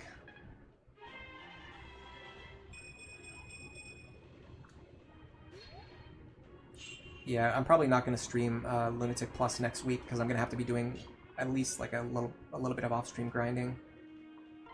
Okay, so we can have Inigo pick up this kill, which is worth it for him to get.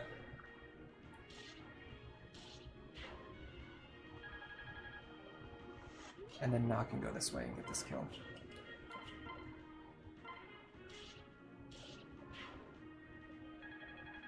Yeah, I was going to mention that too. He says everyone's fighting on their own, but that's actually not true.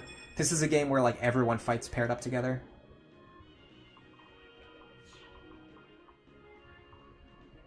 Okay, we can get away with this. Yeah, I also changed my settings so that I only see the nearest and the furthest distance rather than the middle distance, because I really only want to see things either close up or far away, which is fewer button presses. Please level up. Oh, come on. No way. 99? Level 14, 99 experience. That's trash. Can you believe that?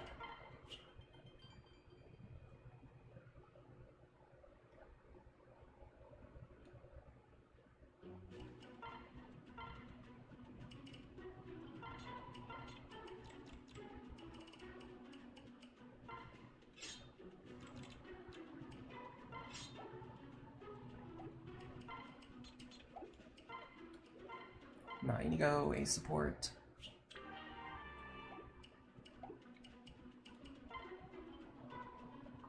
We operate solely on the buddy system around here. So true.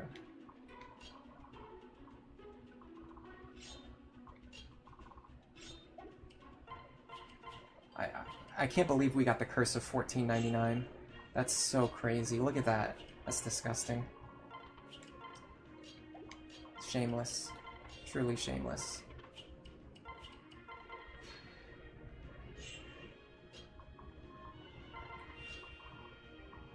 Oh, this is a good configuration. We can even do this. Again, there's really no downside to doing this. And if we get a dual strike, we even get some free experience too, yeah. Look at that. That's actually good experience. Wow. And then we can go like this.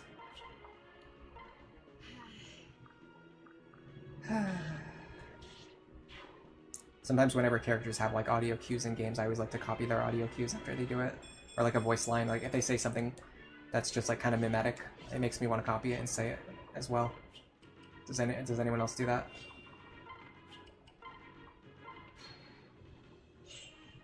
Alright, well, we don't need to kill anything super dangerous. Technically, we can get away with this. Because we literally only need 1 point of experience.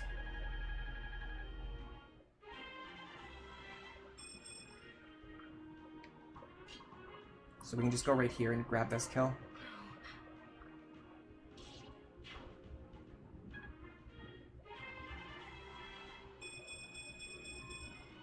And then that's going to set up the next kill for us next turn. We do want Tome Fair. Probably more than Rally Magic. We're going to have a dedicated character for doing rallies in the future. When? I don't know. At some point in time. when I'm smarter and better at the game. I mean, the whole idea is that we would have two characters, Robin and Maribel, for rallying.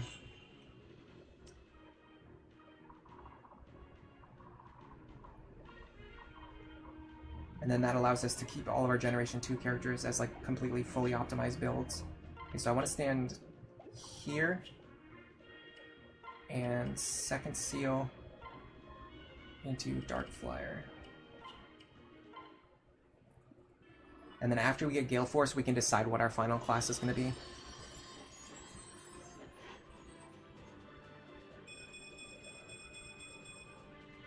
I'm actually wondering if we drop Aether. But Aether's probably better than Magic +2. As good as Magic +2 is, I think Aether's probably better. I don't know, actually. It's a tough call. No Miracle proc. Oh, I wonder if we can get level 10 Thief as well. As long as this guy doesn't escape, we might be able to get level 10 Thief. There's no good kills here, but what I can do is this. And then allow Inigo to reposition us, so that Na can get a better kill. Probably on this guy.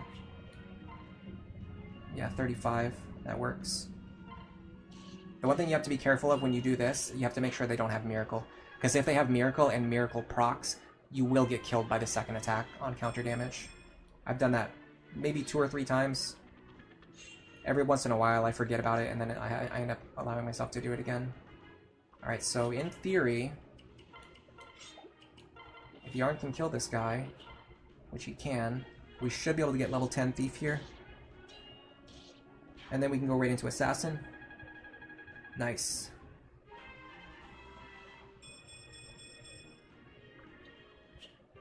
And we got move +1.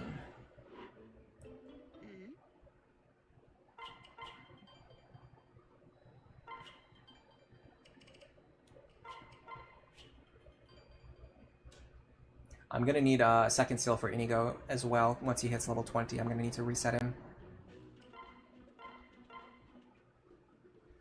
Ow! For a shallow cut, my arm sure doesn't want to heal up. It still really hurts too. I knew I saw someone behind that tree, but no. I had to go charge in like an idiot. Ah well, I'm still alive, and the arm will heal. I'll count my blessings. Might I have a minute, Yarn? Sure, what is it? I wanted to see how you're recovering. What, this? Oh, I'm fine, thanks. I'm sorry you had to see me fall for such an obvious ambush. I was doing so well too, but you know me. It's not a battle if I don't screw up. Oh, that's not true at all. But I'm just glad you weren't more seriously injured. I promised I would watch your back, and now I'm so sorry, Yarn. What? No, don't apologize. We're at war. Nicks and scratches are bound to happen. Still, it's very kind of you, Lucina, but I'm the one who needs to shape up, not you. Next time I'll show him this rabbit's no easy prey. Give him the old Tagwell 1-2. Just please. Please be careful. Don't do anything rash. In the last battle, it almost seemed like you were trying to protect me. I'll be twice the fool if you get hurt trying to keep me safe while I'm trying to keep you safe. Well, I can't just sit back and let you do all the work. And I can't keep you all to myself. The others need your help too. Plus, I want to keep you safe as much as you want to keep me safe. We're friends. No, of course, that's all true, but... Believe me, I'm not eager to get hurt either. I'll do my best to stay out of trouble. And I'll do my best to keep trouble away from you. I think Lucina has a crush on him. That's the vibe I'm getting.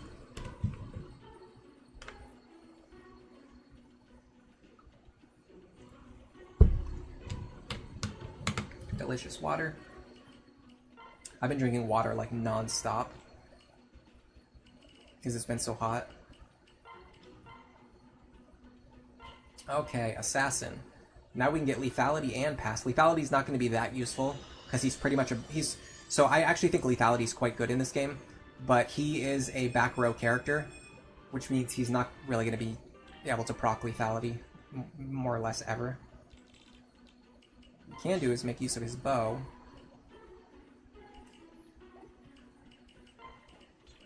Okay, what about these two? These two look fine. I'm going to need second seals for them probably after this battle.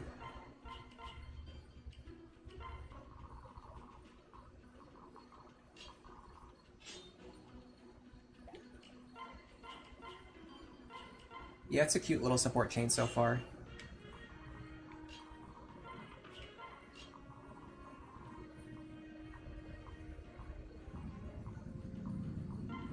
Nice, that synergizes really well.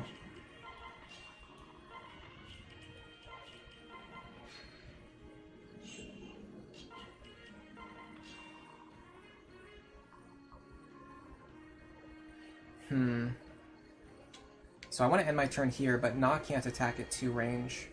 So the next best option is probably here. If that's true... Yeah, this is true. So we can go like this.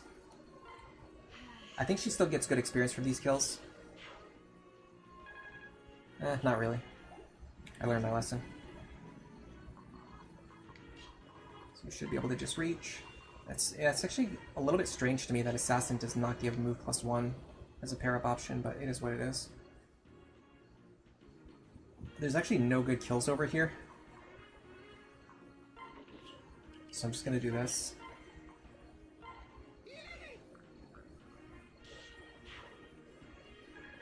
Yeah, he gets okay experience from those guys. Not very good, though. But if I do this enough times, I can hold this guy back, which should give me an extra kill at the end of the chapter. Same with this guy here. So Na really needs to be focusing on the level 20 and level 30 enemies. Okay, so the problem is to block this guy, I need to end my turn right in front of him, but there's nothing else I can attack from that position. So unfortunately, we're just going to do this. We're going to hope for a dual strike. We did get it, which is quite nice, actually.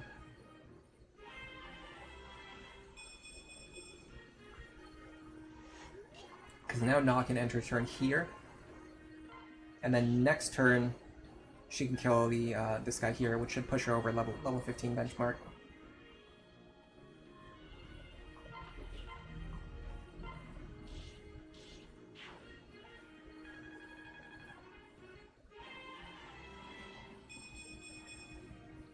You think Yarn would make a good ballistician?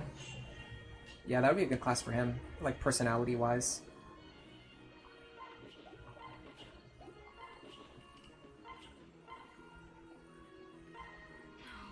Make sure Lucina gets a kill, because we have to start getting her progress towards Gale Force. Alright. This guy does have Miracle, unfortunately, so we cannot do the one-range attack on him. That sucks. That's the only thing preventing Na from hitting level 15 right now. We could risk it, but it's a 30% chance to lose.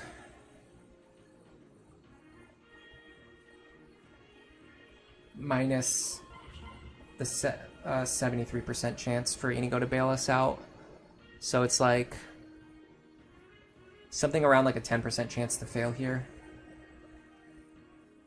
Which still sucks. I can't remember if we saved just before this attempt, so I'm not going to risk it. If I remembered for sure that we saved right before this attempt, I would risk it. But otherwise, nah. And but by the way, having Inigo reach level 20 is useful too, so it's still fine to end this way. We have to go buy some second seals though, for sure. They should be somewhere around here. Master seal, second seal, there you go.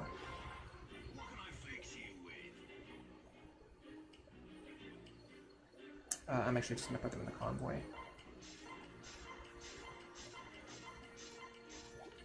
I'm going to sell all of our bullions now too. We got a bunch of them.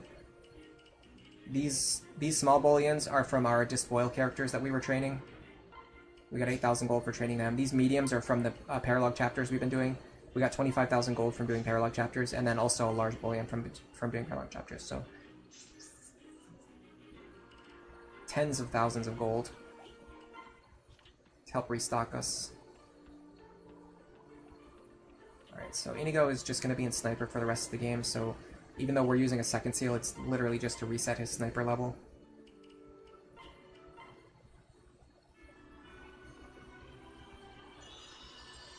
He hasn't capped any of his stats yet, other than speed.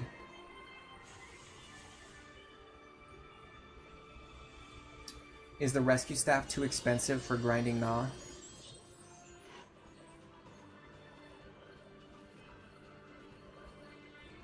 I'm pretty sure we did calcs on like how much experience you get for each staff, like gold wise, like gold to experience, and the rescue staff grinding wasn't even that much extra compared to just using like a heal staff or a mend staff.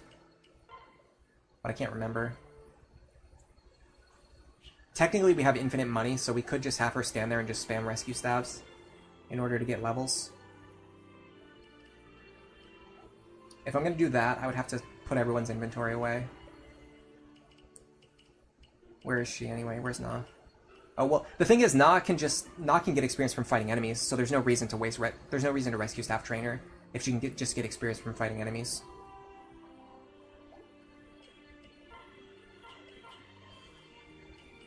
So yeah, I don't see the reason to do it right now. And then later on, it's gonna be more efficient to just do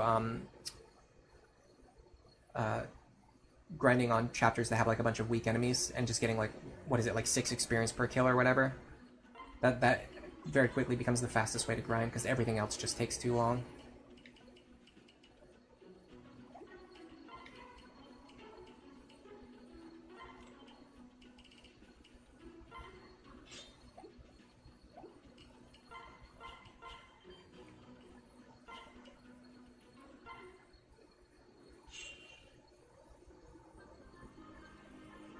What do we want more, Gale Force or Sword Fair? Gale Force, right? Yeah, for sure.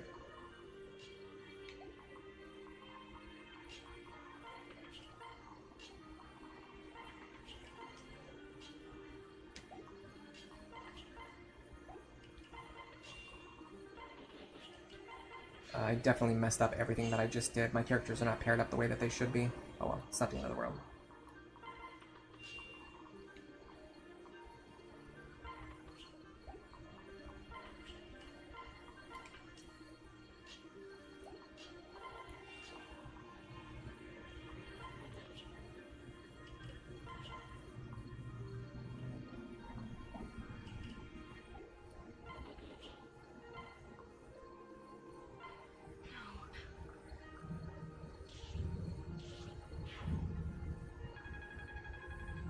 It just means Lucina's gonna get more experience on this attempt.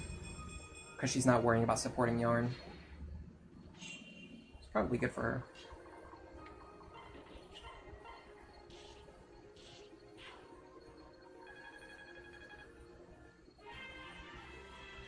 It does mean we'll be taking longer to get our Yarn supports though, which was like the main thing we were grinding for. No miracle on this guy, so we can't fight him safely. And that should be just enough to level us up.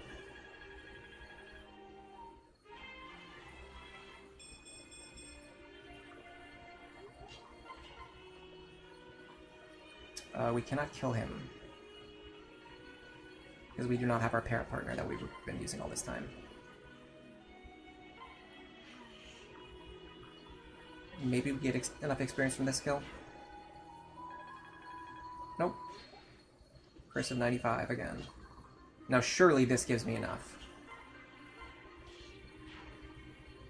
Okay. I would have lost my mind if that didn't give it, because that would have been less than the experience floor, I'm pretty sure. So now we have Acrobat. We can get rid of Lock Touch. There's not like any more battles where you ever need Lock Touch.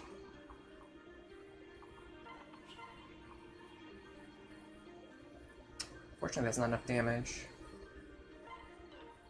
Wow.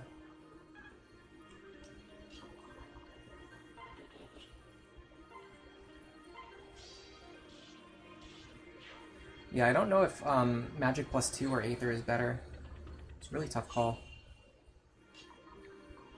Aether has a much higher ceiling, but Magic +2 is more reliable, and it synergizes with our crit strategy as well.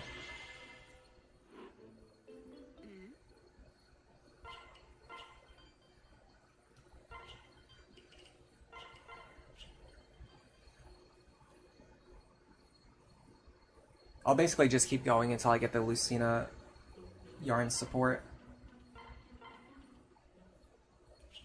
to S rank.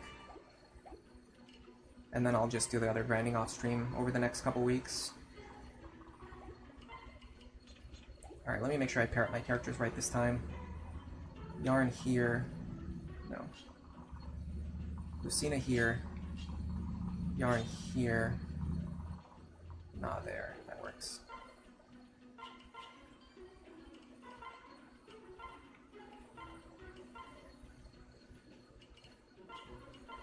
In fact, with her and Dark Flyer, she should be in front.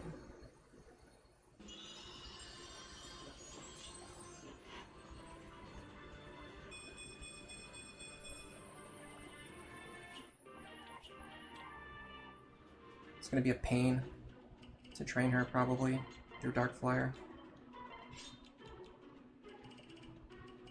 At least we have Thunder Tomes. We even have Forged Thunder Tomes if we really want one. Should be fine.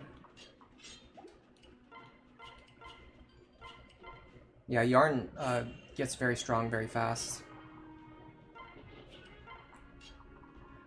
But when you're fighting an enemy who has Bowbreaker, there's not very much you can do.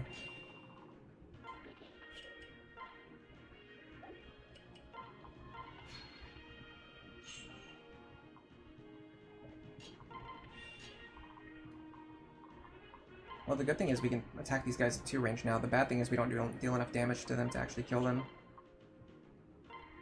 Let's focus on the enemies we can kill first.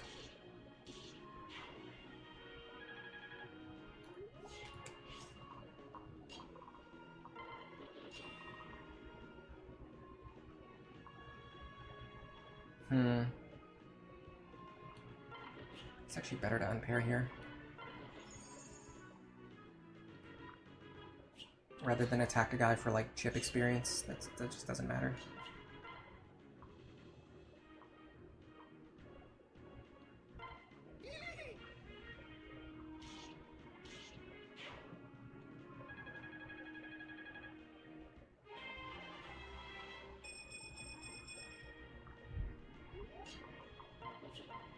Ding, ding, ding, ding, ding.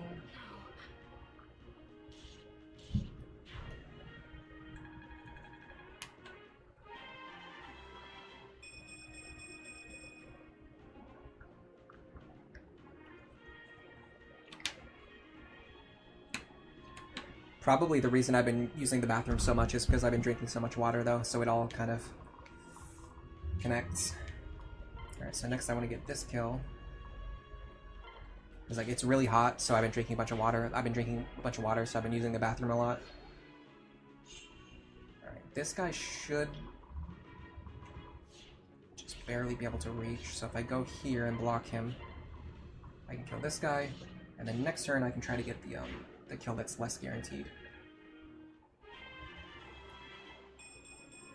Even her magic growth is pretty good.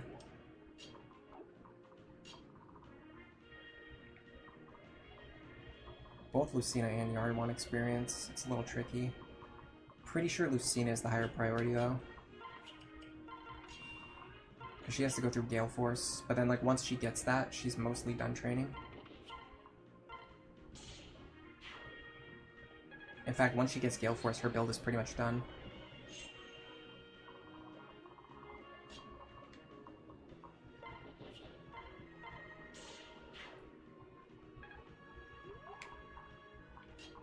This is tricky, so we're pretty much relying on dual strikes here, or crits, that works too.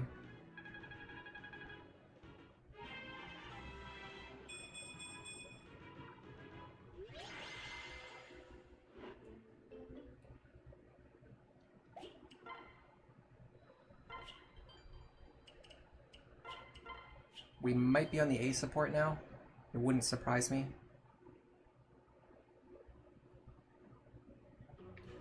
Go. Are you alright? Yarn. Holy carrots, your leg.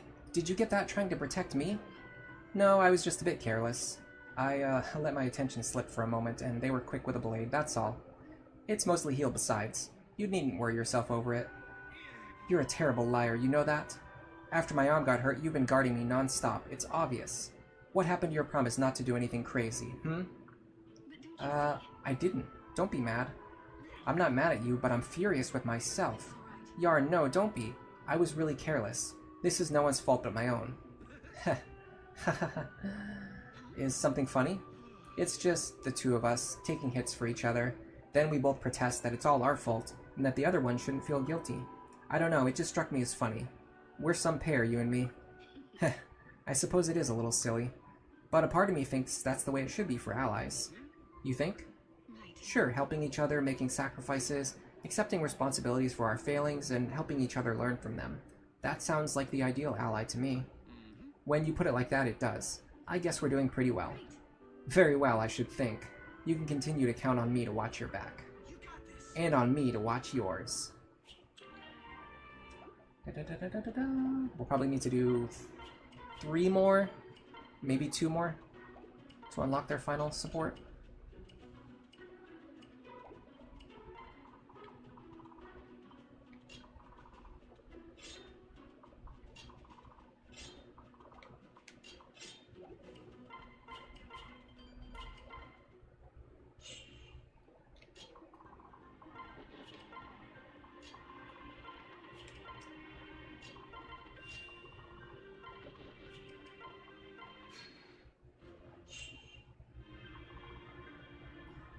This sucks.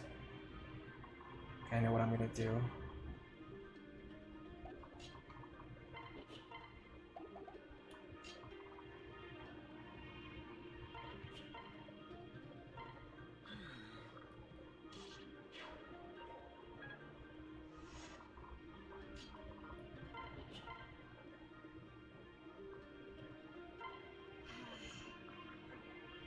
I don't think it matters what we train with here because I don't think she's going to be using lances or tomes in her final class line. I could be wrong about that, but I don't think so. So it's really just a matter of using whatever's more convenient for training right now. Ooh, these are some good enemies. These are going to be worth killing. Alright.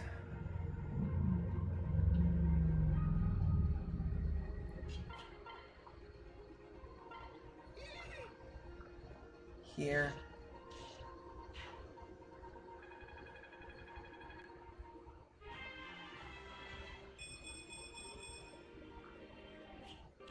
We got lethality. Is lethality... Yeah, it's better than even rhythm for sure.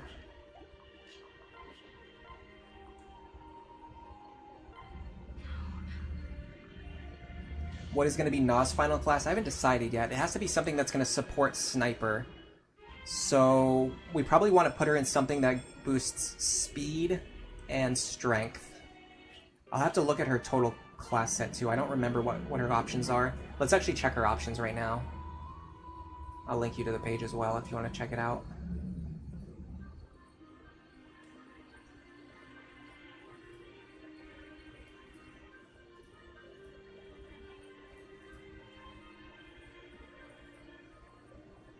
If you go here and you scroll down to where Gaius is listed, you can see all of her potential classes with Gaius as a father. So our options are Wyvern Lord, which is a pretty good one. Wyvern Lord would be good if Inigo didn't need speed, but Inigo is going to need speed. So it's probably not Wyvern Lord, but maybe, because we could make use of the flight.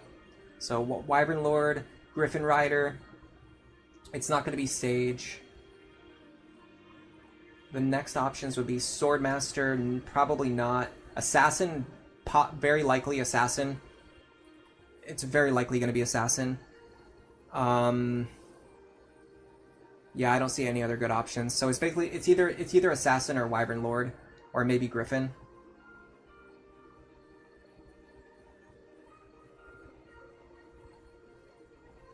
It's almost definitely Assassin. So we should be training her bow and her sword rank. She can also get Sword Fair, which maybe we should get her Sword Fair. I'll look and see what skills she has right now. So she's gonna have Strength +2, Gale Force.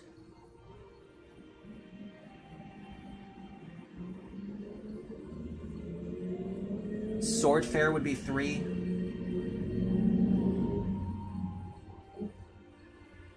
Eventually she'll get Pass.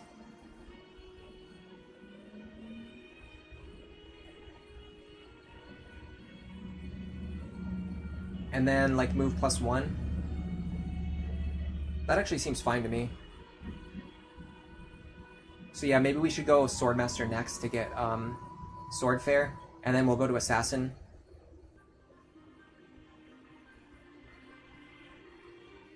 As her final class, both to get past, but also just because that's the class she wants to be in.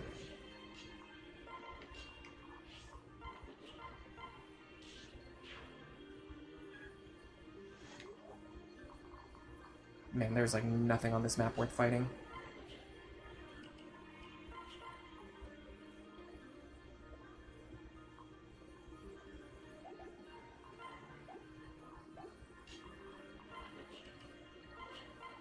We rolled a bunch of extremely low-level enemies.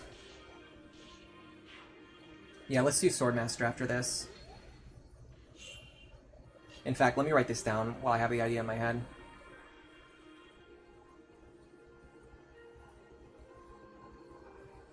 Strength +2. Oh yeah, she has Zeal already as well. That might interrupt things. So, like, Gale Force, Sword Fair, Pass... move +1, possibly. So she has 6 potential skills. We're gonna have to cut one. She's gonna be an assassin with strength +2, zeal, gale force, sword fair, pass, and move +1. And then we'll have to pick one of those skills to drop.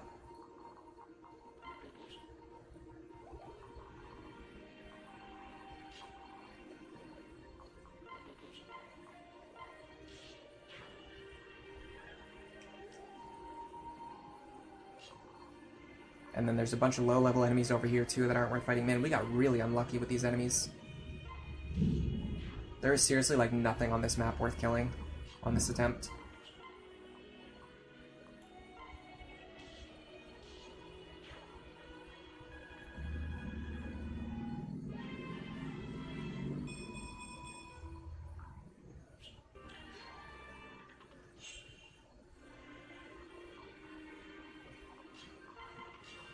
Look at this. A level 1 enemy. Because there's nothing else to fight. Dual strikes play around Miracle, by the way. If you ever kill an enemy with a dual strike, they can't proc Miracle. And then it also just gives you additional chances to finish them off once they're on 1 HP. You think Deliverer is better than move +1? Probably true, but I don't feel like going all the way through Griffin to get it, especially because move +1 is the most likely skill that I'm going to cut. I don't want to train an extra 15 levels to get a skill that I'm going to cut. It is better than move +1, though. I think you're right about that. I think Pass is better than both.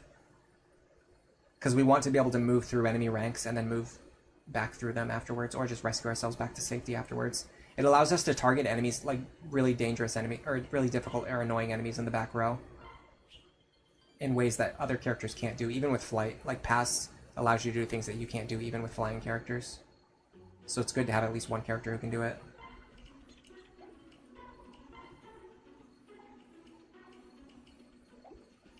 Okay, we should have 1 or 2 more attempts left before we're done.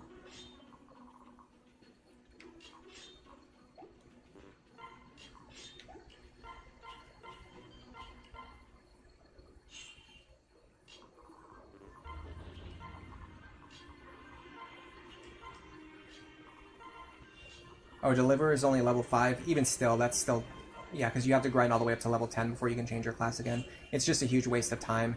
It's going to blow up my internal levels. Keep in mind, I'm going to have to do hours and hours and hours of off-stream grinding. You guys don't have to watch that, but I actually have to do it. So, going out of my way to get a skill that I'm immediately going to cut is just totally pointless. It's just a huge waste of my time.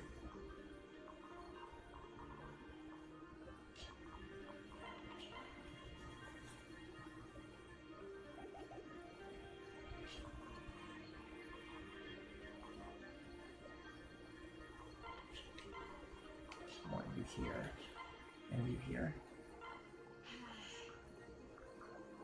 Like, that will if I go to get Deliverer on Na, it will probably take me at least an extra hour. It will add at least an extra hour onto my grinding. It sucks, but that's just the way that it is.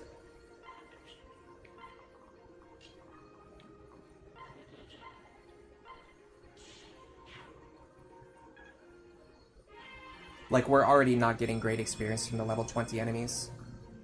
And we still have to probably go and get Sword Fair.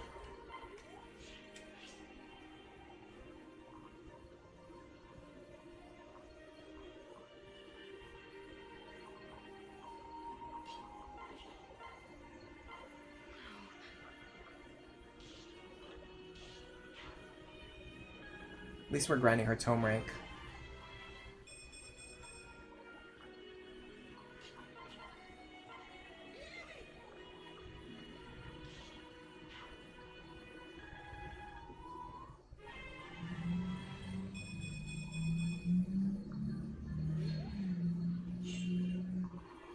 Okay, you...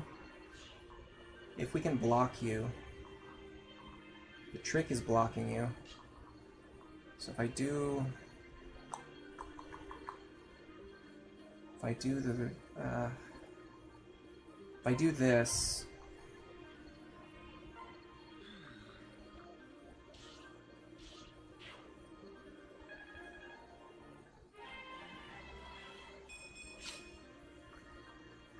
Then I can do this.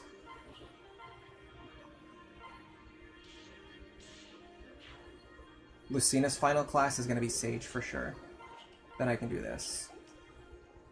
We just have to get her Gale Force first, and then we can put her back into Sage.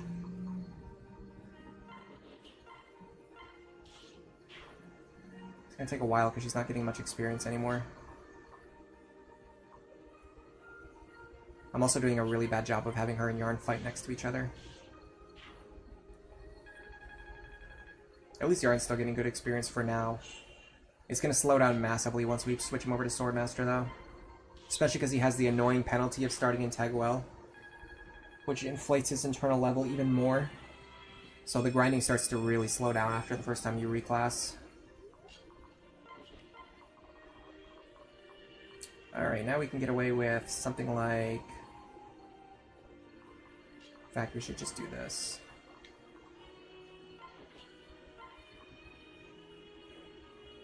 And then hope for a dual strike. We got it. At least we still get good experience from the level 30 kills, but it's like we don't even get a full level anymore. So we have to get a bunch of level 30 kills between now and then once I'm done. And that's just for grinding these characters. There's still other characters I need to grind up. Although these are kind of like the last four that like really need like a full grinding session. Other than Robin, who I've been putting on the back burner for a while because I just do not want to do that. Okay, we're there. Here we go, Lucina, Yarn, S support. For those who waited, for the 21 people who waited, we're finally there. Yarn! Huh? What is it? Everything alright? You're all worked up. I've just been so impressed with your performance in combat lately. I had to come and tell you. Wow, Thanks, Lucina. The old rabbit run-for-your-life instinct is still there, but I feel like I'm getting better. You're a whole different person out there. It's amazing to witness. Aw, you're exaggerating, but I'm glad. If I've been doing well, do I get a reward? Ha! Of course, you name it. If it's within my power, it's yours. Will you be my girl? What? I always hated being a coward and a burden on everyone else. I wanted to change, but it wasn't until we started watching out for each other that I learned how. You taught me what real strength is, and I learn more from you every day. But I've got a long way to go, and that's where you come in. Yarn. I love you, Lucina. You make me a better Taguel, on the field and off. I want to be with you, always. You have my gratitude. I would like that very much, Yarn. You would? Really? You've become so brave, so dedicated. It's true that when we first met, you were like as not to turn and run. But watching you conquer your fear has been an inspiration to me. Huh.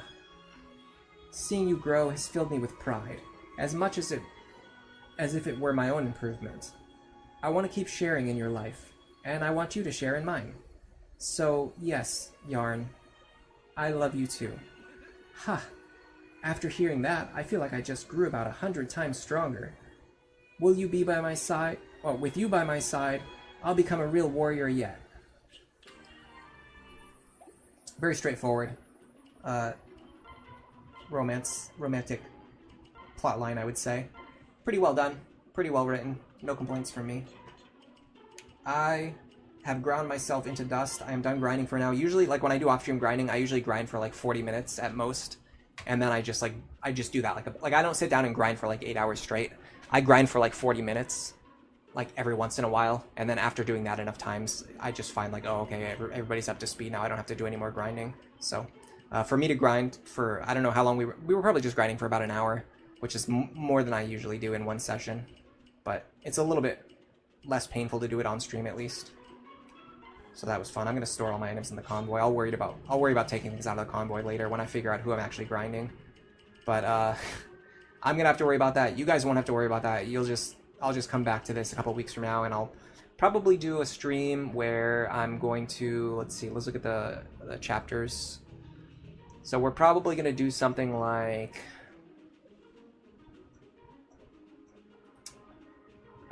Thread of Silence, Dead King's Lament, like Tiki, Gangrel, Walhart, Emerin, Yenfei, or Aversa, something like that. I'm probably going to save Priam for later.